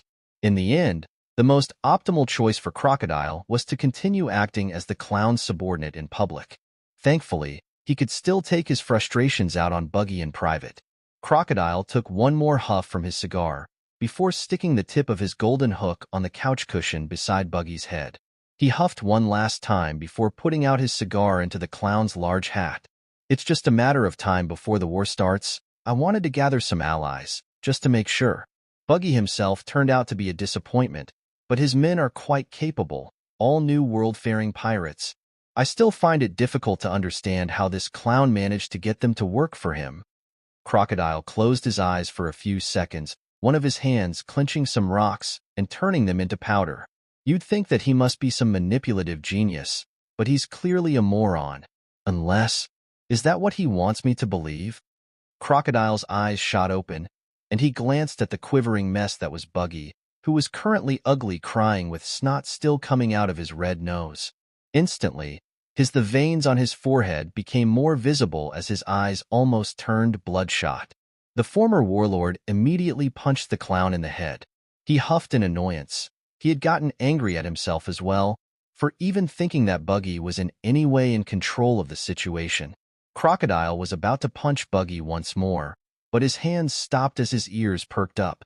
He could hear it, the distant beat. A thundering drum that clearly signified one thing. The time for preparations was mostly over. Leader. Mr. One immediately ran into the tent, looking panicked and rather frightened. It was an unusual and rather unsettling look that Crocodile had never seen on Mr. One. But Crocodile himself remained calm. There's a large cluster of islands flying towards us on the horizon. Although calm, Crocodile couldn't help but choke on his own spit as soon as he heard that. He immediately coughed and jumped out from the couch. He dashed out of the tent and looked in the distance. It was still small, merely dots in the distance. But the sound was getting louder and louder. He couldn't help but gulp a bit when he saw just how long the line of islands in front of him was. Each island in that cluster was likely larger than the one he was currently on. Damn, I guess he's not pulling any stops, huh? The former warlord couldn't help but sweat as more and more of his associates and subordinates took notice of the islands overhead. Fear spread throughout the Buggy Deliver-owned island. Crocodile closed his eyes tightly as his jaw clenched for a few moments. He had tried his best and struggled as much as he could, but it seemed that the war was a lot more grand than he had anticipated. Hell, Enel may have explained his allied forces to him previously, but seeing them in person was something else entirely. There was also the fact that Crocodile knew very well that Enel was absurdly powerful. So the Sky King gathering that many people to work with him meant only one thing. However you swing it, this war won't be an easy one. Even then, they seemed to be going around the world and collecting allies, and Crocodile knew that he was one of Enel's prospects. And thanks to his appearance there, Crocodile could safely assume that Enel planned to take Buggy's delivery with him as well. Buggy himself walked out of the tent, somehow escaping the startled sand user's restraints. His eyes widened instantly as he saw the scene overhead. He almost felt like fainting. Every minute detail of his features was trembling in fear. But his men were not interpreting the situation in the same way. The boss is out. Look, he's trembling in excitement. There's nothing to worry about. Buggy and Crocodile both heard that, and they both instantly cursed at their stupidity. The last thing they needed was Buggy's brainwashed subordinates to piss off the strongest emperor alive. But thankfully, such a thing was unlikely to happen. Buggy sighed as he remembered Enel's offer clearly. His mind lit up in hope actually. His gaze shifted slightly towards Crocodile. I can finally escape from this bastard. Hee. Your days are numbered. You crooked bastard. Enel will not stand by you. Mistreating me like this. Well, his misery was only amplified when Enel did not in fact fight Crocodile for him. No, he just assigned Buggy's delivery an island in the fleet, and they were all moved onto it to head for war. Crocodile even held Buggy by the scruff of the neck as he briefly talked with the Sky King. Enel either seemed to not notice it or did not care. Buggy's men didn't need that large an introduction. They were willing to head into war for their captain. And the fact that the Sky King was asking for Buggy's help was something that just made them idolize the clown pirate more. Crocodile just looked up to the sky and thought about just getting rid of Buggy the moment they all boarded Enel's wild ride. But a voice stopped him in his tracks. By the way, if you try and kill Buggy, Shanks will likely kill you, so you may want to just stick to beating him up for relief. He recognized the voice that rang right into his ear. It was that of Enel, But the man himself was nowhere near or in sight. Crocodile just sweated a bit more as he felt almost as if even his thoughts were being intruded on whilst being there. Enel likely just read his intentions and felt his killing intent, but it was still creepy to have someone spy on him at all times. Whatever. I just need to get used to the fact that he's a monster already. No point in overthinking things. Thankfully, he didn't put me close to Dragon and his revolutionary bastards. Crocodile sighed and went back to his people. They still had to set up their tents on their new residence. The former warlord wasn't going to help, of course, but he was going to find a good place to sit down and admire the view. As for the next stop in the journey, well, it was rather obvious. A place that Enel both had some expectations from and dreaded going back to, Whole Cake Island. But of course, he was also going to run into Zanisha along the way. But Enel's most concerning matter was the fact that he now had to face the Big Mom pirates after the whole fiasco that was Big Mom's last tea party. Let's just hope they aren't the type to hold a grudge. Chapter 262. Big Mom Pirates, Arrival and Reunion. The Whole Cake Chateau had certainly seen better days. Months had passed, yet the Big Mom pirates were still working and fixing the castle and its surroundings. The attempt on Big Mom's life had been a devastating affair for her entire crew. The only reason she was now alive was explicitly because Enel, the only one capable of fighting him at the time, didn't want to murder her. Even though he didn't kill Big Mom, Enel had still done a lot more damage than anyone else would have been able to in such a short time. It was to the point where Charlotte Lin was still bedridden, despite her inhuman endurance and physique. In stark contrast, Katakuri and even Oven had already recovered from their fights. Oven himself was beyond salty at having lost to two rookies, not even captains of their own crews. But the real reason he had lost was because he had not gotten to maintain his mechanical limbs whilst in prison. Had his limbs been up to scratch, he would have crushed the newbies he faced. However, he may not have been able to kill them due to Enel's interference, which ended up saving him in the end. Even with his failure to stop the Straw Hats, he was still given a lot of praise for helping his siblings and holding off two rather powerful combatants. Even if he hadn't won specifically, they had still been stopped from doing further damage to their family.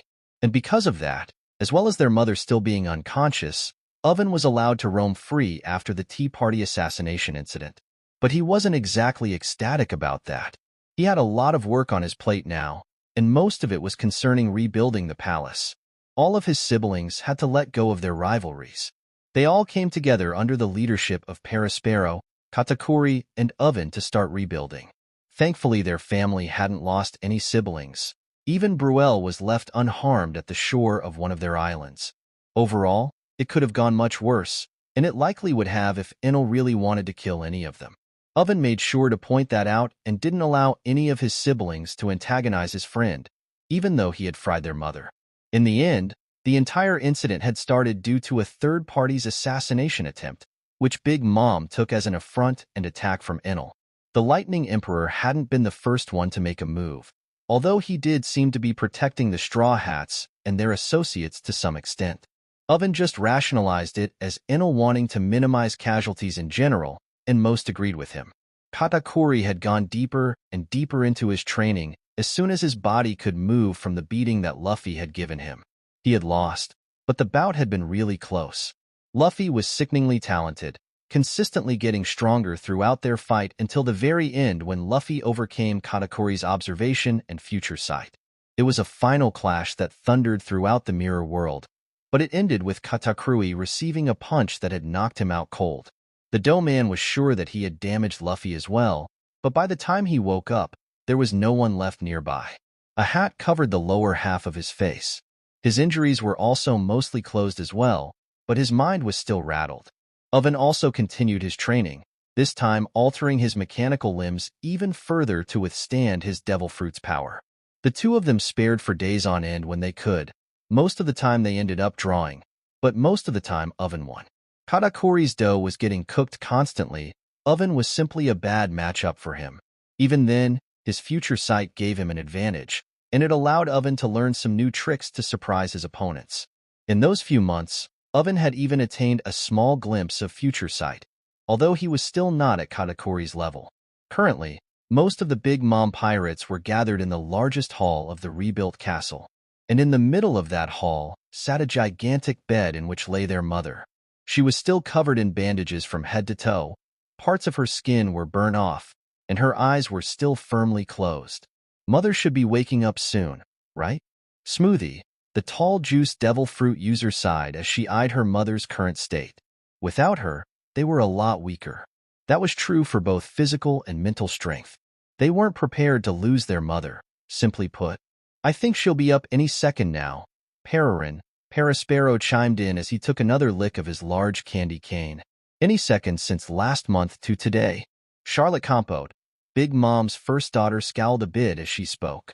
Her features were very similar to those of their mother, although she was a lot smaller in stature, and her hair was green. She was wearing a dress and had what seemed to be a fruit bowl with ice cream on her head. Let's try to be more positive, big sis.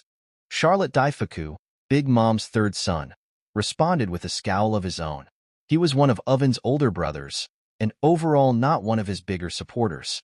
With a mean look and a tall stature to match Katakuri, as well as broad shoulders to match Oven, he was a mountain of a man, although he was far weaker than both. At this stage, our doctors have done as much as they could. I think it may be an internal conflict as well at this point. Oven sighed as he crossed his arms. Mother is not weak. She will wake up, and she will want to grow stronger as well, I reckon. Katakuri shook his head as he remembered how quickly their mother had lost to Enel. Her burnt figure falling out of the sky, even consuming some of her lifespan to face Enel, was ineffective. It was surely to be a traumatizing experience. The Do-human doubted that their mother had ever lost to anyone in such a fashion. But can someone at her level really grow much more? Smoothie sighed as she lamented on her own strength. One can always grow stronger. If anything, I think our friend Enel had proven that there are powers even beyond our understanding. Katakuri responded to his little sister's lament quite comfortingly, but his tone was also etched in frustration. There were simply levels that he was never going to be able to reach, and that thought in itself was likely what stifled his growth. But it couldn't be helped. He simply couldn't envision himself doing what Enel could, raining thunder and destruction upon entire islands without even breaking a sweat. The powers of a god were sure to stir envy in the hearts of others. Silence descended upon the room for a few moments as everyone stared at their mother and thought more about Katakuri's words. Although the assassination was unsuccessful, the entire Big Mom Pirates was humbled that day. They had yet to even recover from it fully. The silence stretched further as they all seemed to enter their own worlds. That silence was broken only by an outside sound, something that Katakuri and Oven seemed to pick up on first. The two of them raised their heads and looked at the side of the room with confusion, almost as if they were staring through the wall. Then everyone heard it. Drumming. Rhythmic and brooding, steady and powerful. The sound of war. Are we being attacked? Smoothie immediately drew her blade, and they all ran outside, only to stare at Enel's army in the distance. At that point, Smoothie couldn't help but drop her blade, her grip on it loosening out of shock. Is that? Katakuru's red eyes widened for a moment, his eyebrows shooting up in recognition. Enel's army. Yes, it is. Oven spoke out as a smile grew on his face. The closer the Sky Islands got, the louder the drumming was, and like always, it adjusted itself to not hurt the eardrums of any regular folk that happened to hear it. The Charlotte family was transfixed on the islands as they got closer and grew further and further in size. The closer they got, the more amazing the scene became. Many felt as if the heavens had descended a bit closer to the earth, allowing them to take a peek at the serenity of the afterlife. But the Charlotte siblings had all heard Oven's words. They knew the truth. The islands in front of them belonged to a man. Not just any man, but the man that had wreaked havoc on their home a while back. But even if any of them held a grudge regarding that, they weren't able to do anything now besides staring up in awe, fear, and envy. A range of emotions that all of the siblings shared. Katakuri felt both envy and awe. He also felt conflicted, unsure how to face Enel after all that had happened. And Oven simply felt happiness. He was finally going to be able to join his friend. He was happiest knowing that Enel hadn't forgotten about him, that he was passing by their islands. When the islands finally reached the skies above their home, they all looked up to it. Do you all think we should join him despite everything? Paraspero couldn't help but ask his siblings. He was unsure if everyone would be on board with it, but he knew something for a fact. Oven and Katakuri are definitely going with him. He could already see it in their eyes. They saw a challenge. They wanted to participate in the upcoming war, to take that opportunity to hone their skills. That would be Smoothie was about to speak her mind, her tone a bit annoyed at the notion of joining Enel's army, but she was swiftly interrupted by a much more imposing voice. That would be only natural. It was womanly, loud and confident. Everyone immediately turned back and looked to see their other, still wearing a large hospital gown and covered in bandages. Mother. Mother, you should be resting. Why you're awake? All of her children rushed to her, crowding around her and making her sigh a bit as she also looked up. The sweet empress couldn't help but smile as she took in the size of Enel's army. She didn't need a newspaper to realize that Kaido was likely out of the picture already. And even if he wasn't, she now knew that neither Kaido nor her were ever a match for Enel. I am healthy and fine. I just needed some rest. I got enough now. Big Mom responded to her children's concern with a rather unusual warm smile. All of her children seemed to be taken aback by it, in a good way of course. But Paraspero also had something else gnawing at his mind. Mother, are we truly joining the Sky King's march? The Candy Devil Fruit user looked up at his mother with a conflicted gaze.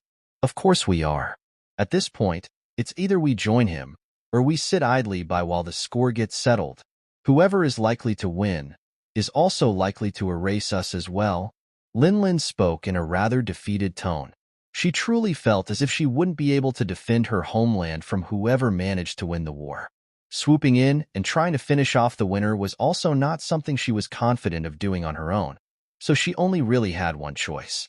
But when she looked around, she could still see some confusion on the faces of her children.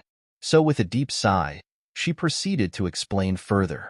If the government wins, they would want no influential figure from this era to survive. If Enel wins, then he is likely to eliminate piracy.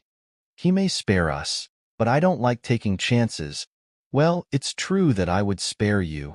A voice responded to her, and the tall figure of Enel appeared right by Big Mom's side. The atmosphere turned tense for a moment, but it seemed to immediately calm down as they noticed the placid look that their mother gave Enel.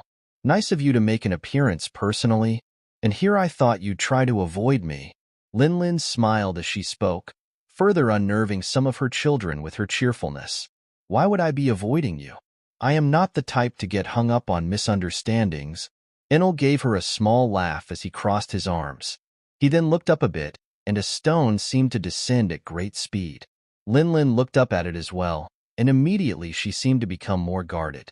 From it jumped down the figure of a youthful man with long blonde hair.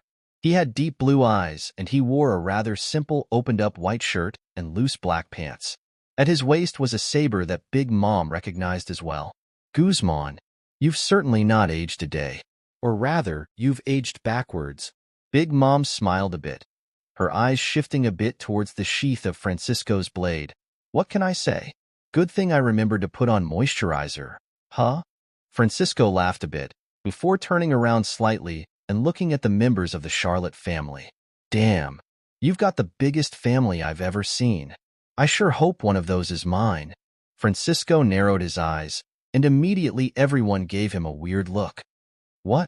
We were both young and available. Now that I think about it, this may just be another one of the reasons why Kaido detested me. Francisco rubbed his chin as he seemed to suddenly remember something. Enel just stared at him, blinking a few times. He didn't even know where to begin to respond to such a statement. Big Mom was the same as Enel at first, but she burst out laughing at some point afterwards. Mama, you really haven't changed a bit.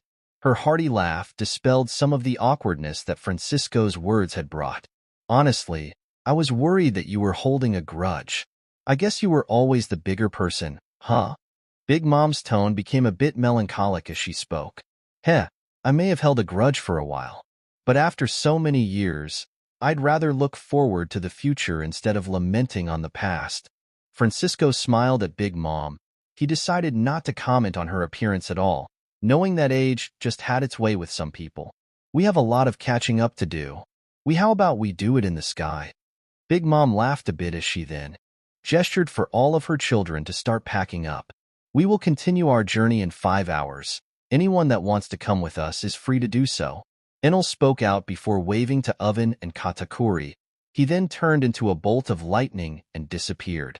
At that point, everyone got to work, and the strongest members of the Charlotte family joined in. Some decided to stay back and defend their home in case something happened, but most of them boarded the Sky Islands, and Shiki was more than happy to give them a small island to inhabit.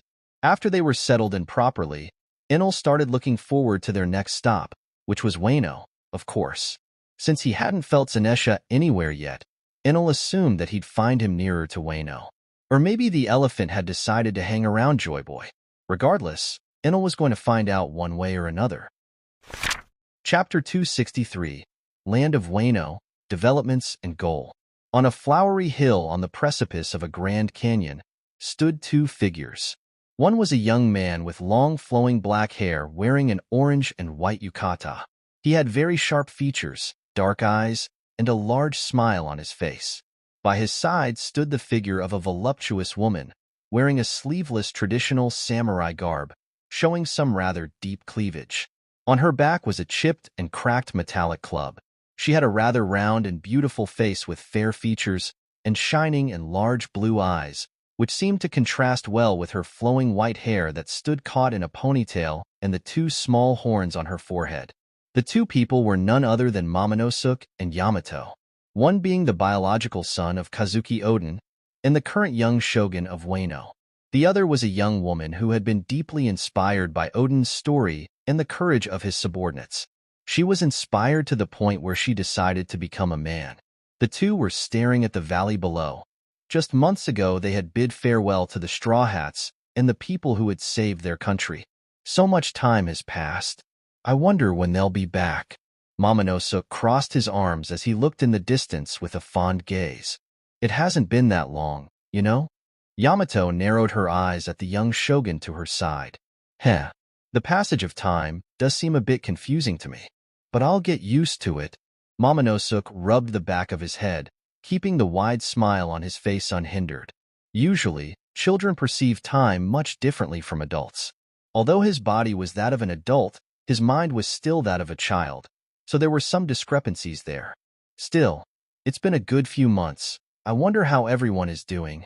Yamato sighed, her boisterous voice sounding a bit more restrained as she looked into the horizon. I'm sure they're fine. Luffy is strong. Same for Enel and all of his retainers. The entire land of Wano remembered the moment when Titans touched down in Onigashima. They remembered the rhythmic beat, the drums of liberation that resounded when Luffy rose from the ground. It was certainly memorable, even more so when his gigantic fist the size of an island struck down Kaido. Very few had noticed Enel assisting him in those last moments, but Yamato and Momonosuke both knew what had happened. They saw Enel supporting Luffy in that last clash. They saw how Enel had pressed Kaido to the ground, how he snipped the dragon's wings and made him earthbound with his thunder. It was a legendary fight, and it was also extremely therapeutic to watch for those who had suffered under Kaido's rule all those years.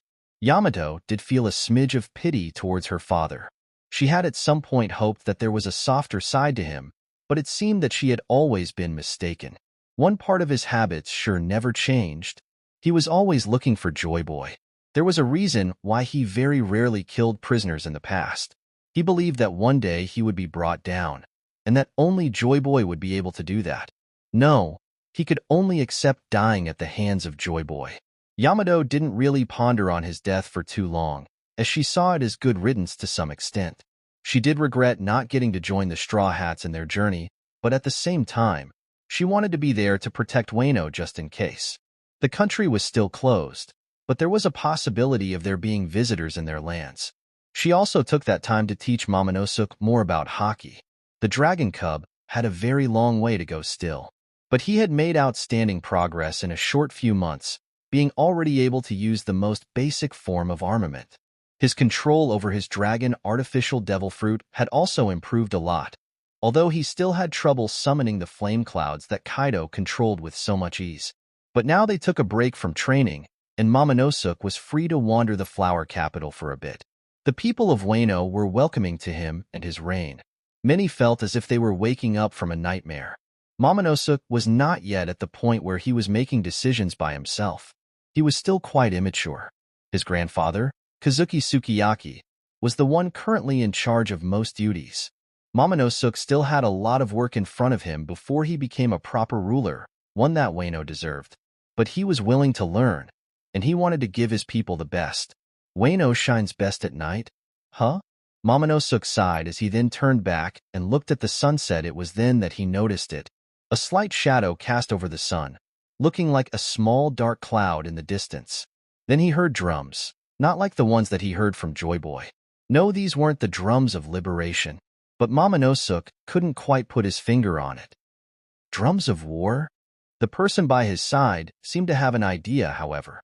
Immediately, Yamato also became vigilant, narrowing her eyes and grabbing the handle of her metallic club. "What can you see? A flying ship?" Yamato asked as he squinted and tried to see further into the distance. "I can't tell either." Momonosuke was sweating a bit, unsure if someone was declaring war upon Wano. "We should meet them halfway. Give the others time to prepare." Yamato was not quite as stressed. She simply looked forward to engaging those who dared declare war on Wano. Momonosuke nodded, seemingly agreeing with her. In an instant, his body morphed and transformed into that of a long, pink dragon. He was smaller in size compared to Kaido before awakening. Yamato immediately jumped on his head and grabbed onto one of his horns. Then, at the top of his lungs, he shouted, "Samurai of Wano, prepare for war." His voice thundered, even overshadowing the slight drumming heard in the distance. Panic quickly spread through the people of Wano, and the samurai who heard the drums and Yamato all immediately got to work, gearing up for battle. In the distance, Momonosuke and Yamato were already treading the air towards their opponents. It took around 10 minutes of flying for them to realize just how far away their enemy was. And then, after around 20 more minutes, they realized the actual size of the ones sounding the drums of war. To that, Yamato's face seemed to fall as he realized that what they were looking at was no mere ship. Flying islands? Momonosuke sounded just as scared and confused in that instant. And immediately, Yamato and Momonosuke looked at each other, contemplating what to do next. Yamato was strong, but he wasn't confident in fighting that many islands at once. And Momonosuke could at best provide some supporting fire. They still had some 30-odd minutes before they came close enough to the flying islands. Maybe it would be smarter to retreat and try to prepare in Wano instead of fighting them in the air? Yamato thought for a moment, his hand tightly gripping the metallic club's handle. Just as he was about to speak out, Yamato felt the air behind him shift slightly, and Momonosuke felt something heavy land on his back. "Yamato, Momonosuke, really nice of you two to come out and greet us so early." The two of them were filled with cold sweat for a moment, but quickly recovered as they realized who the person behind them actually was. Lord Enel. Momonosuke recognized him first. Yamato immediately let go of his weapon and turned around fully, facing the Emperor with a wide smile on his face. "Holy shit, that scared me. Enel, it's great to see you. I've heard and seen so much about you, yet I never got to meet you properly. Sorry for scaring you. I figured you were getting the wrong impression regarding the drums. We are waging war against the world government. Wano is safe." Enel smiled apologetically as he explained. He had somewhat expected the people of Wano to be a bit more aggressive when hearing the drums since they had just come out of a war. He was planning on heading to the island first or sending Shiki there before the army got too close, but it seemed that it was no longer needed. War on the world government? Momonosuke immediately became squeamish at the notion. Another war, huh? Yamato seemed a bit less shocked at the notion, though Enel didn't expect that to mean any one of them was willing to join in. "Indeed, we are merely passing by Wano, and I was planning on saying hello to Lord Sukiyaki as well before flying off. You know Grandpa?" Momonosuke couldn't help but ask, his childish tone not fitting his large dragon body too well. "I know him briefly," Enel muttered, as he remembered his short conversation with the Kazuki elder. Enel passed by Wano exactly because of it. He wanted to find out if Wano was ready to open up its borders so that they could finally get their hands on Pluto. Great, we'll lead you there then. Momonosuke mouthed off as his body started twisting and turning around. Sure thing. My people will follow behind us. The islands started moving as well, following the dragon and keeping up with his speed. Momonosuke noticed this and started flying faster and faster, the islands adjusting their speed accordingly as well.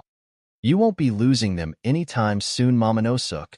The emperor laughed slightly as the dragon cub turned the small journey into a race. The young shogun seemed embarrassed for a few seconds, but recovered quickly enough. And after around 30 minutes, they were back above Wano. By that point, the samurai who had been getting ready for war noticed what exactly was approaching them. Very few could keep their cool when faced with such a scene, but seeing Momonosuke and Yamato leading the islands was a bit calming to the samurai. Them landing in the flower capital, and the sky islands hovering over the skies of Wano did make them quite anxious. But there wasn't much for them to do. No one among them had the power to slash through islands. Thankfully, Yamato was quick to go and explain the situation to everyone, finally allowing the weary samurai to rest easy. Even if not everyone knew of Enel's involvement in Kaido's death, plenty knew that the Sky King's men were among the ones who took part in the extermination squad that marched into Onigashima that fateful day. Momonosuke landed in the courtyard of his family's compound. He waved off the guards that had gathered around him and quickly led Enel towards his grandfather's office. Now then, let's check if Wano is ready to open up its borders, shall we? Chapter 264, New Information, Ancient Seal, and Next Target. Enel sat cross-legged as he blew silently toward the large cup of tea that was placed on the table in front of him. On the other end of the small round table stood none other than Kazuki Sukiyaki, the old man who was currently making decisions concerning the land of Wano's leadership. The old man was dressed in formal clothing made of the finest fabric. His white hair was now caught in a rather elaborate bun. He now sported a spiky white beard and mustache. The conversation up to that point was just some frivolous greetings while Enel's islands settled in the skies of Wano, the drums of war now much quieter and bearable for the people below, acting more as a background melody. The samurai, especially the red scabbards, were still a bit wary since a massive army was essentially over their heads now, but knowing that it was Enel's army made things a bit more bearable on their nerves. For Sukiyaki, things were a lot clearer than for the rest. He had somewhat expected Enel to return to Wano at the end of the day. Now then, I think I know why you are here. I guess it is quite obvious, isn't it? Enel sighed as he took a sip of his still-hot tea. There are very few reasons why someone of your stature would return to Wano.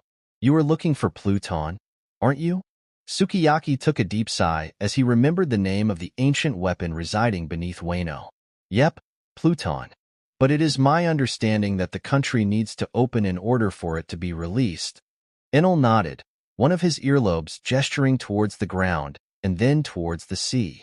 I guess I do remember that being mentioned during our last conversation, but there is something else that occurred in the meantime, some information that I am now privy to, if you will.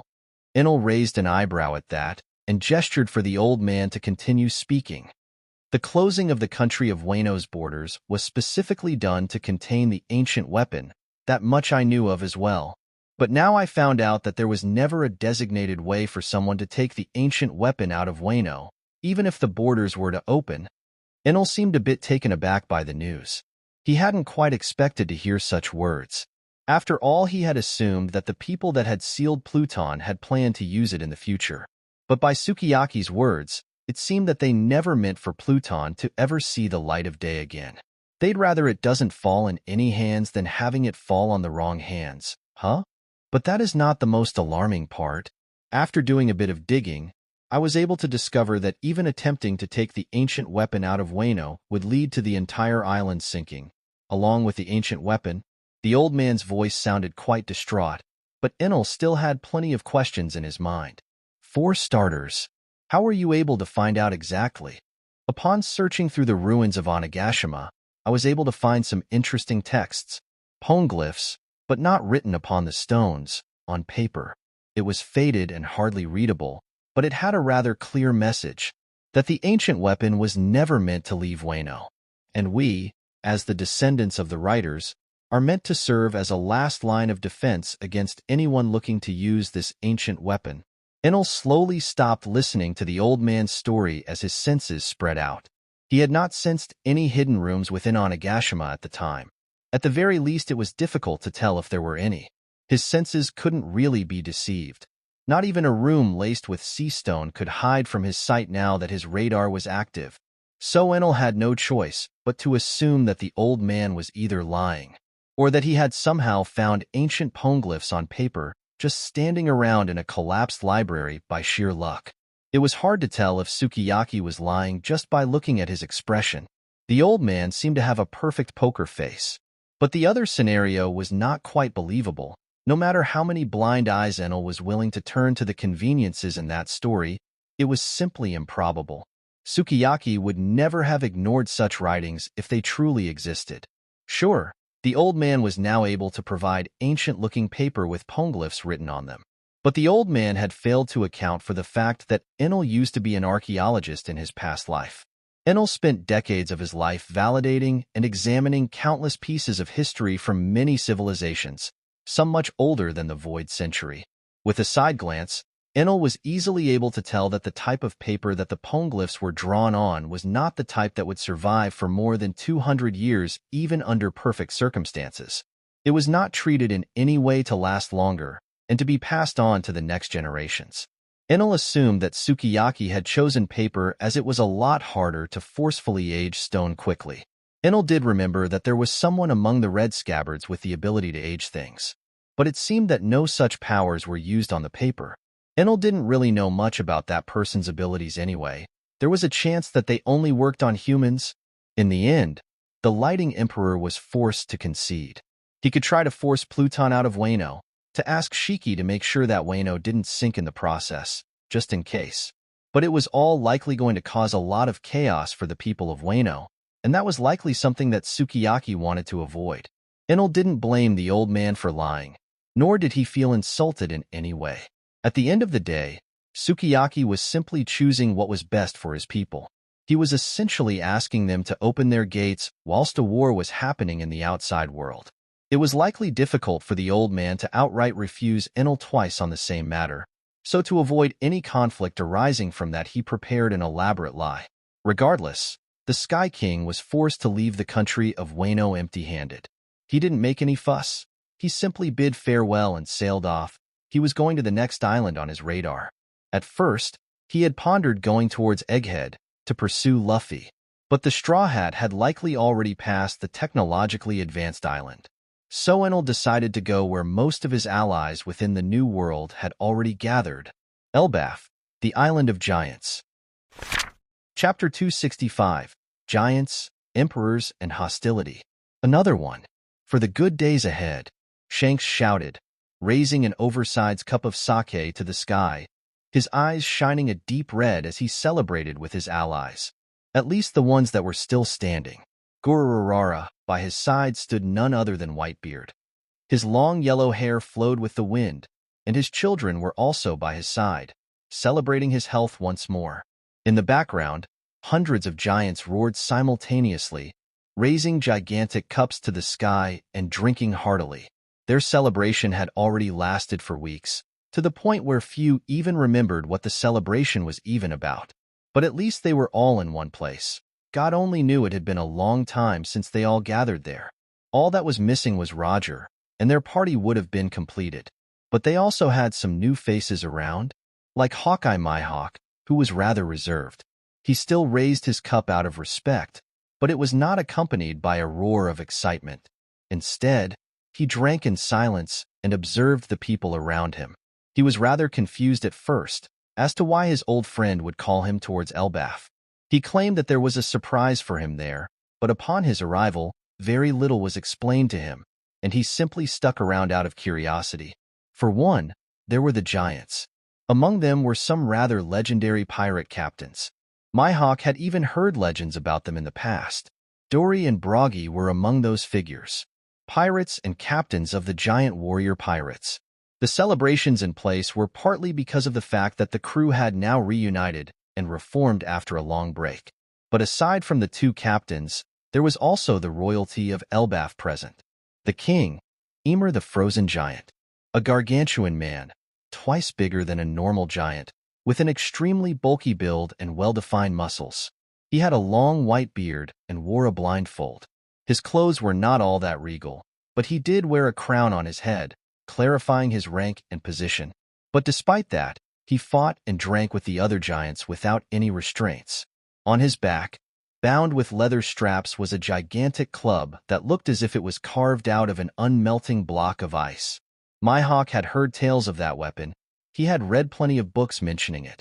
A weapon passed down within the Elbaf royalty, said to be impossible to destroy or melt, supposedly a frozen chunk of ice so heavy that normal giants could not lift it. He had also read some strange stories that within that gigantic club was frozen the legend of the All Blue, or at least a piece of it. With such interesting characters around, it was hard for Mihawk to leave. Besides the giants, there was also another man who required the strongest swordsman's attention, and that man was none other than the strongest human, Whitebeard, who was now young and seemingly stronger than ever. Mihawk had taken part in the war against him back in the day, but the hawk-eyed swordsman had made sure to not contribute much. He never did have any grudges with the old man and was truly at Marineford just to keep up the facade of a warlord, whatever would bring him less trouble. Shanks never did like that part of him. That lack of ambition when relating to anything other than swordsmanship was always frustrating for Shanks, who always set his sights higher. But that was simply Mihawk's nature, so it couldn't be helped. Regardless, Mihawk had plenty of frustrations with Shanks as well, like the fact that the red-haired emperor still didn't tell him what exactly he had been called for in the first place.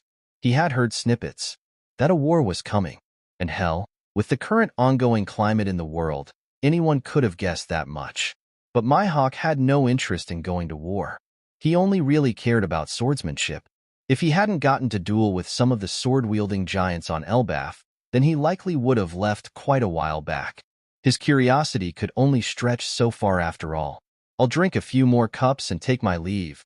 But he didn't even get to finish his cup before his ears perked up and his eyes turned to the sky. Well, damned liqueur must have left me delirious. Ymir's voice rang out from amongst the giants. Is this the party that you claimed was coming, red-haired Shanks? Dory asked as his eyes narrowed, looking into the horizon. Gururara, of course it is. That lightning brat sure took his damn sweet time. So we'll finally get to meet this Sky King individual, huh? Ymir stood up at his full height, towering over the other giants with a wide smile on his face. I'd say give it a few more minutes. Those islands still look quite far away. But this here is the grand fleet that we'll all be joining.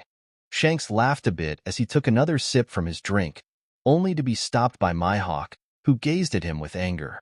What's the meaning of this, Shanks? I told you I had no interest in the war. Mihawk scowled as he expressed his displeasure loudly. I didn't call you here specifically for the war, Mihawk. Shanks just gave his old friend a smile. In truth, there's someone among Enel's people who I figured you'd be interested in meeting. Apparently, the strongest swordsman before you, now turned young like Whitebeard. I figured you'd want to clash with him at least once. Shanks looked off to the side whilst whistling a bit.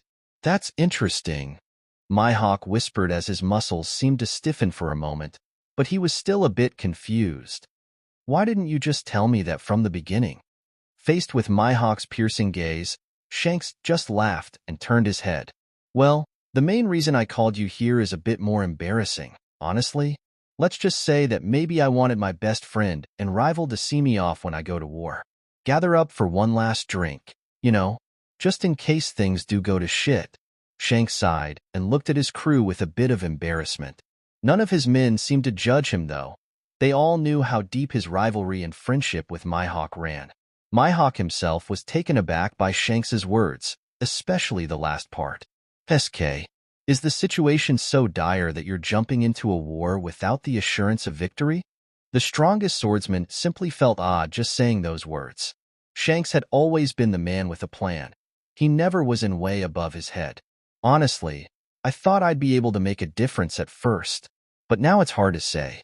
I guess we'll have to wait and see. Shanks clenched his fist and looked at his missing hand for a few seconds. He remembered how powerful Imu's means were, how even he couldn't properly block an attack. At the very least, I can help hold back the God Guards and the Elders, but Enel and Luffy will have to deal with the greatest threat. The future is currently on Thyr's shoulders. Mihawk seemed surprised when seeing the unsure figure of Shanks. His crew around him all had rather sour faces, making it clear that the red-haired captain's words were no joke. Fine, I'll join you for now, but only to face that swordsman you were talking about. Not because I am in any way concerned about you. Mihawk kept his scowl on before taking one more sip from his sake.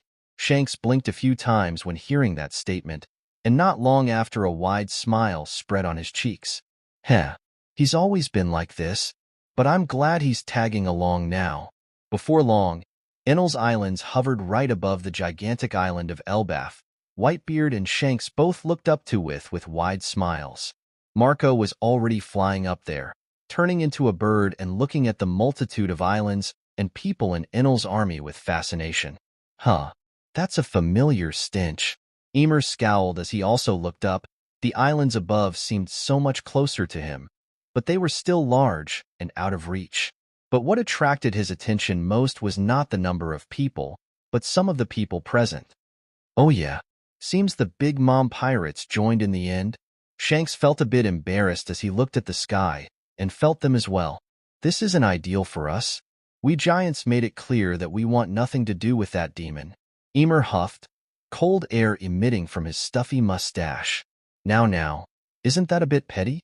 A voice rang above Ymir's head, making the giant raise an eyebrow as he felt a weight pressing on his head. He could sense a faint figure there. He felt a rather unfamiliar stench. Tisk! The giant quickly slapped at the top of his head, hitting nothing but his helmet, causing a loud bang to slightly overshadow the drums that thundered above them all. The figure reappeared among the people below, right in front of Shanks, Whitebeard, and Mihawk in fact. Shanks, Whitebeard. Seems that a lot of people are gathered here today. That figure was, of course, none other than Enel, dressed in his usual formal attire this time. Enel, you could have made a better entrance, honestly. Shanks smiled wryly, unsure why Enel had decided to antagonize the leader of the giants in such a way. I'd say it was good enough. And this one must be Mihawk. It's an honor to formally meet you. The Sky King extended his hand towards Mihawk, who shook it without any hesitation. It's nice to meet you as well, Enel. He didn't care about the giants being antagonized at that moment. Instead, his gaze burrowed deep into Enel's eyes, searching for an answer to a question that went unasked. Yeah. He's certainly grown stronger since Marineford. Mihawk then turned his gaze to Ymir, who seemed to be growing angrier with Enel standing around and ignoring him.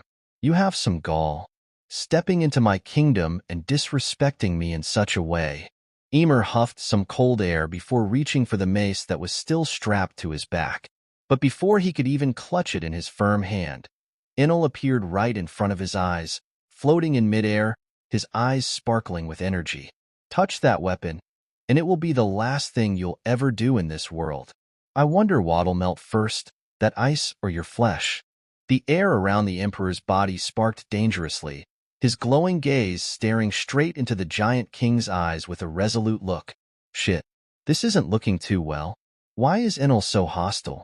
Shanks couldn't help but sweat a bit as he had given his word to the giants that they'd be welcomed in Enel's army with open arms. Now the entire situation seemed to be on the cusp of blowing out of proportion, with the other giants also preparing for a fight to defend their great warrior king.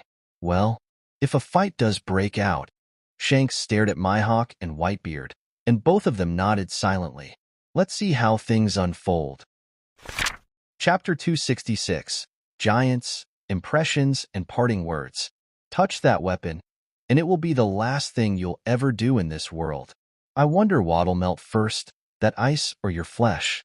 The Emperor's words echoed in the wind as the air around him continued to buzz with energy.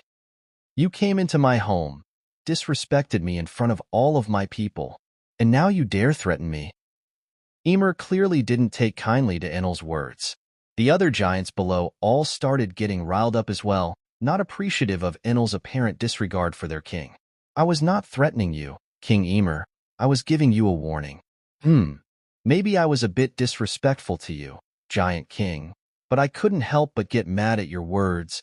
Enel sighed and decided to take a step back, not wanting the situation to derail any further.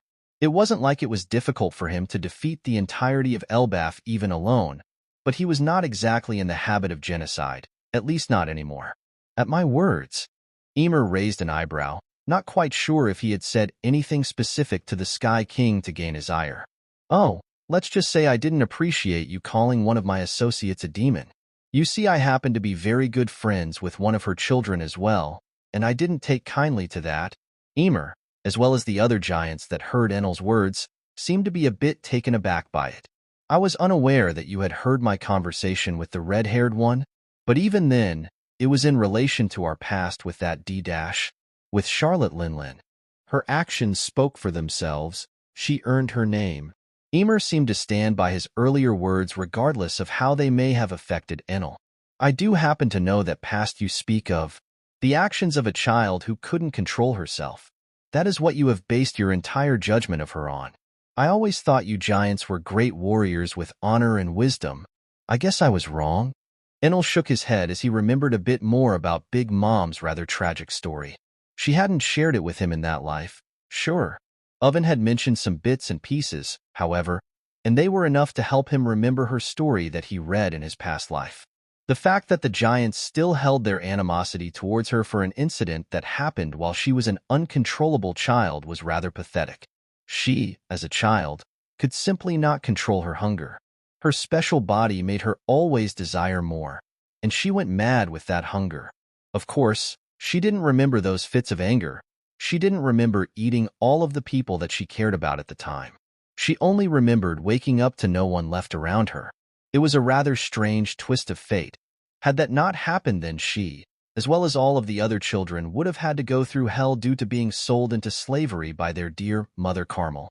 The giants seemed to have witnessed her massacre, and they had judged her as a demon from that day forward. Not that they were much kinder to her beforehand, as another episode of hers destroyed one of the giants' villages. Those actions were not easy to forgive. Enel could understand that. But they were the actions of a child who couldn't control herself and who didn't know any better. The giants, the strongest race alive, one of the wisest races alive.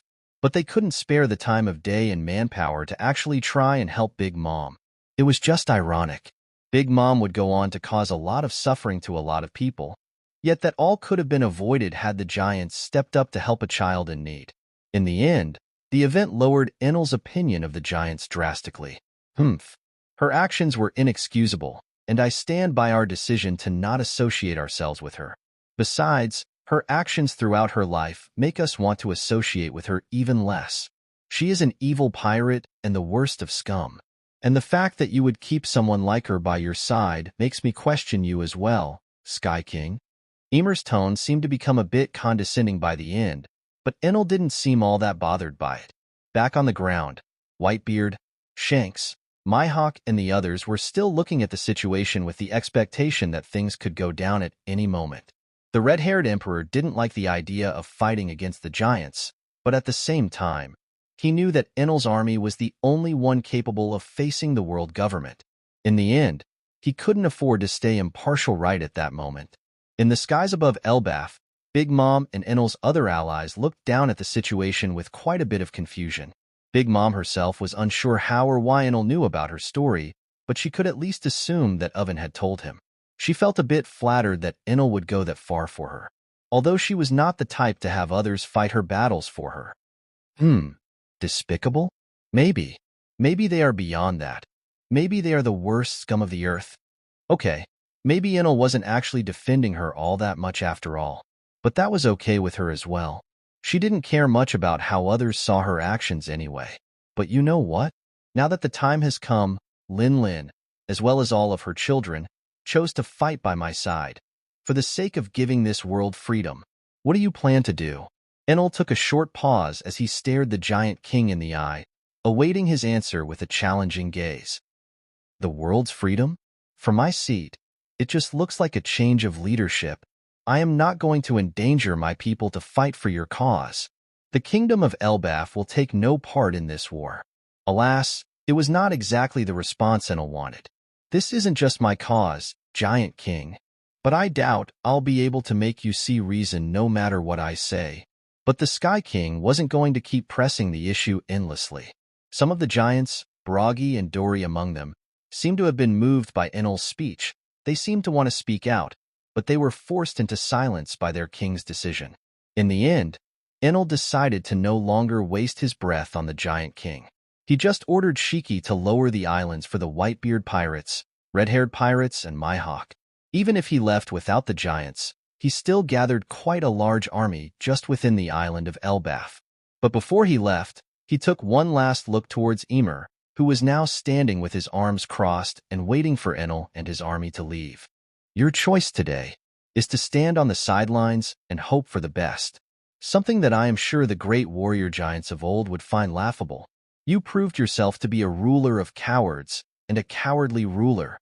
But no matter, I bid you farewell." And with that, Enel vanished with the clap of thunder, and the islands started moving once more.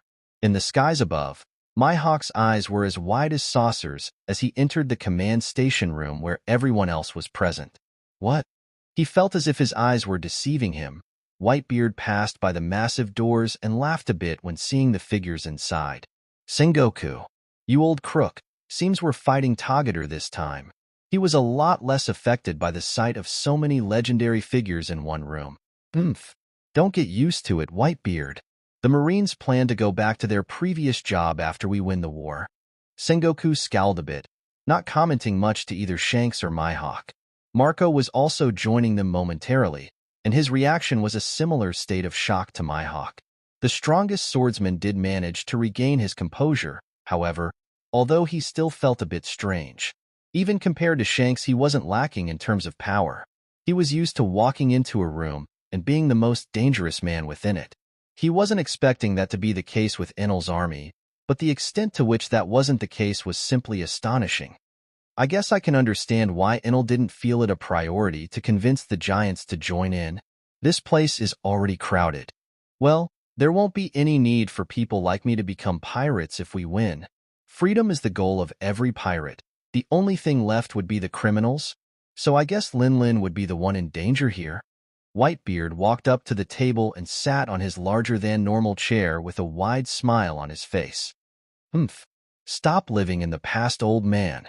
I am a proper queen now." Big Mom's face morphed into an amused scowl as she heard her old comrade. "Living in the past? With the amount of relics in here, it's hard not to." Shiki laughed a bit as he looked at the table.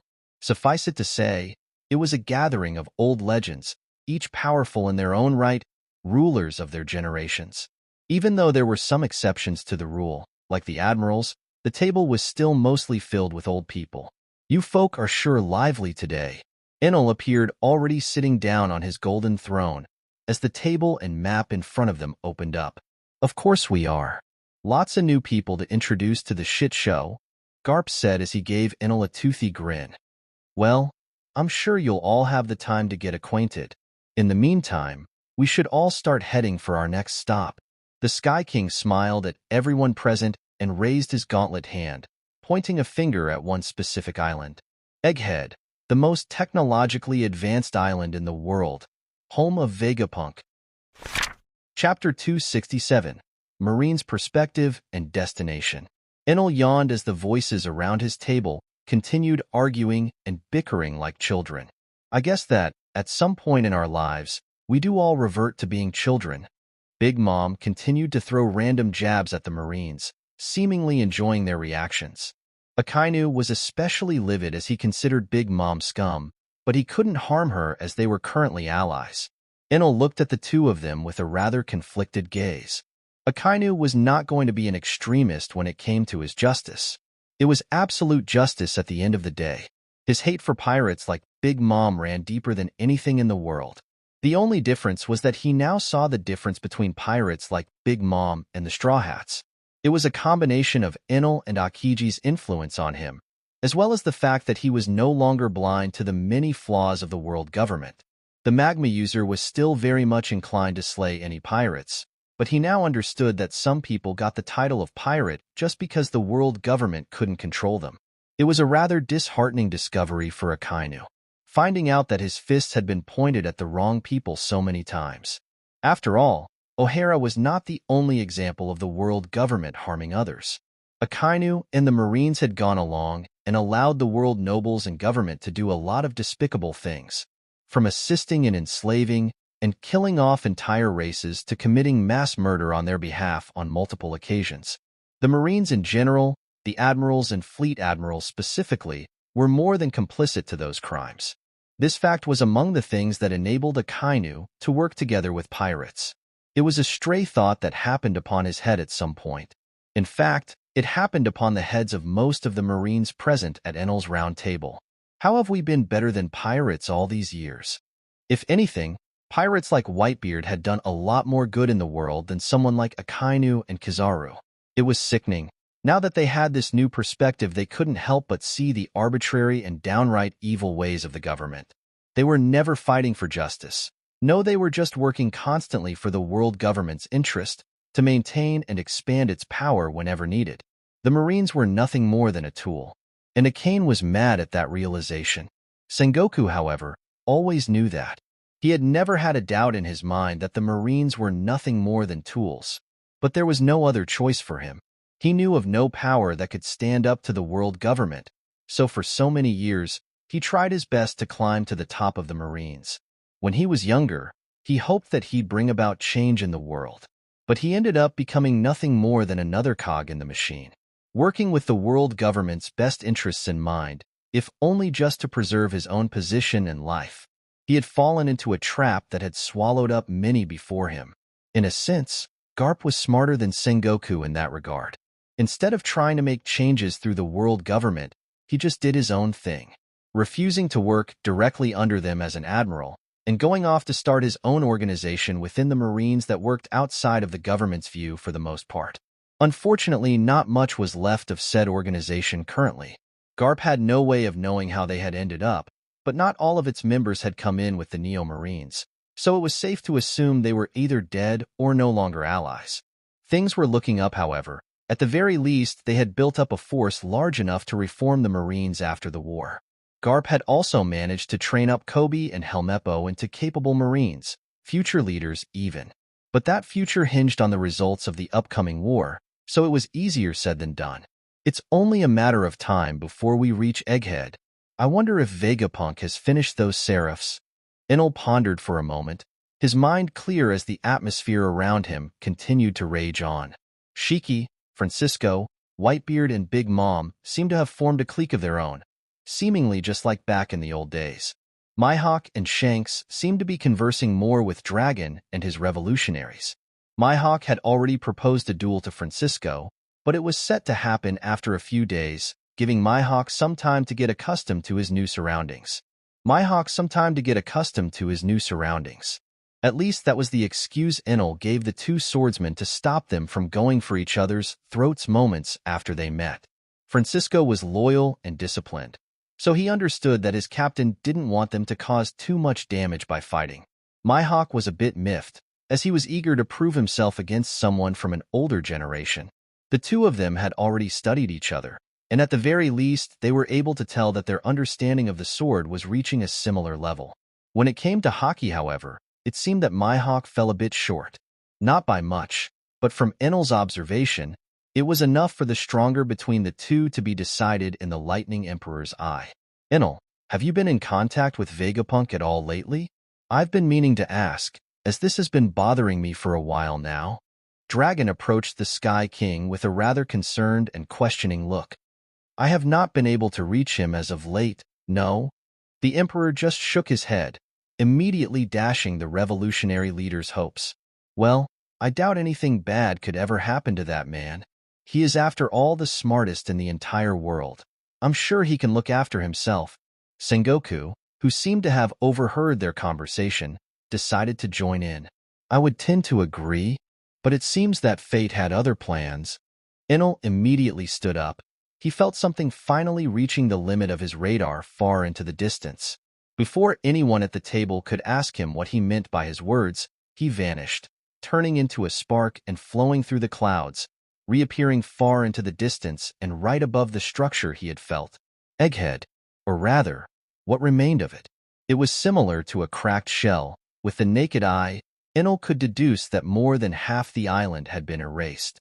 It wasn't like this before. Enel had activated his awakened state for training. Around 2 or 3 weeks back, an egghead appeared normal. But now there was almost nothing left of the previously sprawling and technologically advanced city. No sign of life. Well, this is quite concerning. In an instant, Enel's heartbeat thundered, and his eyes lit up and sparked with lightning. The tattoo on his back shined through his white coat, and the wheel of drums manifested behind him. His senses spread out far and wide. His mind bombarded with countless streams of consciousness, new information to digest. It all would have been way too overwhelming, but his awakened state allowed HM to think at inconceivable speeds, allowing him to study that information carefully. After a few seconds, with his radar spreading far and wide, he smiled. The Straw Hats seem to be just fine, and it seems that the Vegapunks are with them. Seems Vegapunk managed to transfer most of his brain on the Straw Hat ship at least, but Enel couldn't help but notice something rather important. York, Vegapunk's greed, was missing, and the Seraphims were also missing. There was no trace of any remains within Egghead, not a whisper of a soul there. Well then, this complicates things a bit. At least the Straw Hats and Vegapunks are safe for the most part. Better let the others know about this as well. Chapter 268, Catching Up, Fate and Duel. Enel sighed and rubbed the back of his neck as he arrived back on his throne. His awakened state already turned off. He was already sitting down as he reformed in front of everyone at the table. He didn't really know how to break the news to everyone, especially since Kizaru and some of the other Marines were supposedly quite close to Vegapunk and some of the people on Egghead Island. But then again, most of the people that were important in Egghead were with Luffy. Hell, even Sentomaru was now sailing on Luffy's ship for some godforsaken reason. So in the end, the best way to break the news was to just be blunt. Yeah, so, Egghead is somewhat in ruins.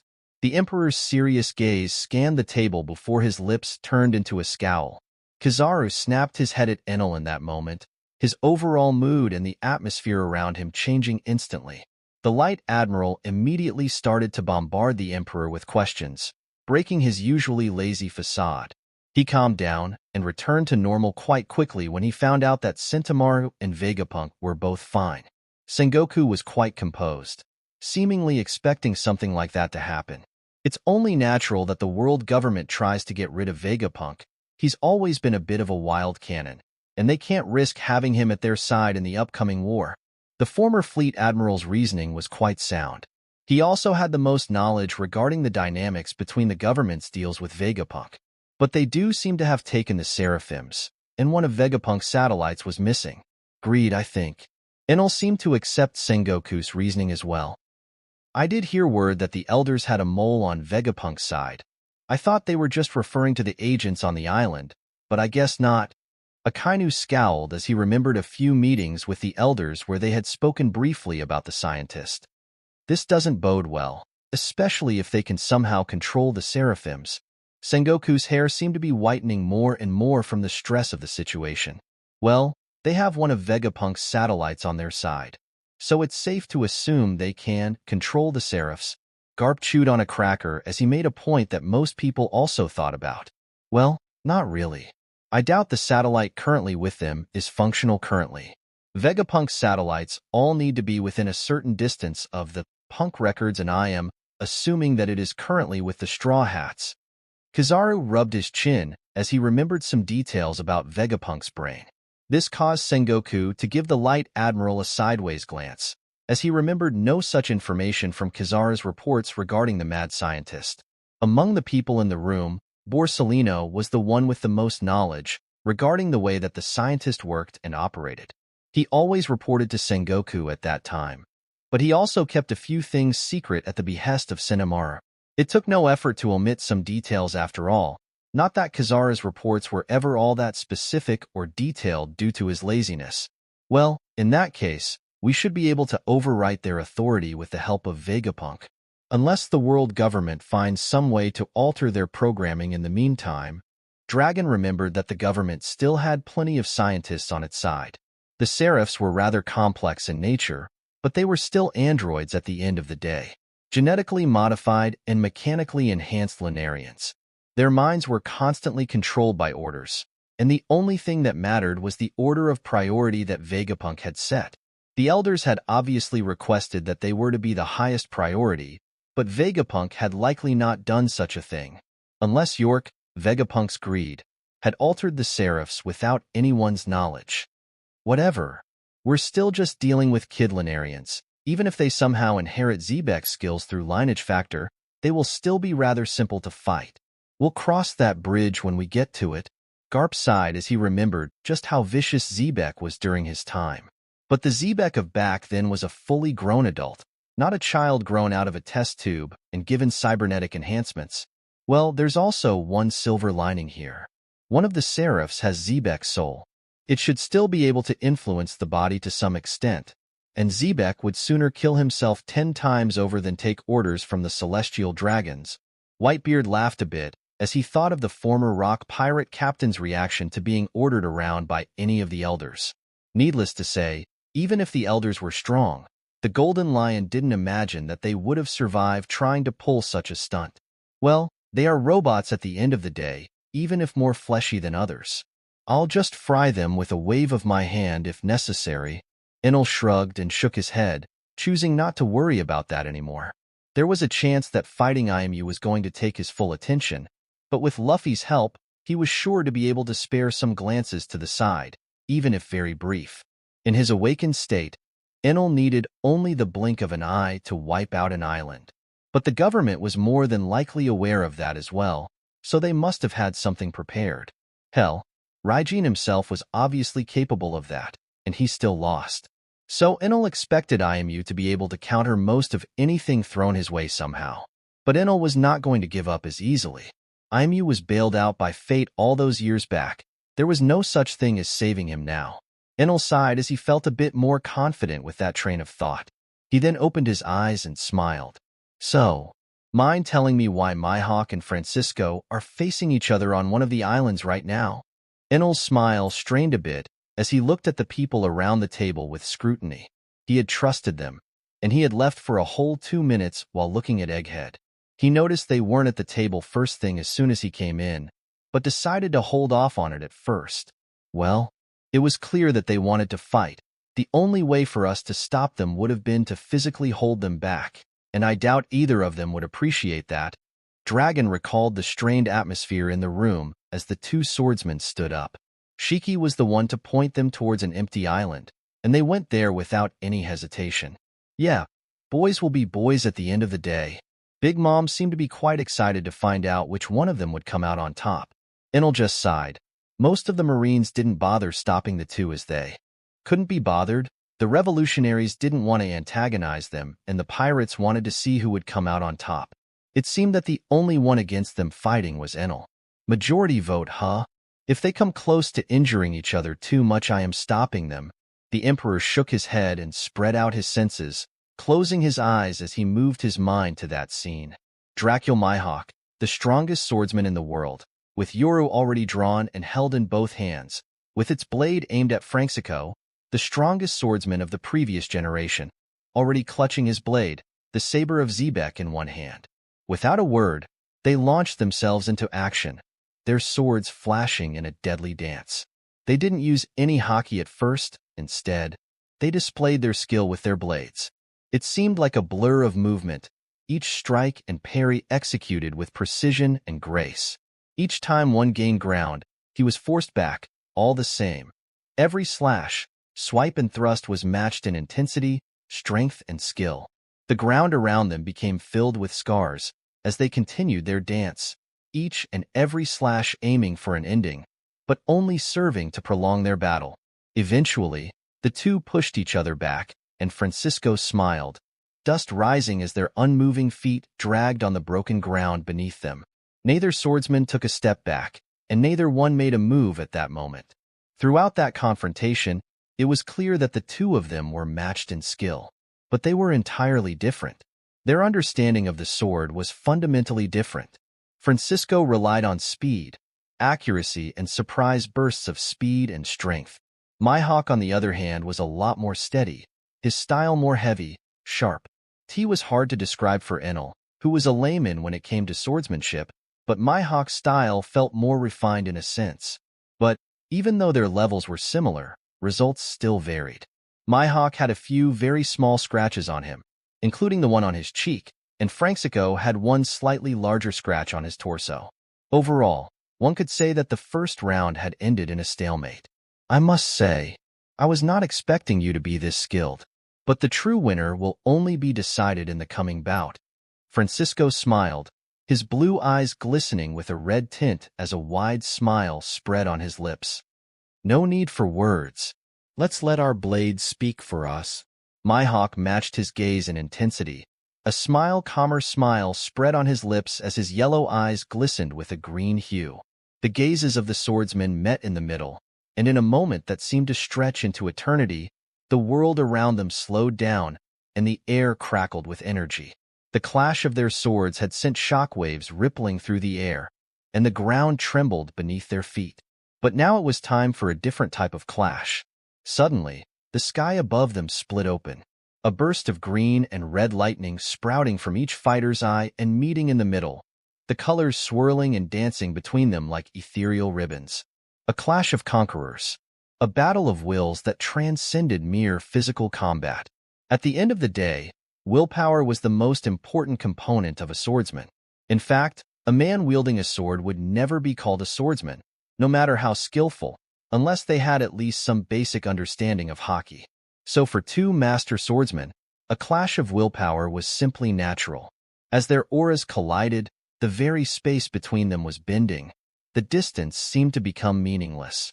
Mihawk's eyes narrowed, his focus unyielding as he poured every ounce of his strength into the clash.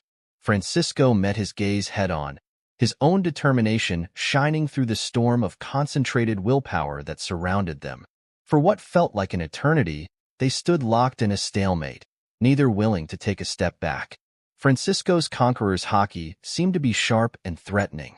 Mihawk's Conqueror's Haki was steady and resilient, neither willing to lessen in intensity. Yoru, the black blade, immediately started glowing in Mihawk's hands, green lighting rolling off of its edge in an instant. The saber of Xebec also gained a metallic sheen, as red lighting started enveloping it completely. The intentions of the swordsmen were clear. They were going to conclude their duel with one last clash. But before each of them could take a step forward, a gigantic flash of light filled their vision, breaking their concentration. A gigantic pillar of lightning hit the middle of the battlefield in that same instant, a thunderbolt resounding in the skies and cracking the ground, splintering the island that the swordsmen were on completely. Mihawk and Franxico were both forced to stop and jump away, both of them sweating a bit. Both of them sheathed their swords swiftly. With a tacit understanding, they nodded towards each other. It's better if we stop now, but we shall settle this another day. Enel sighed as the island he had just fractured started healing thanks to Shiki's interference. He felt the displeasure of both swordsmen, but he knew that one of them could easily have died if he had let that final clash continue. Why do swordsmen have to always be so stubborn? Enel just shook his head and set his sights on the next target, the Thousand Sunny. Chapter 269. Hinakizu, Awakening and Downsides. In one random corner of the New World, a gigantic ship cut through the waves swiftly. The ship was truly grand. Rays of sunlight seemed to reflect off of it seamlessly. It was built of the finest wood, a brigantine to put even the most wealthy pirates to shame. Its figurehead was like the head of a sunflower, with the face of a lion in the middle. The ship was the Thousand Sunny, the flagship of the would-be emperor, Monkey D. Luffy. In another world, then he likely would have been an infamous emperor already, with a grand fleet of his own, filled with New World-faring pirates. But now he was mostly just a journeyman. His bounty had not increased at all since he had started his journey into the New World. The government couldn't be bothered anymore. It couldn't afford to waste too much time with raising his bounty, but they should have paid more attention to him, because now he was headed for the one place where it all started, or rather, where all of it would end. Is this truly the way? It was unusual for Nami, the orange-haired navigator of the crew, to ask for directions. She was always sure of herself and had a charted course, even through the treacherous waters of the Grand Line. But not now. They weren't going to a location that could be found on any of her maps, or on any maps in general. But she did have a compass, though it was not one she was used to. I am sure. That's where the Poneglyphs are pointing us. Nico Robin was her guide. They had finally managed to collect the Road Poneglyphs. Law had given them a copy of the Poneglyph he found within Zou. They had gotten Kaido's Poneglyph and had stolen the one from Big Mom. The last Poneglyph they had gotten was just after Egghead. More specifically, it was while they were on their way to Lodestar, the last island of the New World. Well, it was the last that could be reached with a log pose. Luffy and his crew were rather miffed that they were reaching the last island without any sign of the last Road Poneglyph, but there wasn't much they could do in all honesty. Egghead itself was quite dangerous, and they had only gotten away through the skin of their teeth. One of Vegapunk's satellites had betrayed everyone and took the Seraphs away, but Shaka, 01, Good, and Stella, OG Vegapunk, managed to move Their collective brain into the Straw Hat ship, so they were able to flee before the giant eye that had appeared in the sky destroyed them. They didn't know if York had managed to make it out. They only knew that she had also taken a piece of their brain and fled. The Seraphs had certainly survived, however, as several agents as well as an elder had shown up to ensure that they would be retrieved. Luffy's fight with the elder in question was not exactly an easy endeavor. Even though Luffy was strong, he still was stuck in a stalemate with the strange, spider-like elder. A fight between a demon and an infant god was never going to end easily. Luffy had a lot of space left to grow, and he was given that opportunity to grow alongside the last Road Poneglyph. It was a gift, seemingly, from a man of few words, Hinakizu, the one that was touched by flames. His black ship had appeared in front of them, emerging from the center of a whirlpool untouched and stopping right before coming in contact with them. The man touched by flames was a deeply scarred individual, with not a hair on his body. No one knew what his origin was for the longest of time. The world only knew that he had appeared on Fishman Island and had taken the Poneglyph from there. That was where the information started and ended. The man had no wanted poster, no history to speak of, nothing at all. He was, by all definitions, a ghost. But Luffy, upon laying eyes on the badly burnt man, felt a bit of recognition. Their conversation was a bit hard for Luffy to understand as well. Well. If it isn't the remains of a pathetic loser. Hinakizu started the conversation in a hostile manner. The waters around the Thousand Sunny flaring up and twisting dangerously, putting everyone on high alert. What do you want? Zoro immediately stepped up, unsheathing his blades. But Hinakizu didn't even spare him a glance, his gaze transfixed on Luffy, who was now, for some reason, sweating heavily. The young pirate felt, for some odd reason, that a piece of him recognized the man. But he could not put his finger on why that was. Before any of them could even blink, Hinakizu was already on Their's ship, face to face with their captain. Sanji and Zoro acted first, kicking and slashing at him, to get him away from their captain. But the man just stood there, and their attacks passed through him, regardless of Their's use of armament. Sanji immediately took a step back, feeling his leg a bit colder and wet. He's a water Logia? Sanji narrowed his eyes as he shouted in annoyance. Jinbei tried his masterful fishman karate, but every attempt was met with the same reaction, and that was a lack of reaction. Some of Vegapunk's satellites tried to send some lasers in Hinakizu's way, same with Frankie, but they also just passed through, causing giant explosions in the distance and splitting parts of the raging sea apart. How are we supposed to deal with this guy? Usopp was growing frustrated as he tried shooting some explosive seeds into the man's body, but it was all in vain. All of their attacks did nothing. Many in the crew tried some way of attacking the man, but nothing worked, and he just stood in front of Luffy, staring into his frozen eyes as if he were looking into the abyss. Luffy's confused and befuddled expression seemed to morph into a smile, as his body seemed to naturally transform, his hair growing and flowing, before turning white. Sure. Stop attacking him, guys. You can't kill a ghost. The awakened Straw Hat captain spoke with an unnaturally large, toothy grin. Gee, Ghost, don't tell me. Usopp immediately reacted, running behind Zoro and looking at Hinakizu with fear. Brook tilted his head at that. I guess he does feel ephemeral. He was the one who had the most experience when it came to souls among the crew. He himself was technically just a soul inhabiting a skeletal body. About time you woke up. These kids were getting on my nerves. Hinakizu spoke, his burnt lips splitting into a smoking smile. Sure. No need to be rude. You're also just a wisp of a soul. You were a watcher only, but you got a bit too close to the war and suffered for it. Luffy, taken over by Nika, spoke in a rather high-pitched voice. His tone felt different to the whole crew. They all seemed to be taken aback by that. And whose fault is that? You burned me to death back then, but I guess that doesn't matter anymore. You're not even the same person. Hinakizu shook his head and looked deeper into Luffy's eyes. Sun God Nika was one who fought for liberation. Hinakizu was no such warrior. He only watched from a distance and tried to document the situation. But during that last war, he had gotten too close for comfort. Nika's abilities were based on imagination, and the old god's mind was a lot more keen on destruction than Luffy's. Simply put, a rubbery piece of the sun that Nika had pulled down from the stars had incidentally fallen on Hinakizu's head.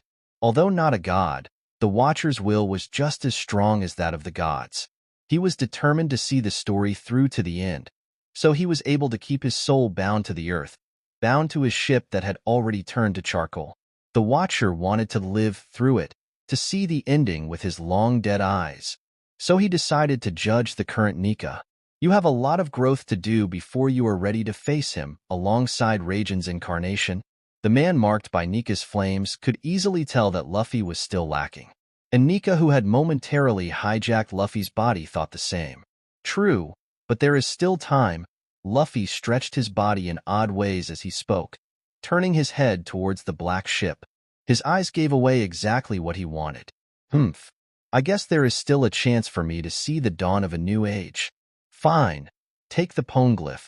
The Watcher marked by flames then snapped his fingers, and a wave of water washed over the ship, carrying with it a large red stone.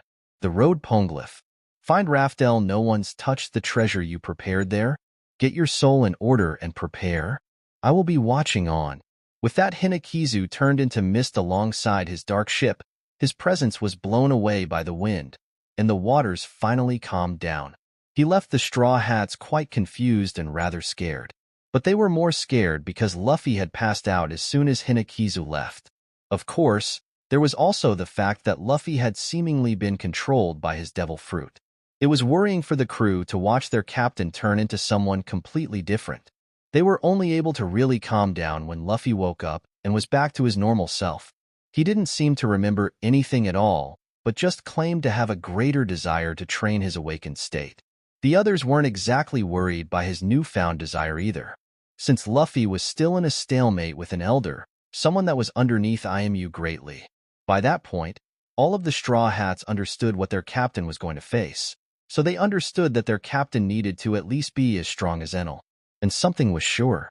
If Enel were to have fought that elder, then it surely would not have been a stalemate. And since that encounter with Hinakizu, Luffy had done nothing but train and eat. Even on Lodestar, that was all he did.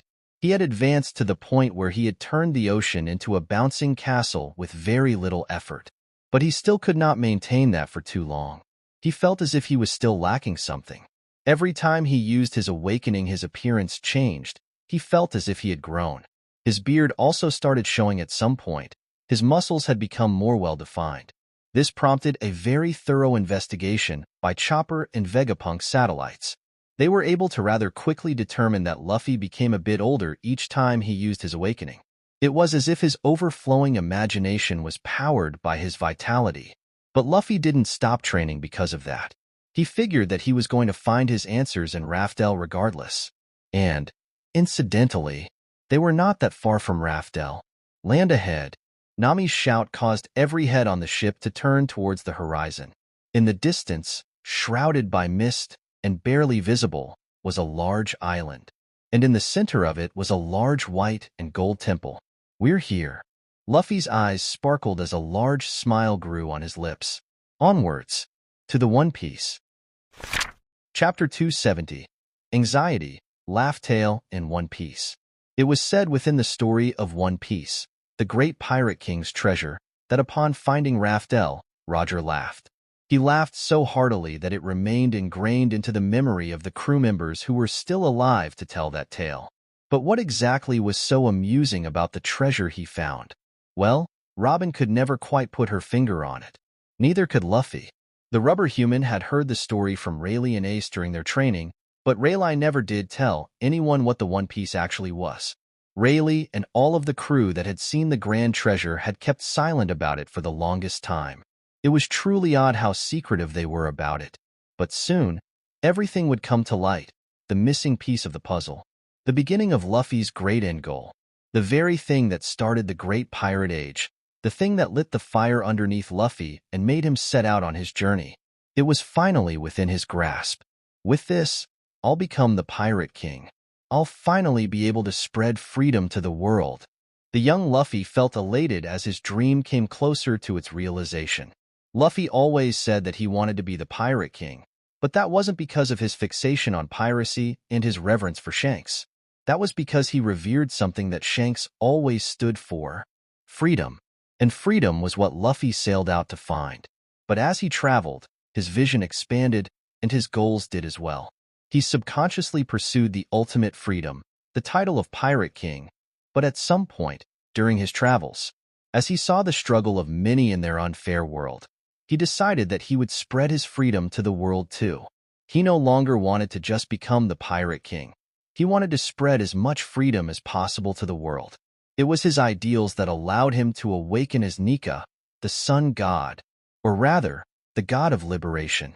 Of course, Luffy's mind couldn't quite articulate those thoughts, but deep down, he knew what he wanted, and he knew how to achieve it. In the end, his dreams seemed to align with Enel's goals. The war was going to be the vehicle that brought freedom to the world, and Luffy knew that he was a key to winning that war. He understood that much, but, despite that, he also felt strange. Right now, with a foot through the door, he felt as if his heart was tightening in his chest. It wasn't due to a sense of accomplishment, but rather a feeling of melancholy. All the hardships he had been through, all leading them to that moment. But there was one question on his mind. What if the One Piece isn't going to be able to help me in the war? Subconsciously, the young pirate had been somewhat banking on the fact that the One Piece would be something of substance. Something that would help him get stronger faster. He was well and truly running out of time. And it wasn't just time for the war. He was running out of time in general. Throughout his adventure, he constantly risked his health for others and for his own dreams. He had developed techniques that greatly strengthened him, techniques that relied on his rubbery constitution. But those techniques had a price tag on them, and each adventure seemed to take some life out of him in some way or another. I don't know how long I have left, but I hope I'll at least get to see it with my own eyes. A free world. Luffy's childish mind had greatly developed throughout his journey, and now that he was reaching the twilight of his life, the climax of it all, he felt strangely lucid. That lucidity and his worries prevented him from reacting much when he finally stepped foot on Raftel's shores. All of the stress was finally getting to him, but in that moment where he felt anxious, he heard a voice behind him. "We've finally done it." It was the voice of their sniper. Usopp, the long-nosed man, shouted at the top of his lungs, smiling as everyone around him seemed to join in the excitement. Whilst looking at them, Luffy's expression morphed greatly. He felt his stress seeping away. He grasped the straw hat on his head tightly and smiled widely. "Shishishi, I told you I'd become the king of pirates." Luffy patted himself on the chest, immediately gaining new energy and strengthening his will. "It doesn't matter if the One Piece can help me. I can't fail at this stage. I won't allow myself to." "Oh, I never doubted you once, Luffy." Nami, the orange-haired navigator, immediately smiled and walked over to him. "Ha, as if. I still remember when you first stole our ship." Zoro also walked forward, sipping on a gourd of sake as he stepped to his captain's side. "Zoro, that was literally ages ago." Nami seemed to be rather offended by his comment, but the green-haired swordsman didn't really care. "And I ain't ever gonna let you live it down." Zoro just gave her a playful smile as she punched his shoulder heavily. Don't be disrespectful to her, you simple-minded moss head. Sanji, the woman defender, was always going to do his job and take Nami's side. Well, at least the ship can't be stolen anymore since it's super. Frankie was already scoping out the island with his cyborg eyes, just as excited as the rest. Should I prepare anything? Do you guys think we'll run into any trouble? Chopper seemed to be more fidgety than the rest. I doubt it. Finding this place was damn near impossible. Jinbei shook his head and put the dear doctor on his shoulder before jumping down to the shores as well. Finding Rafel was never meant to be an easy task. It was not as easy as just following directions on a map. Without the poneglyphs leading them using strange formation of clouds as landmarks, it would have been genuinely impossible to find. There was little chance of danger being on the island. And even if there was danger, there was no reason to worry. After all, Luffy was with them. The Vegapunks and Sentomaru remained at the ship, mostly to guard it, but also because they didn't feel as if it was their journey to complete alongside the Straw Hats. The island itself seemed to be large, but it was just a forest, with a big trail that led to a gigantic golden temple. The promise of treasure made Nami's eyes sparkle, but Robin was more interested in the historical value that could be found in such a structure. If Enel's assumptions are correct, then this place should hold something that was meant for Nika, or for Luffy. The archaeologists had been mostly silent when they stepped on the shore, and as they were walking on the forest trail with smiles on their faces, she couldn't help but remember Enel's findings. The Lightning Emperor seemed to have realized that Roger's crew had been preparing Luffy for the One Piece ever since he ate the gum-gum fruit. At the very least, that was what Enel confirmed. Shanks inspired him to search for freedom. Crocus tested him alongside his journey and found out more about his character. And Rayleigh was the one to shield and train him. Of course, the fruit was initially meant for Ace to eat. That was why Shanks had brought it to Fusha Village that fateful day. But fate itself had a habit of playing jokes.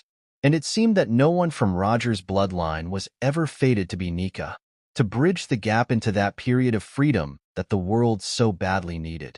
At the very least, Ace still survived, at Whitebeard's side alongside the family he chose for himself. Roger's will was inherited by Luffy, and now it was time for the young pirate to walk the very steps that the former king had taken.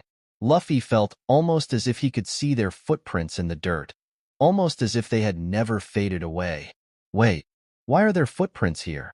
Luffy tilted his head and looked around, and the rest of his crew seemed to notice those steps too. Immediately, they all gulped and took to running. They panicked. Had someone gotten there before them? That couldn't be it, right? Luffy immediately entered second gear, steam rolling off of him as he turned into a blur and sprinted forward through the paths, his sandals leaving deep imprints in the dirt. He reached the temple in mere moments, and surprisingly, the entrance was not opened. He stopped in his tracks. He sweated a bit as he closed his eyes and did his best to look for anyone within the temple.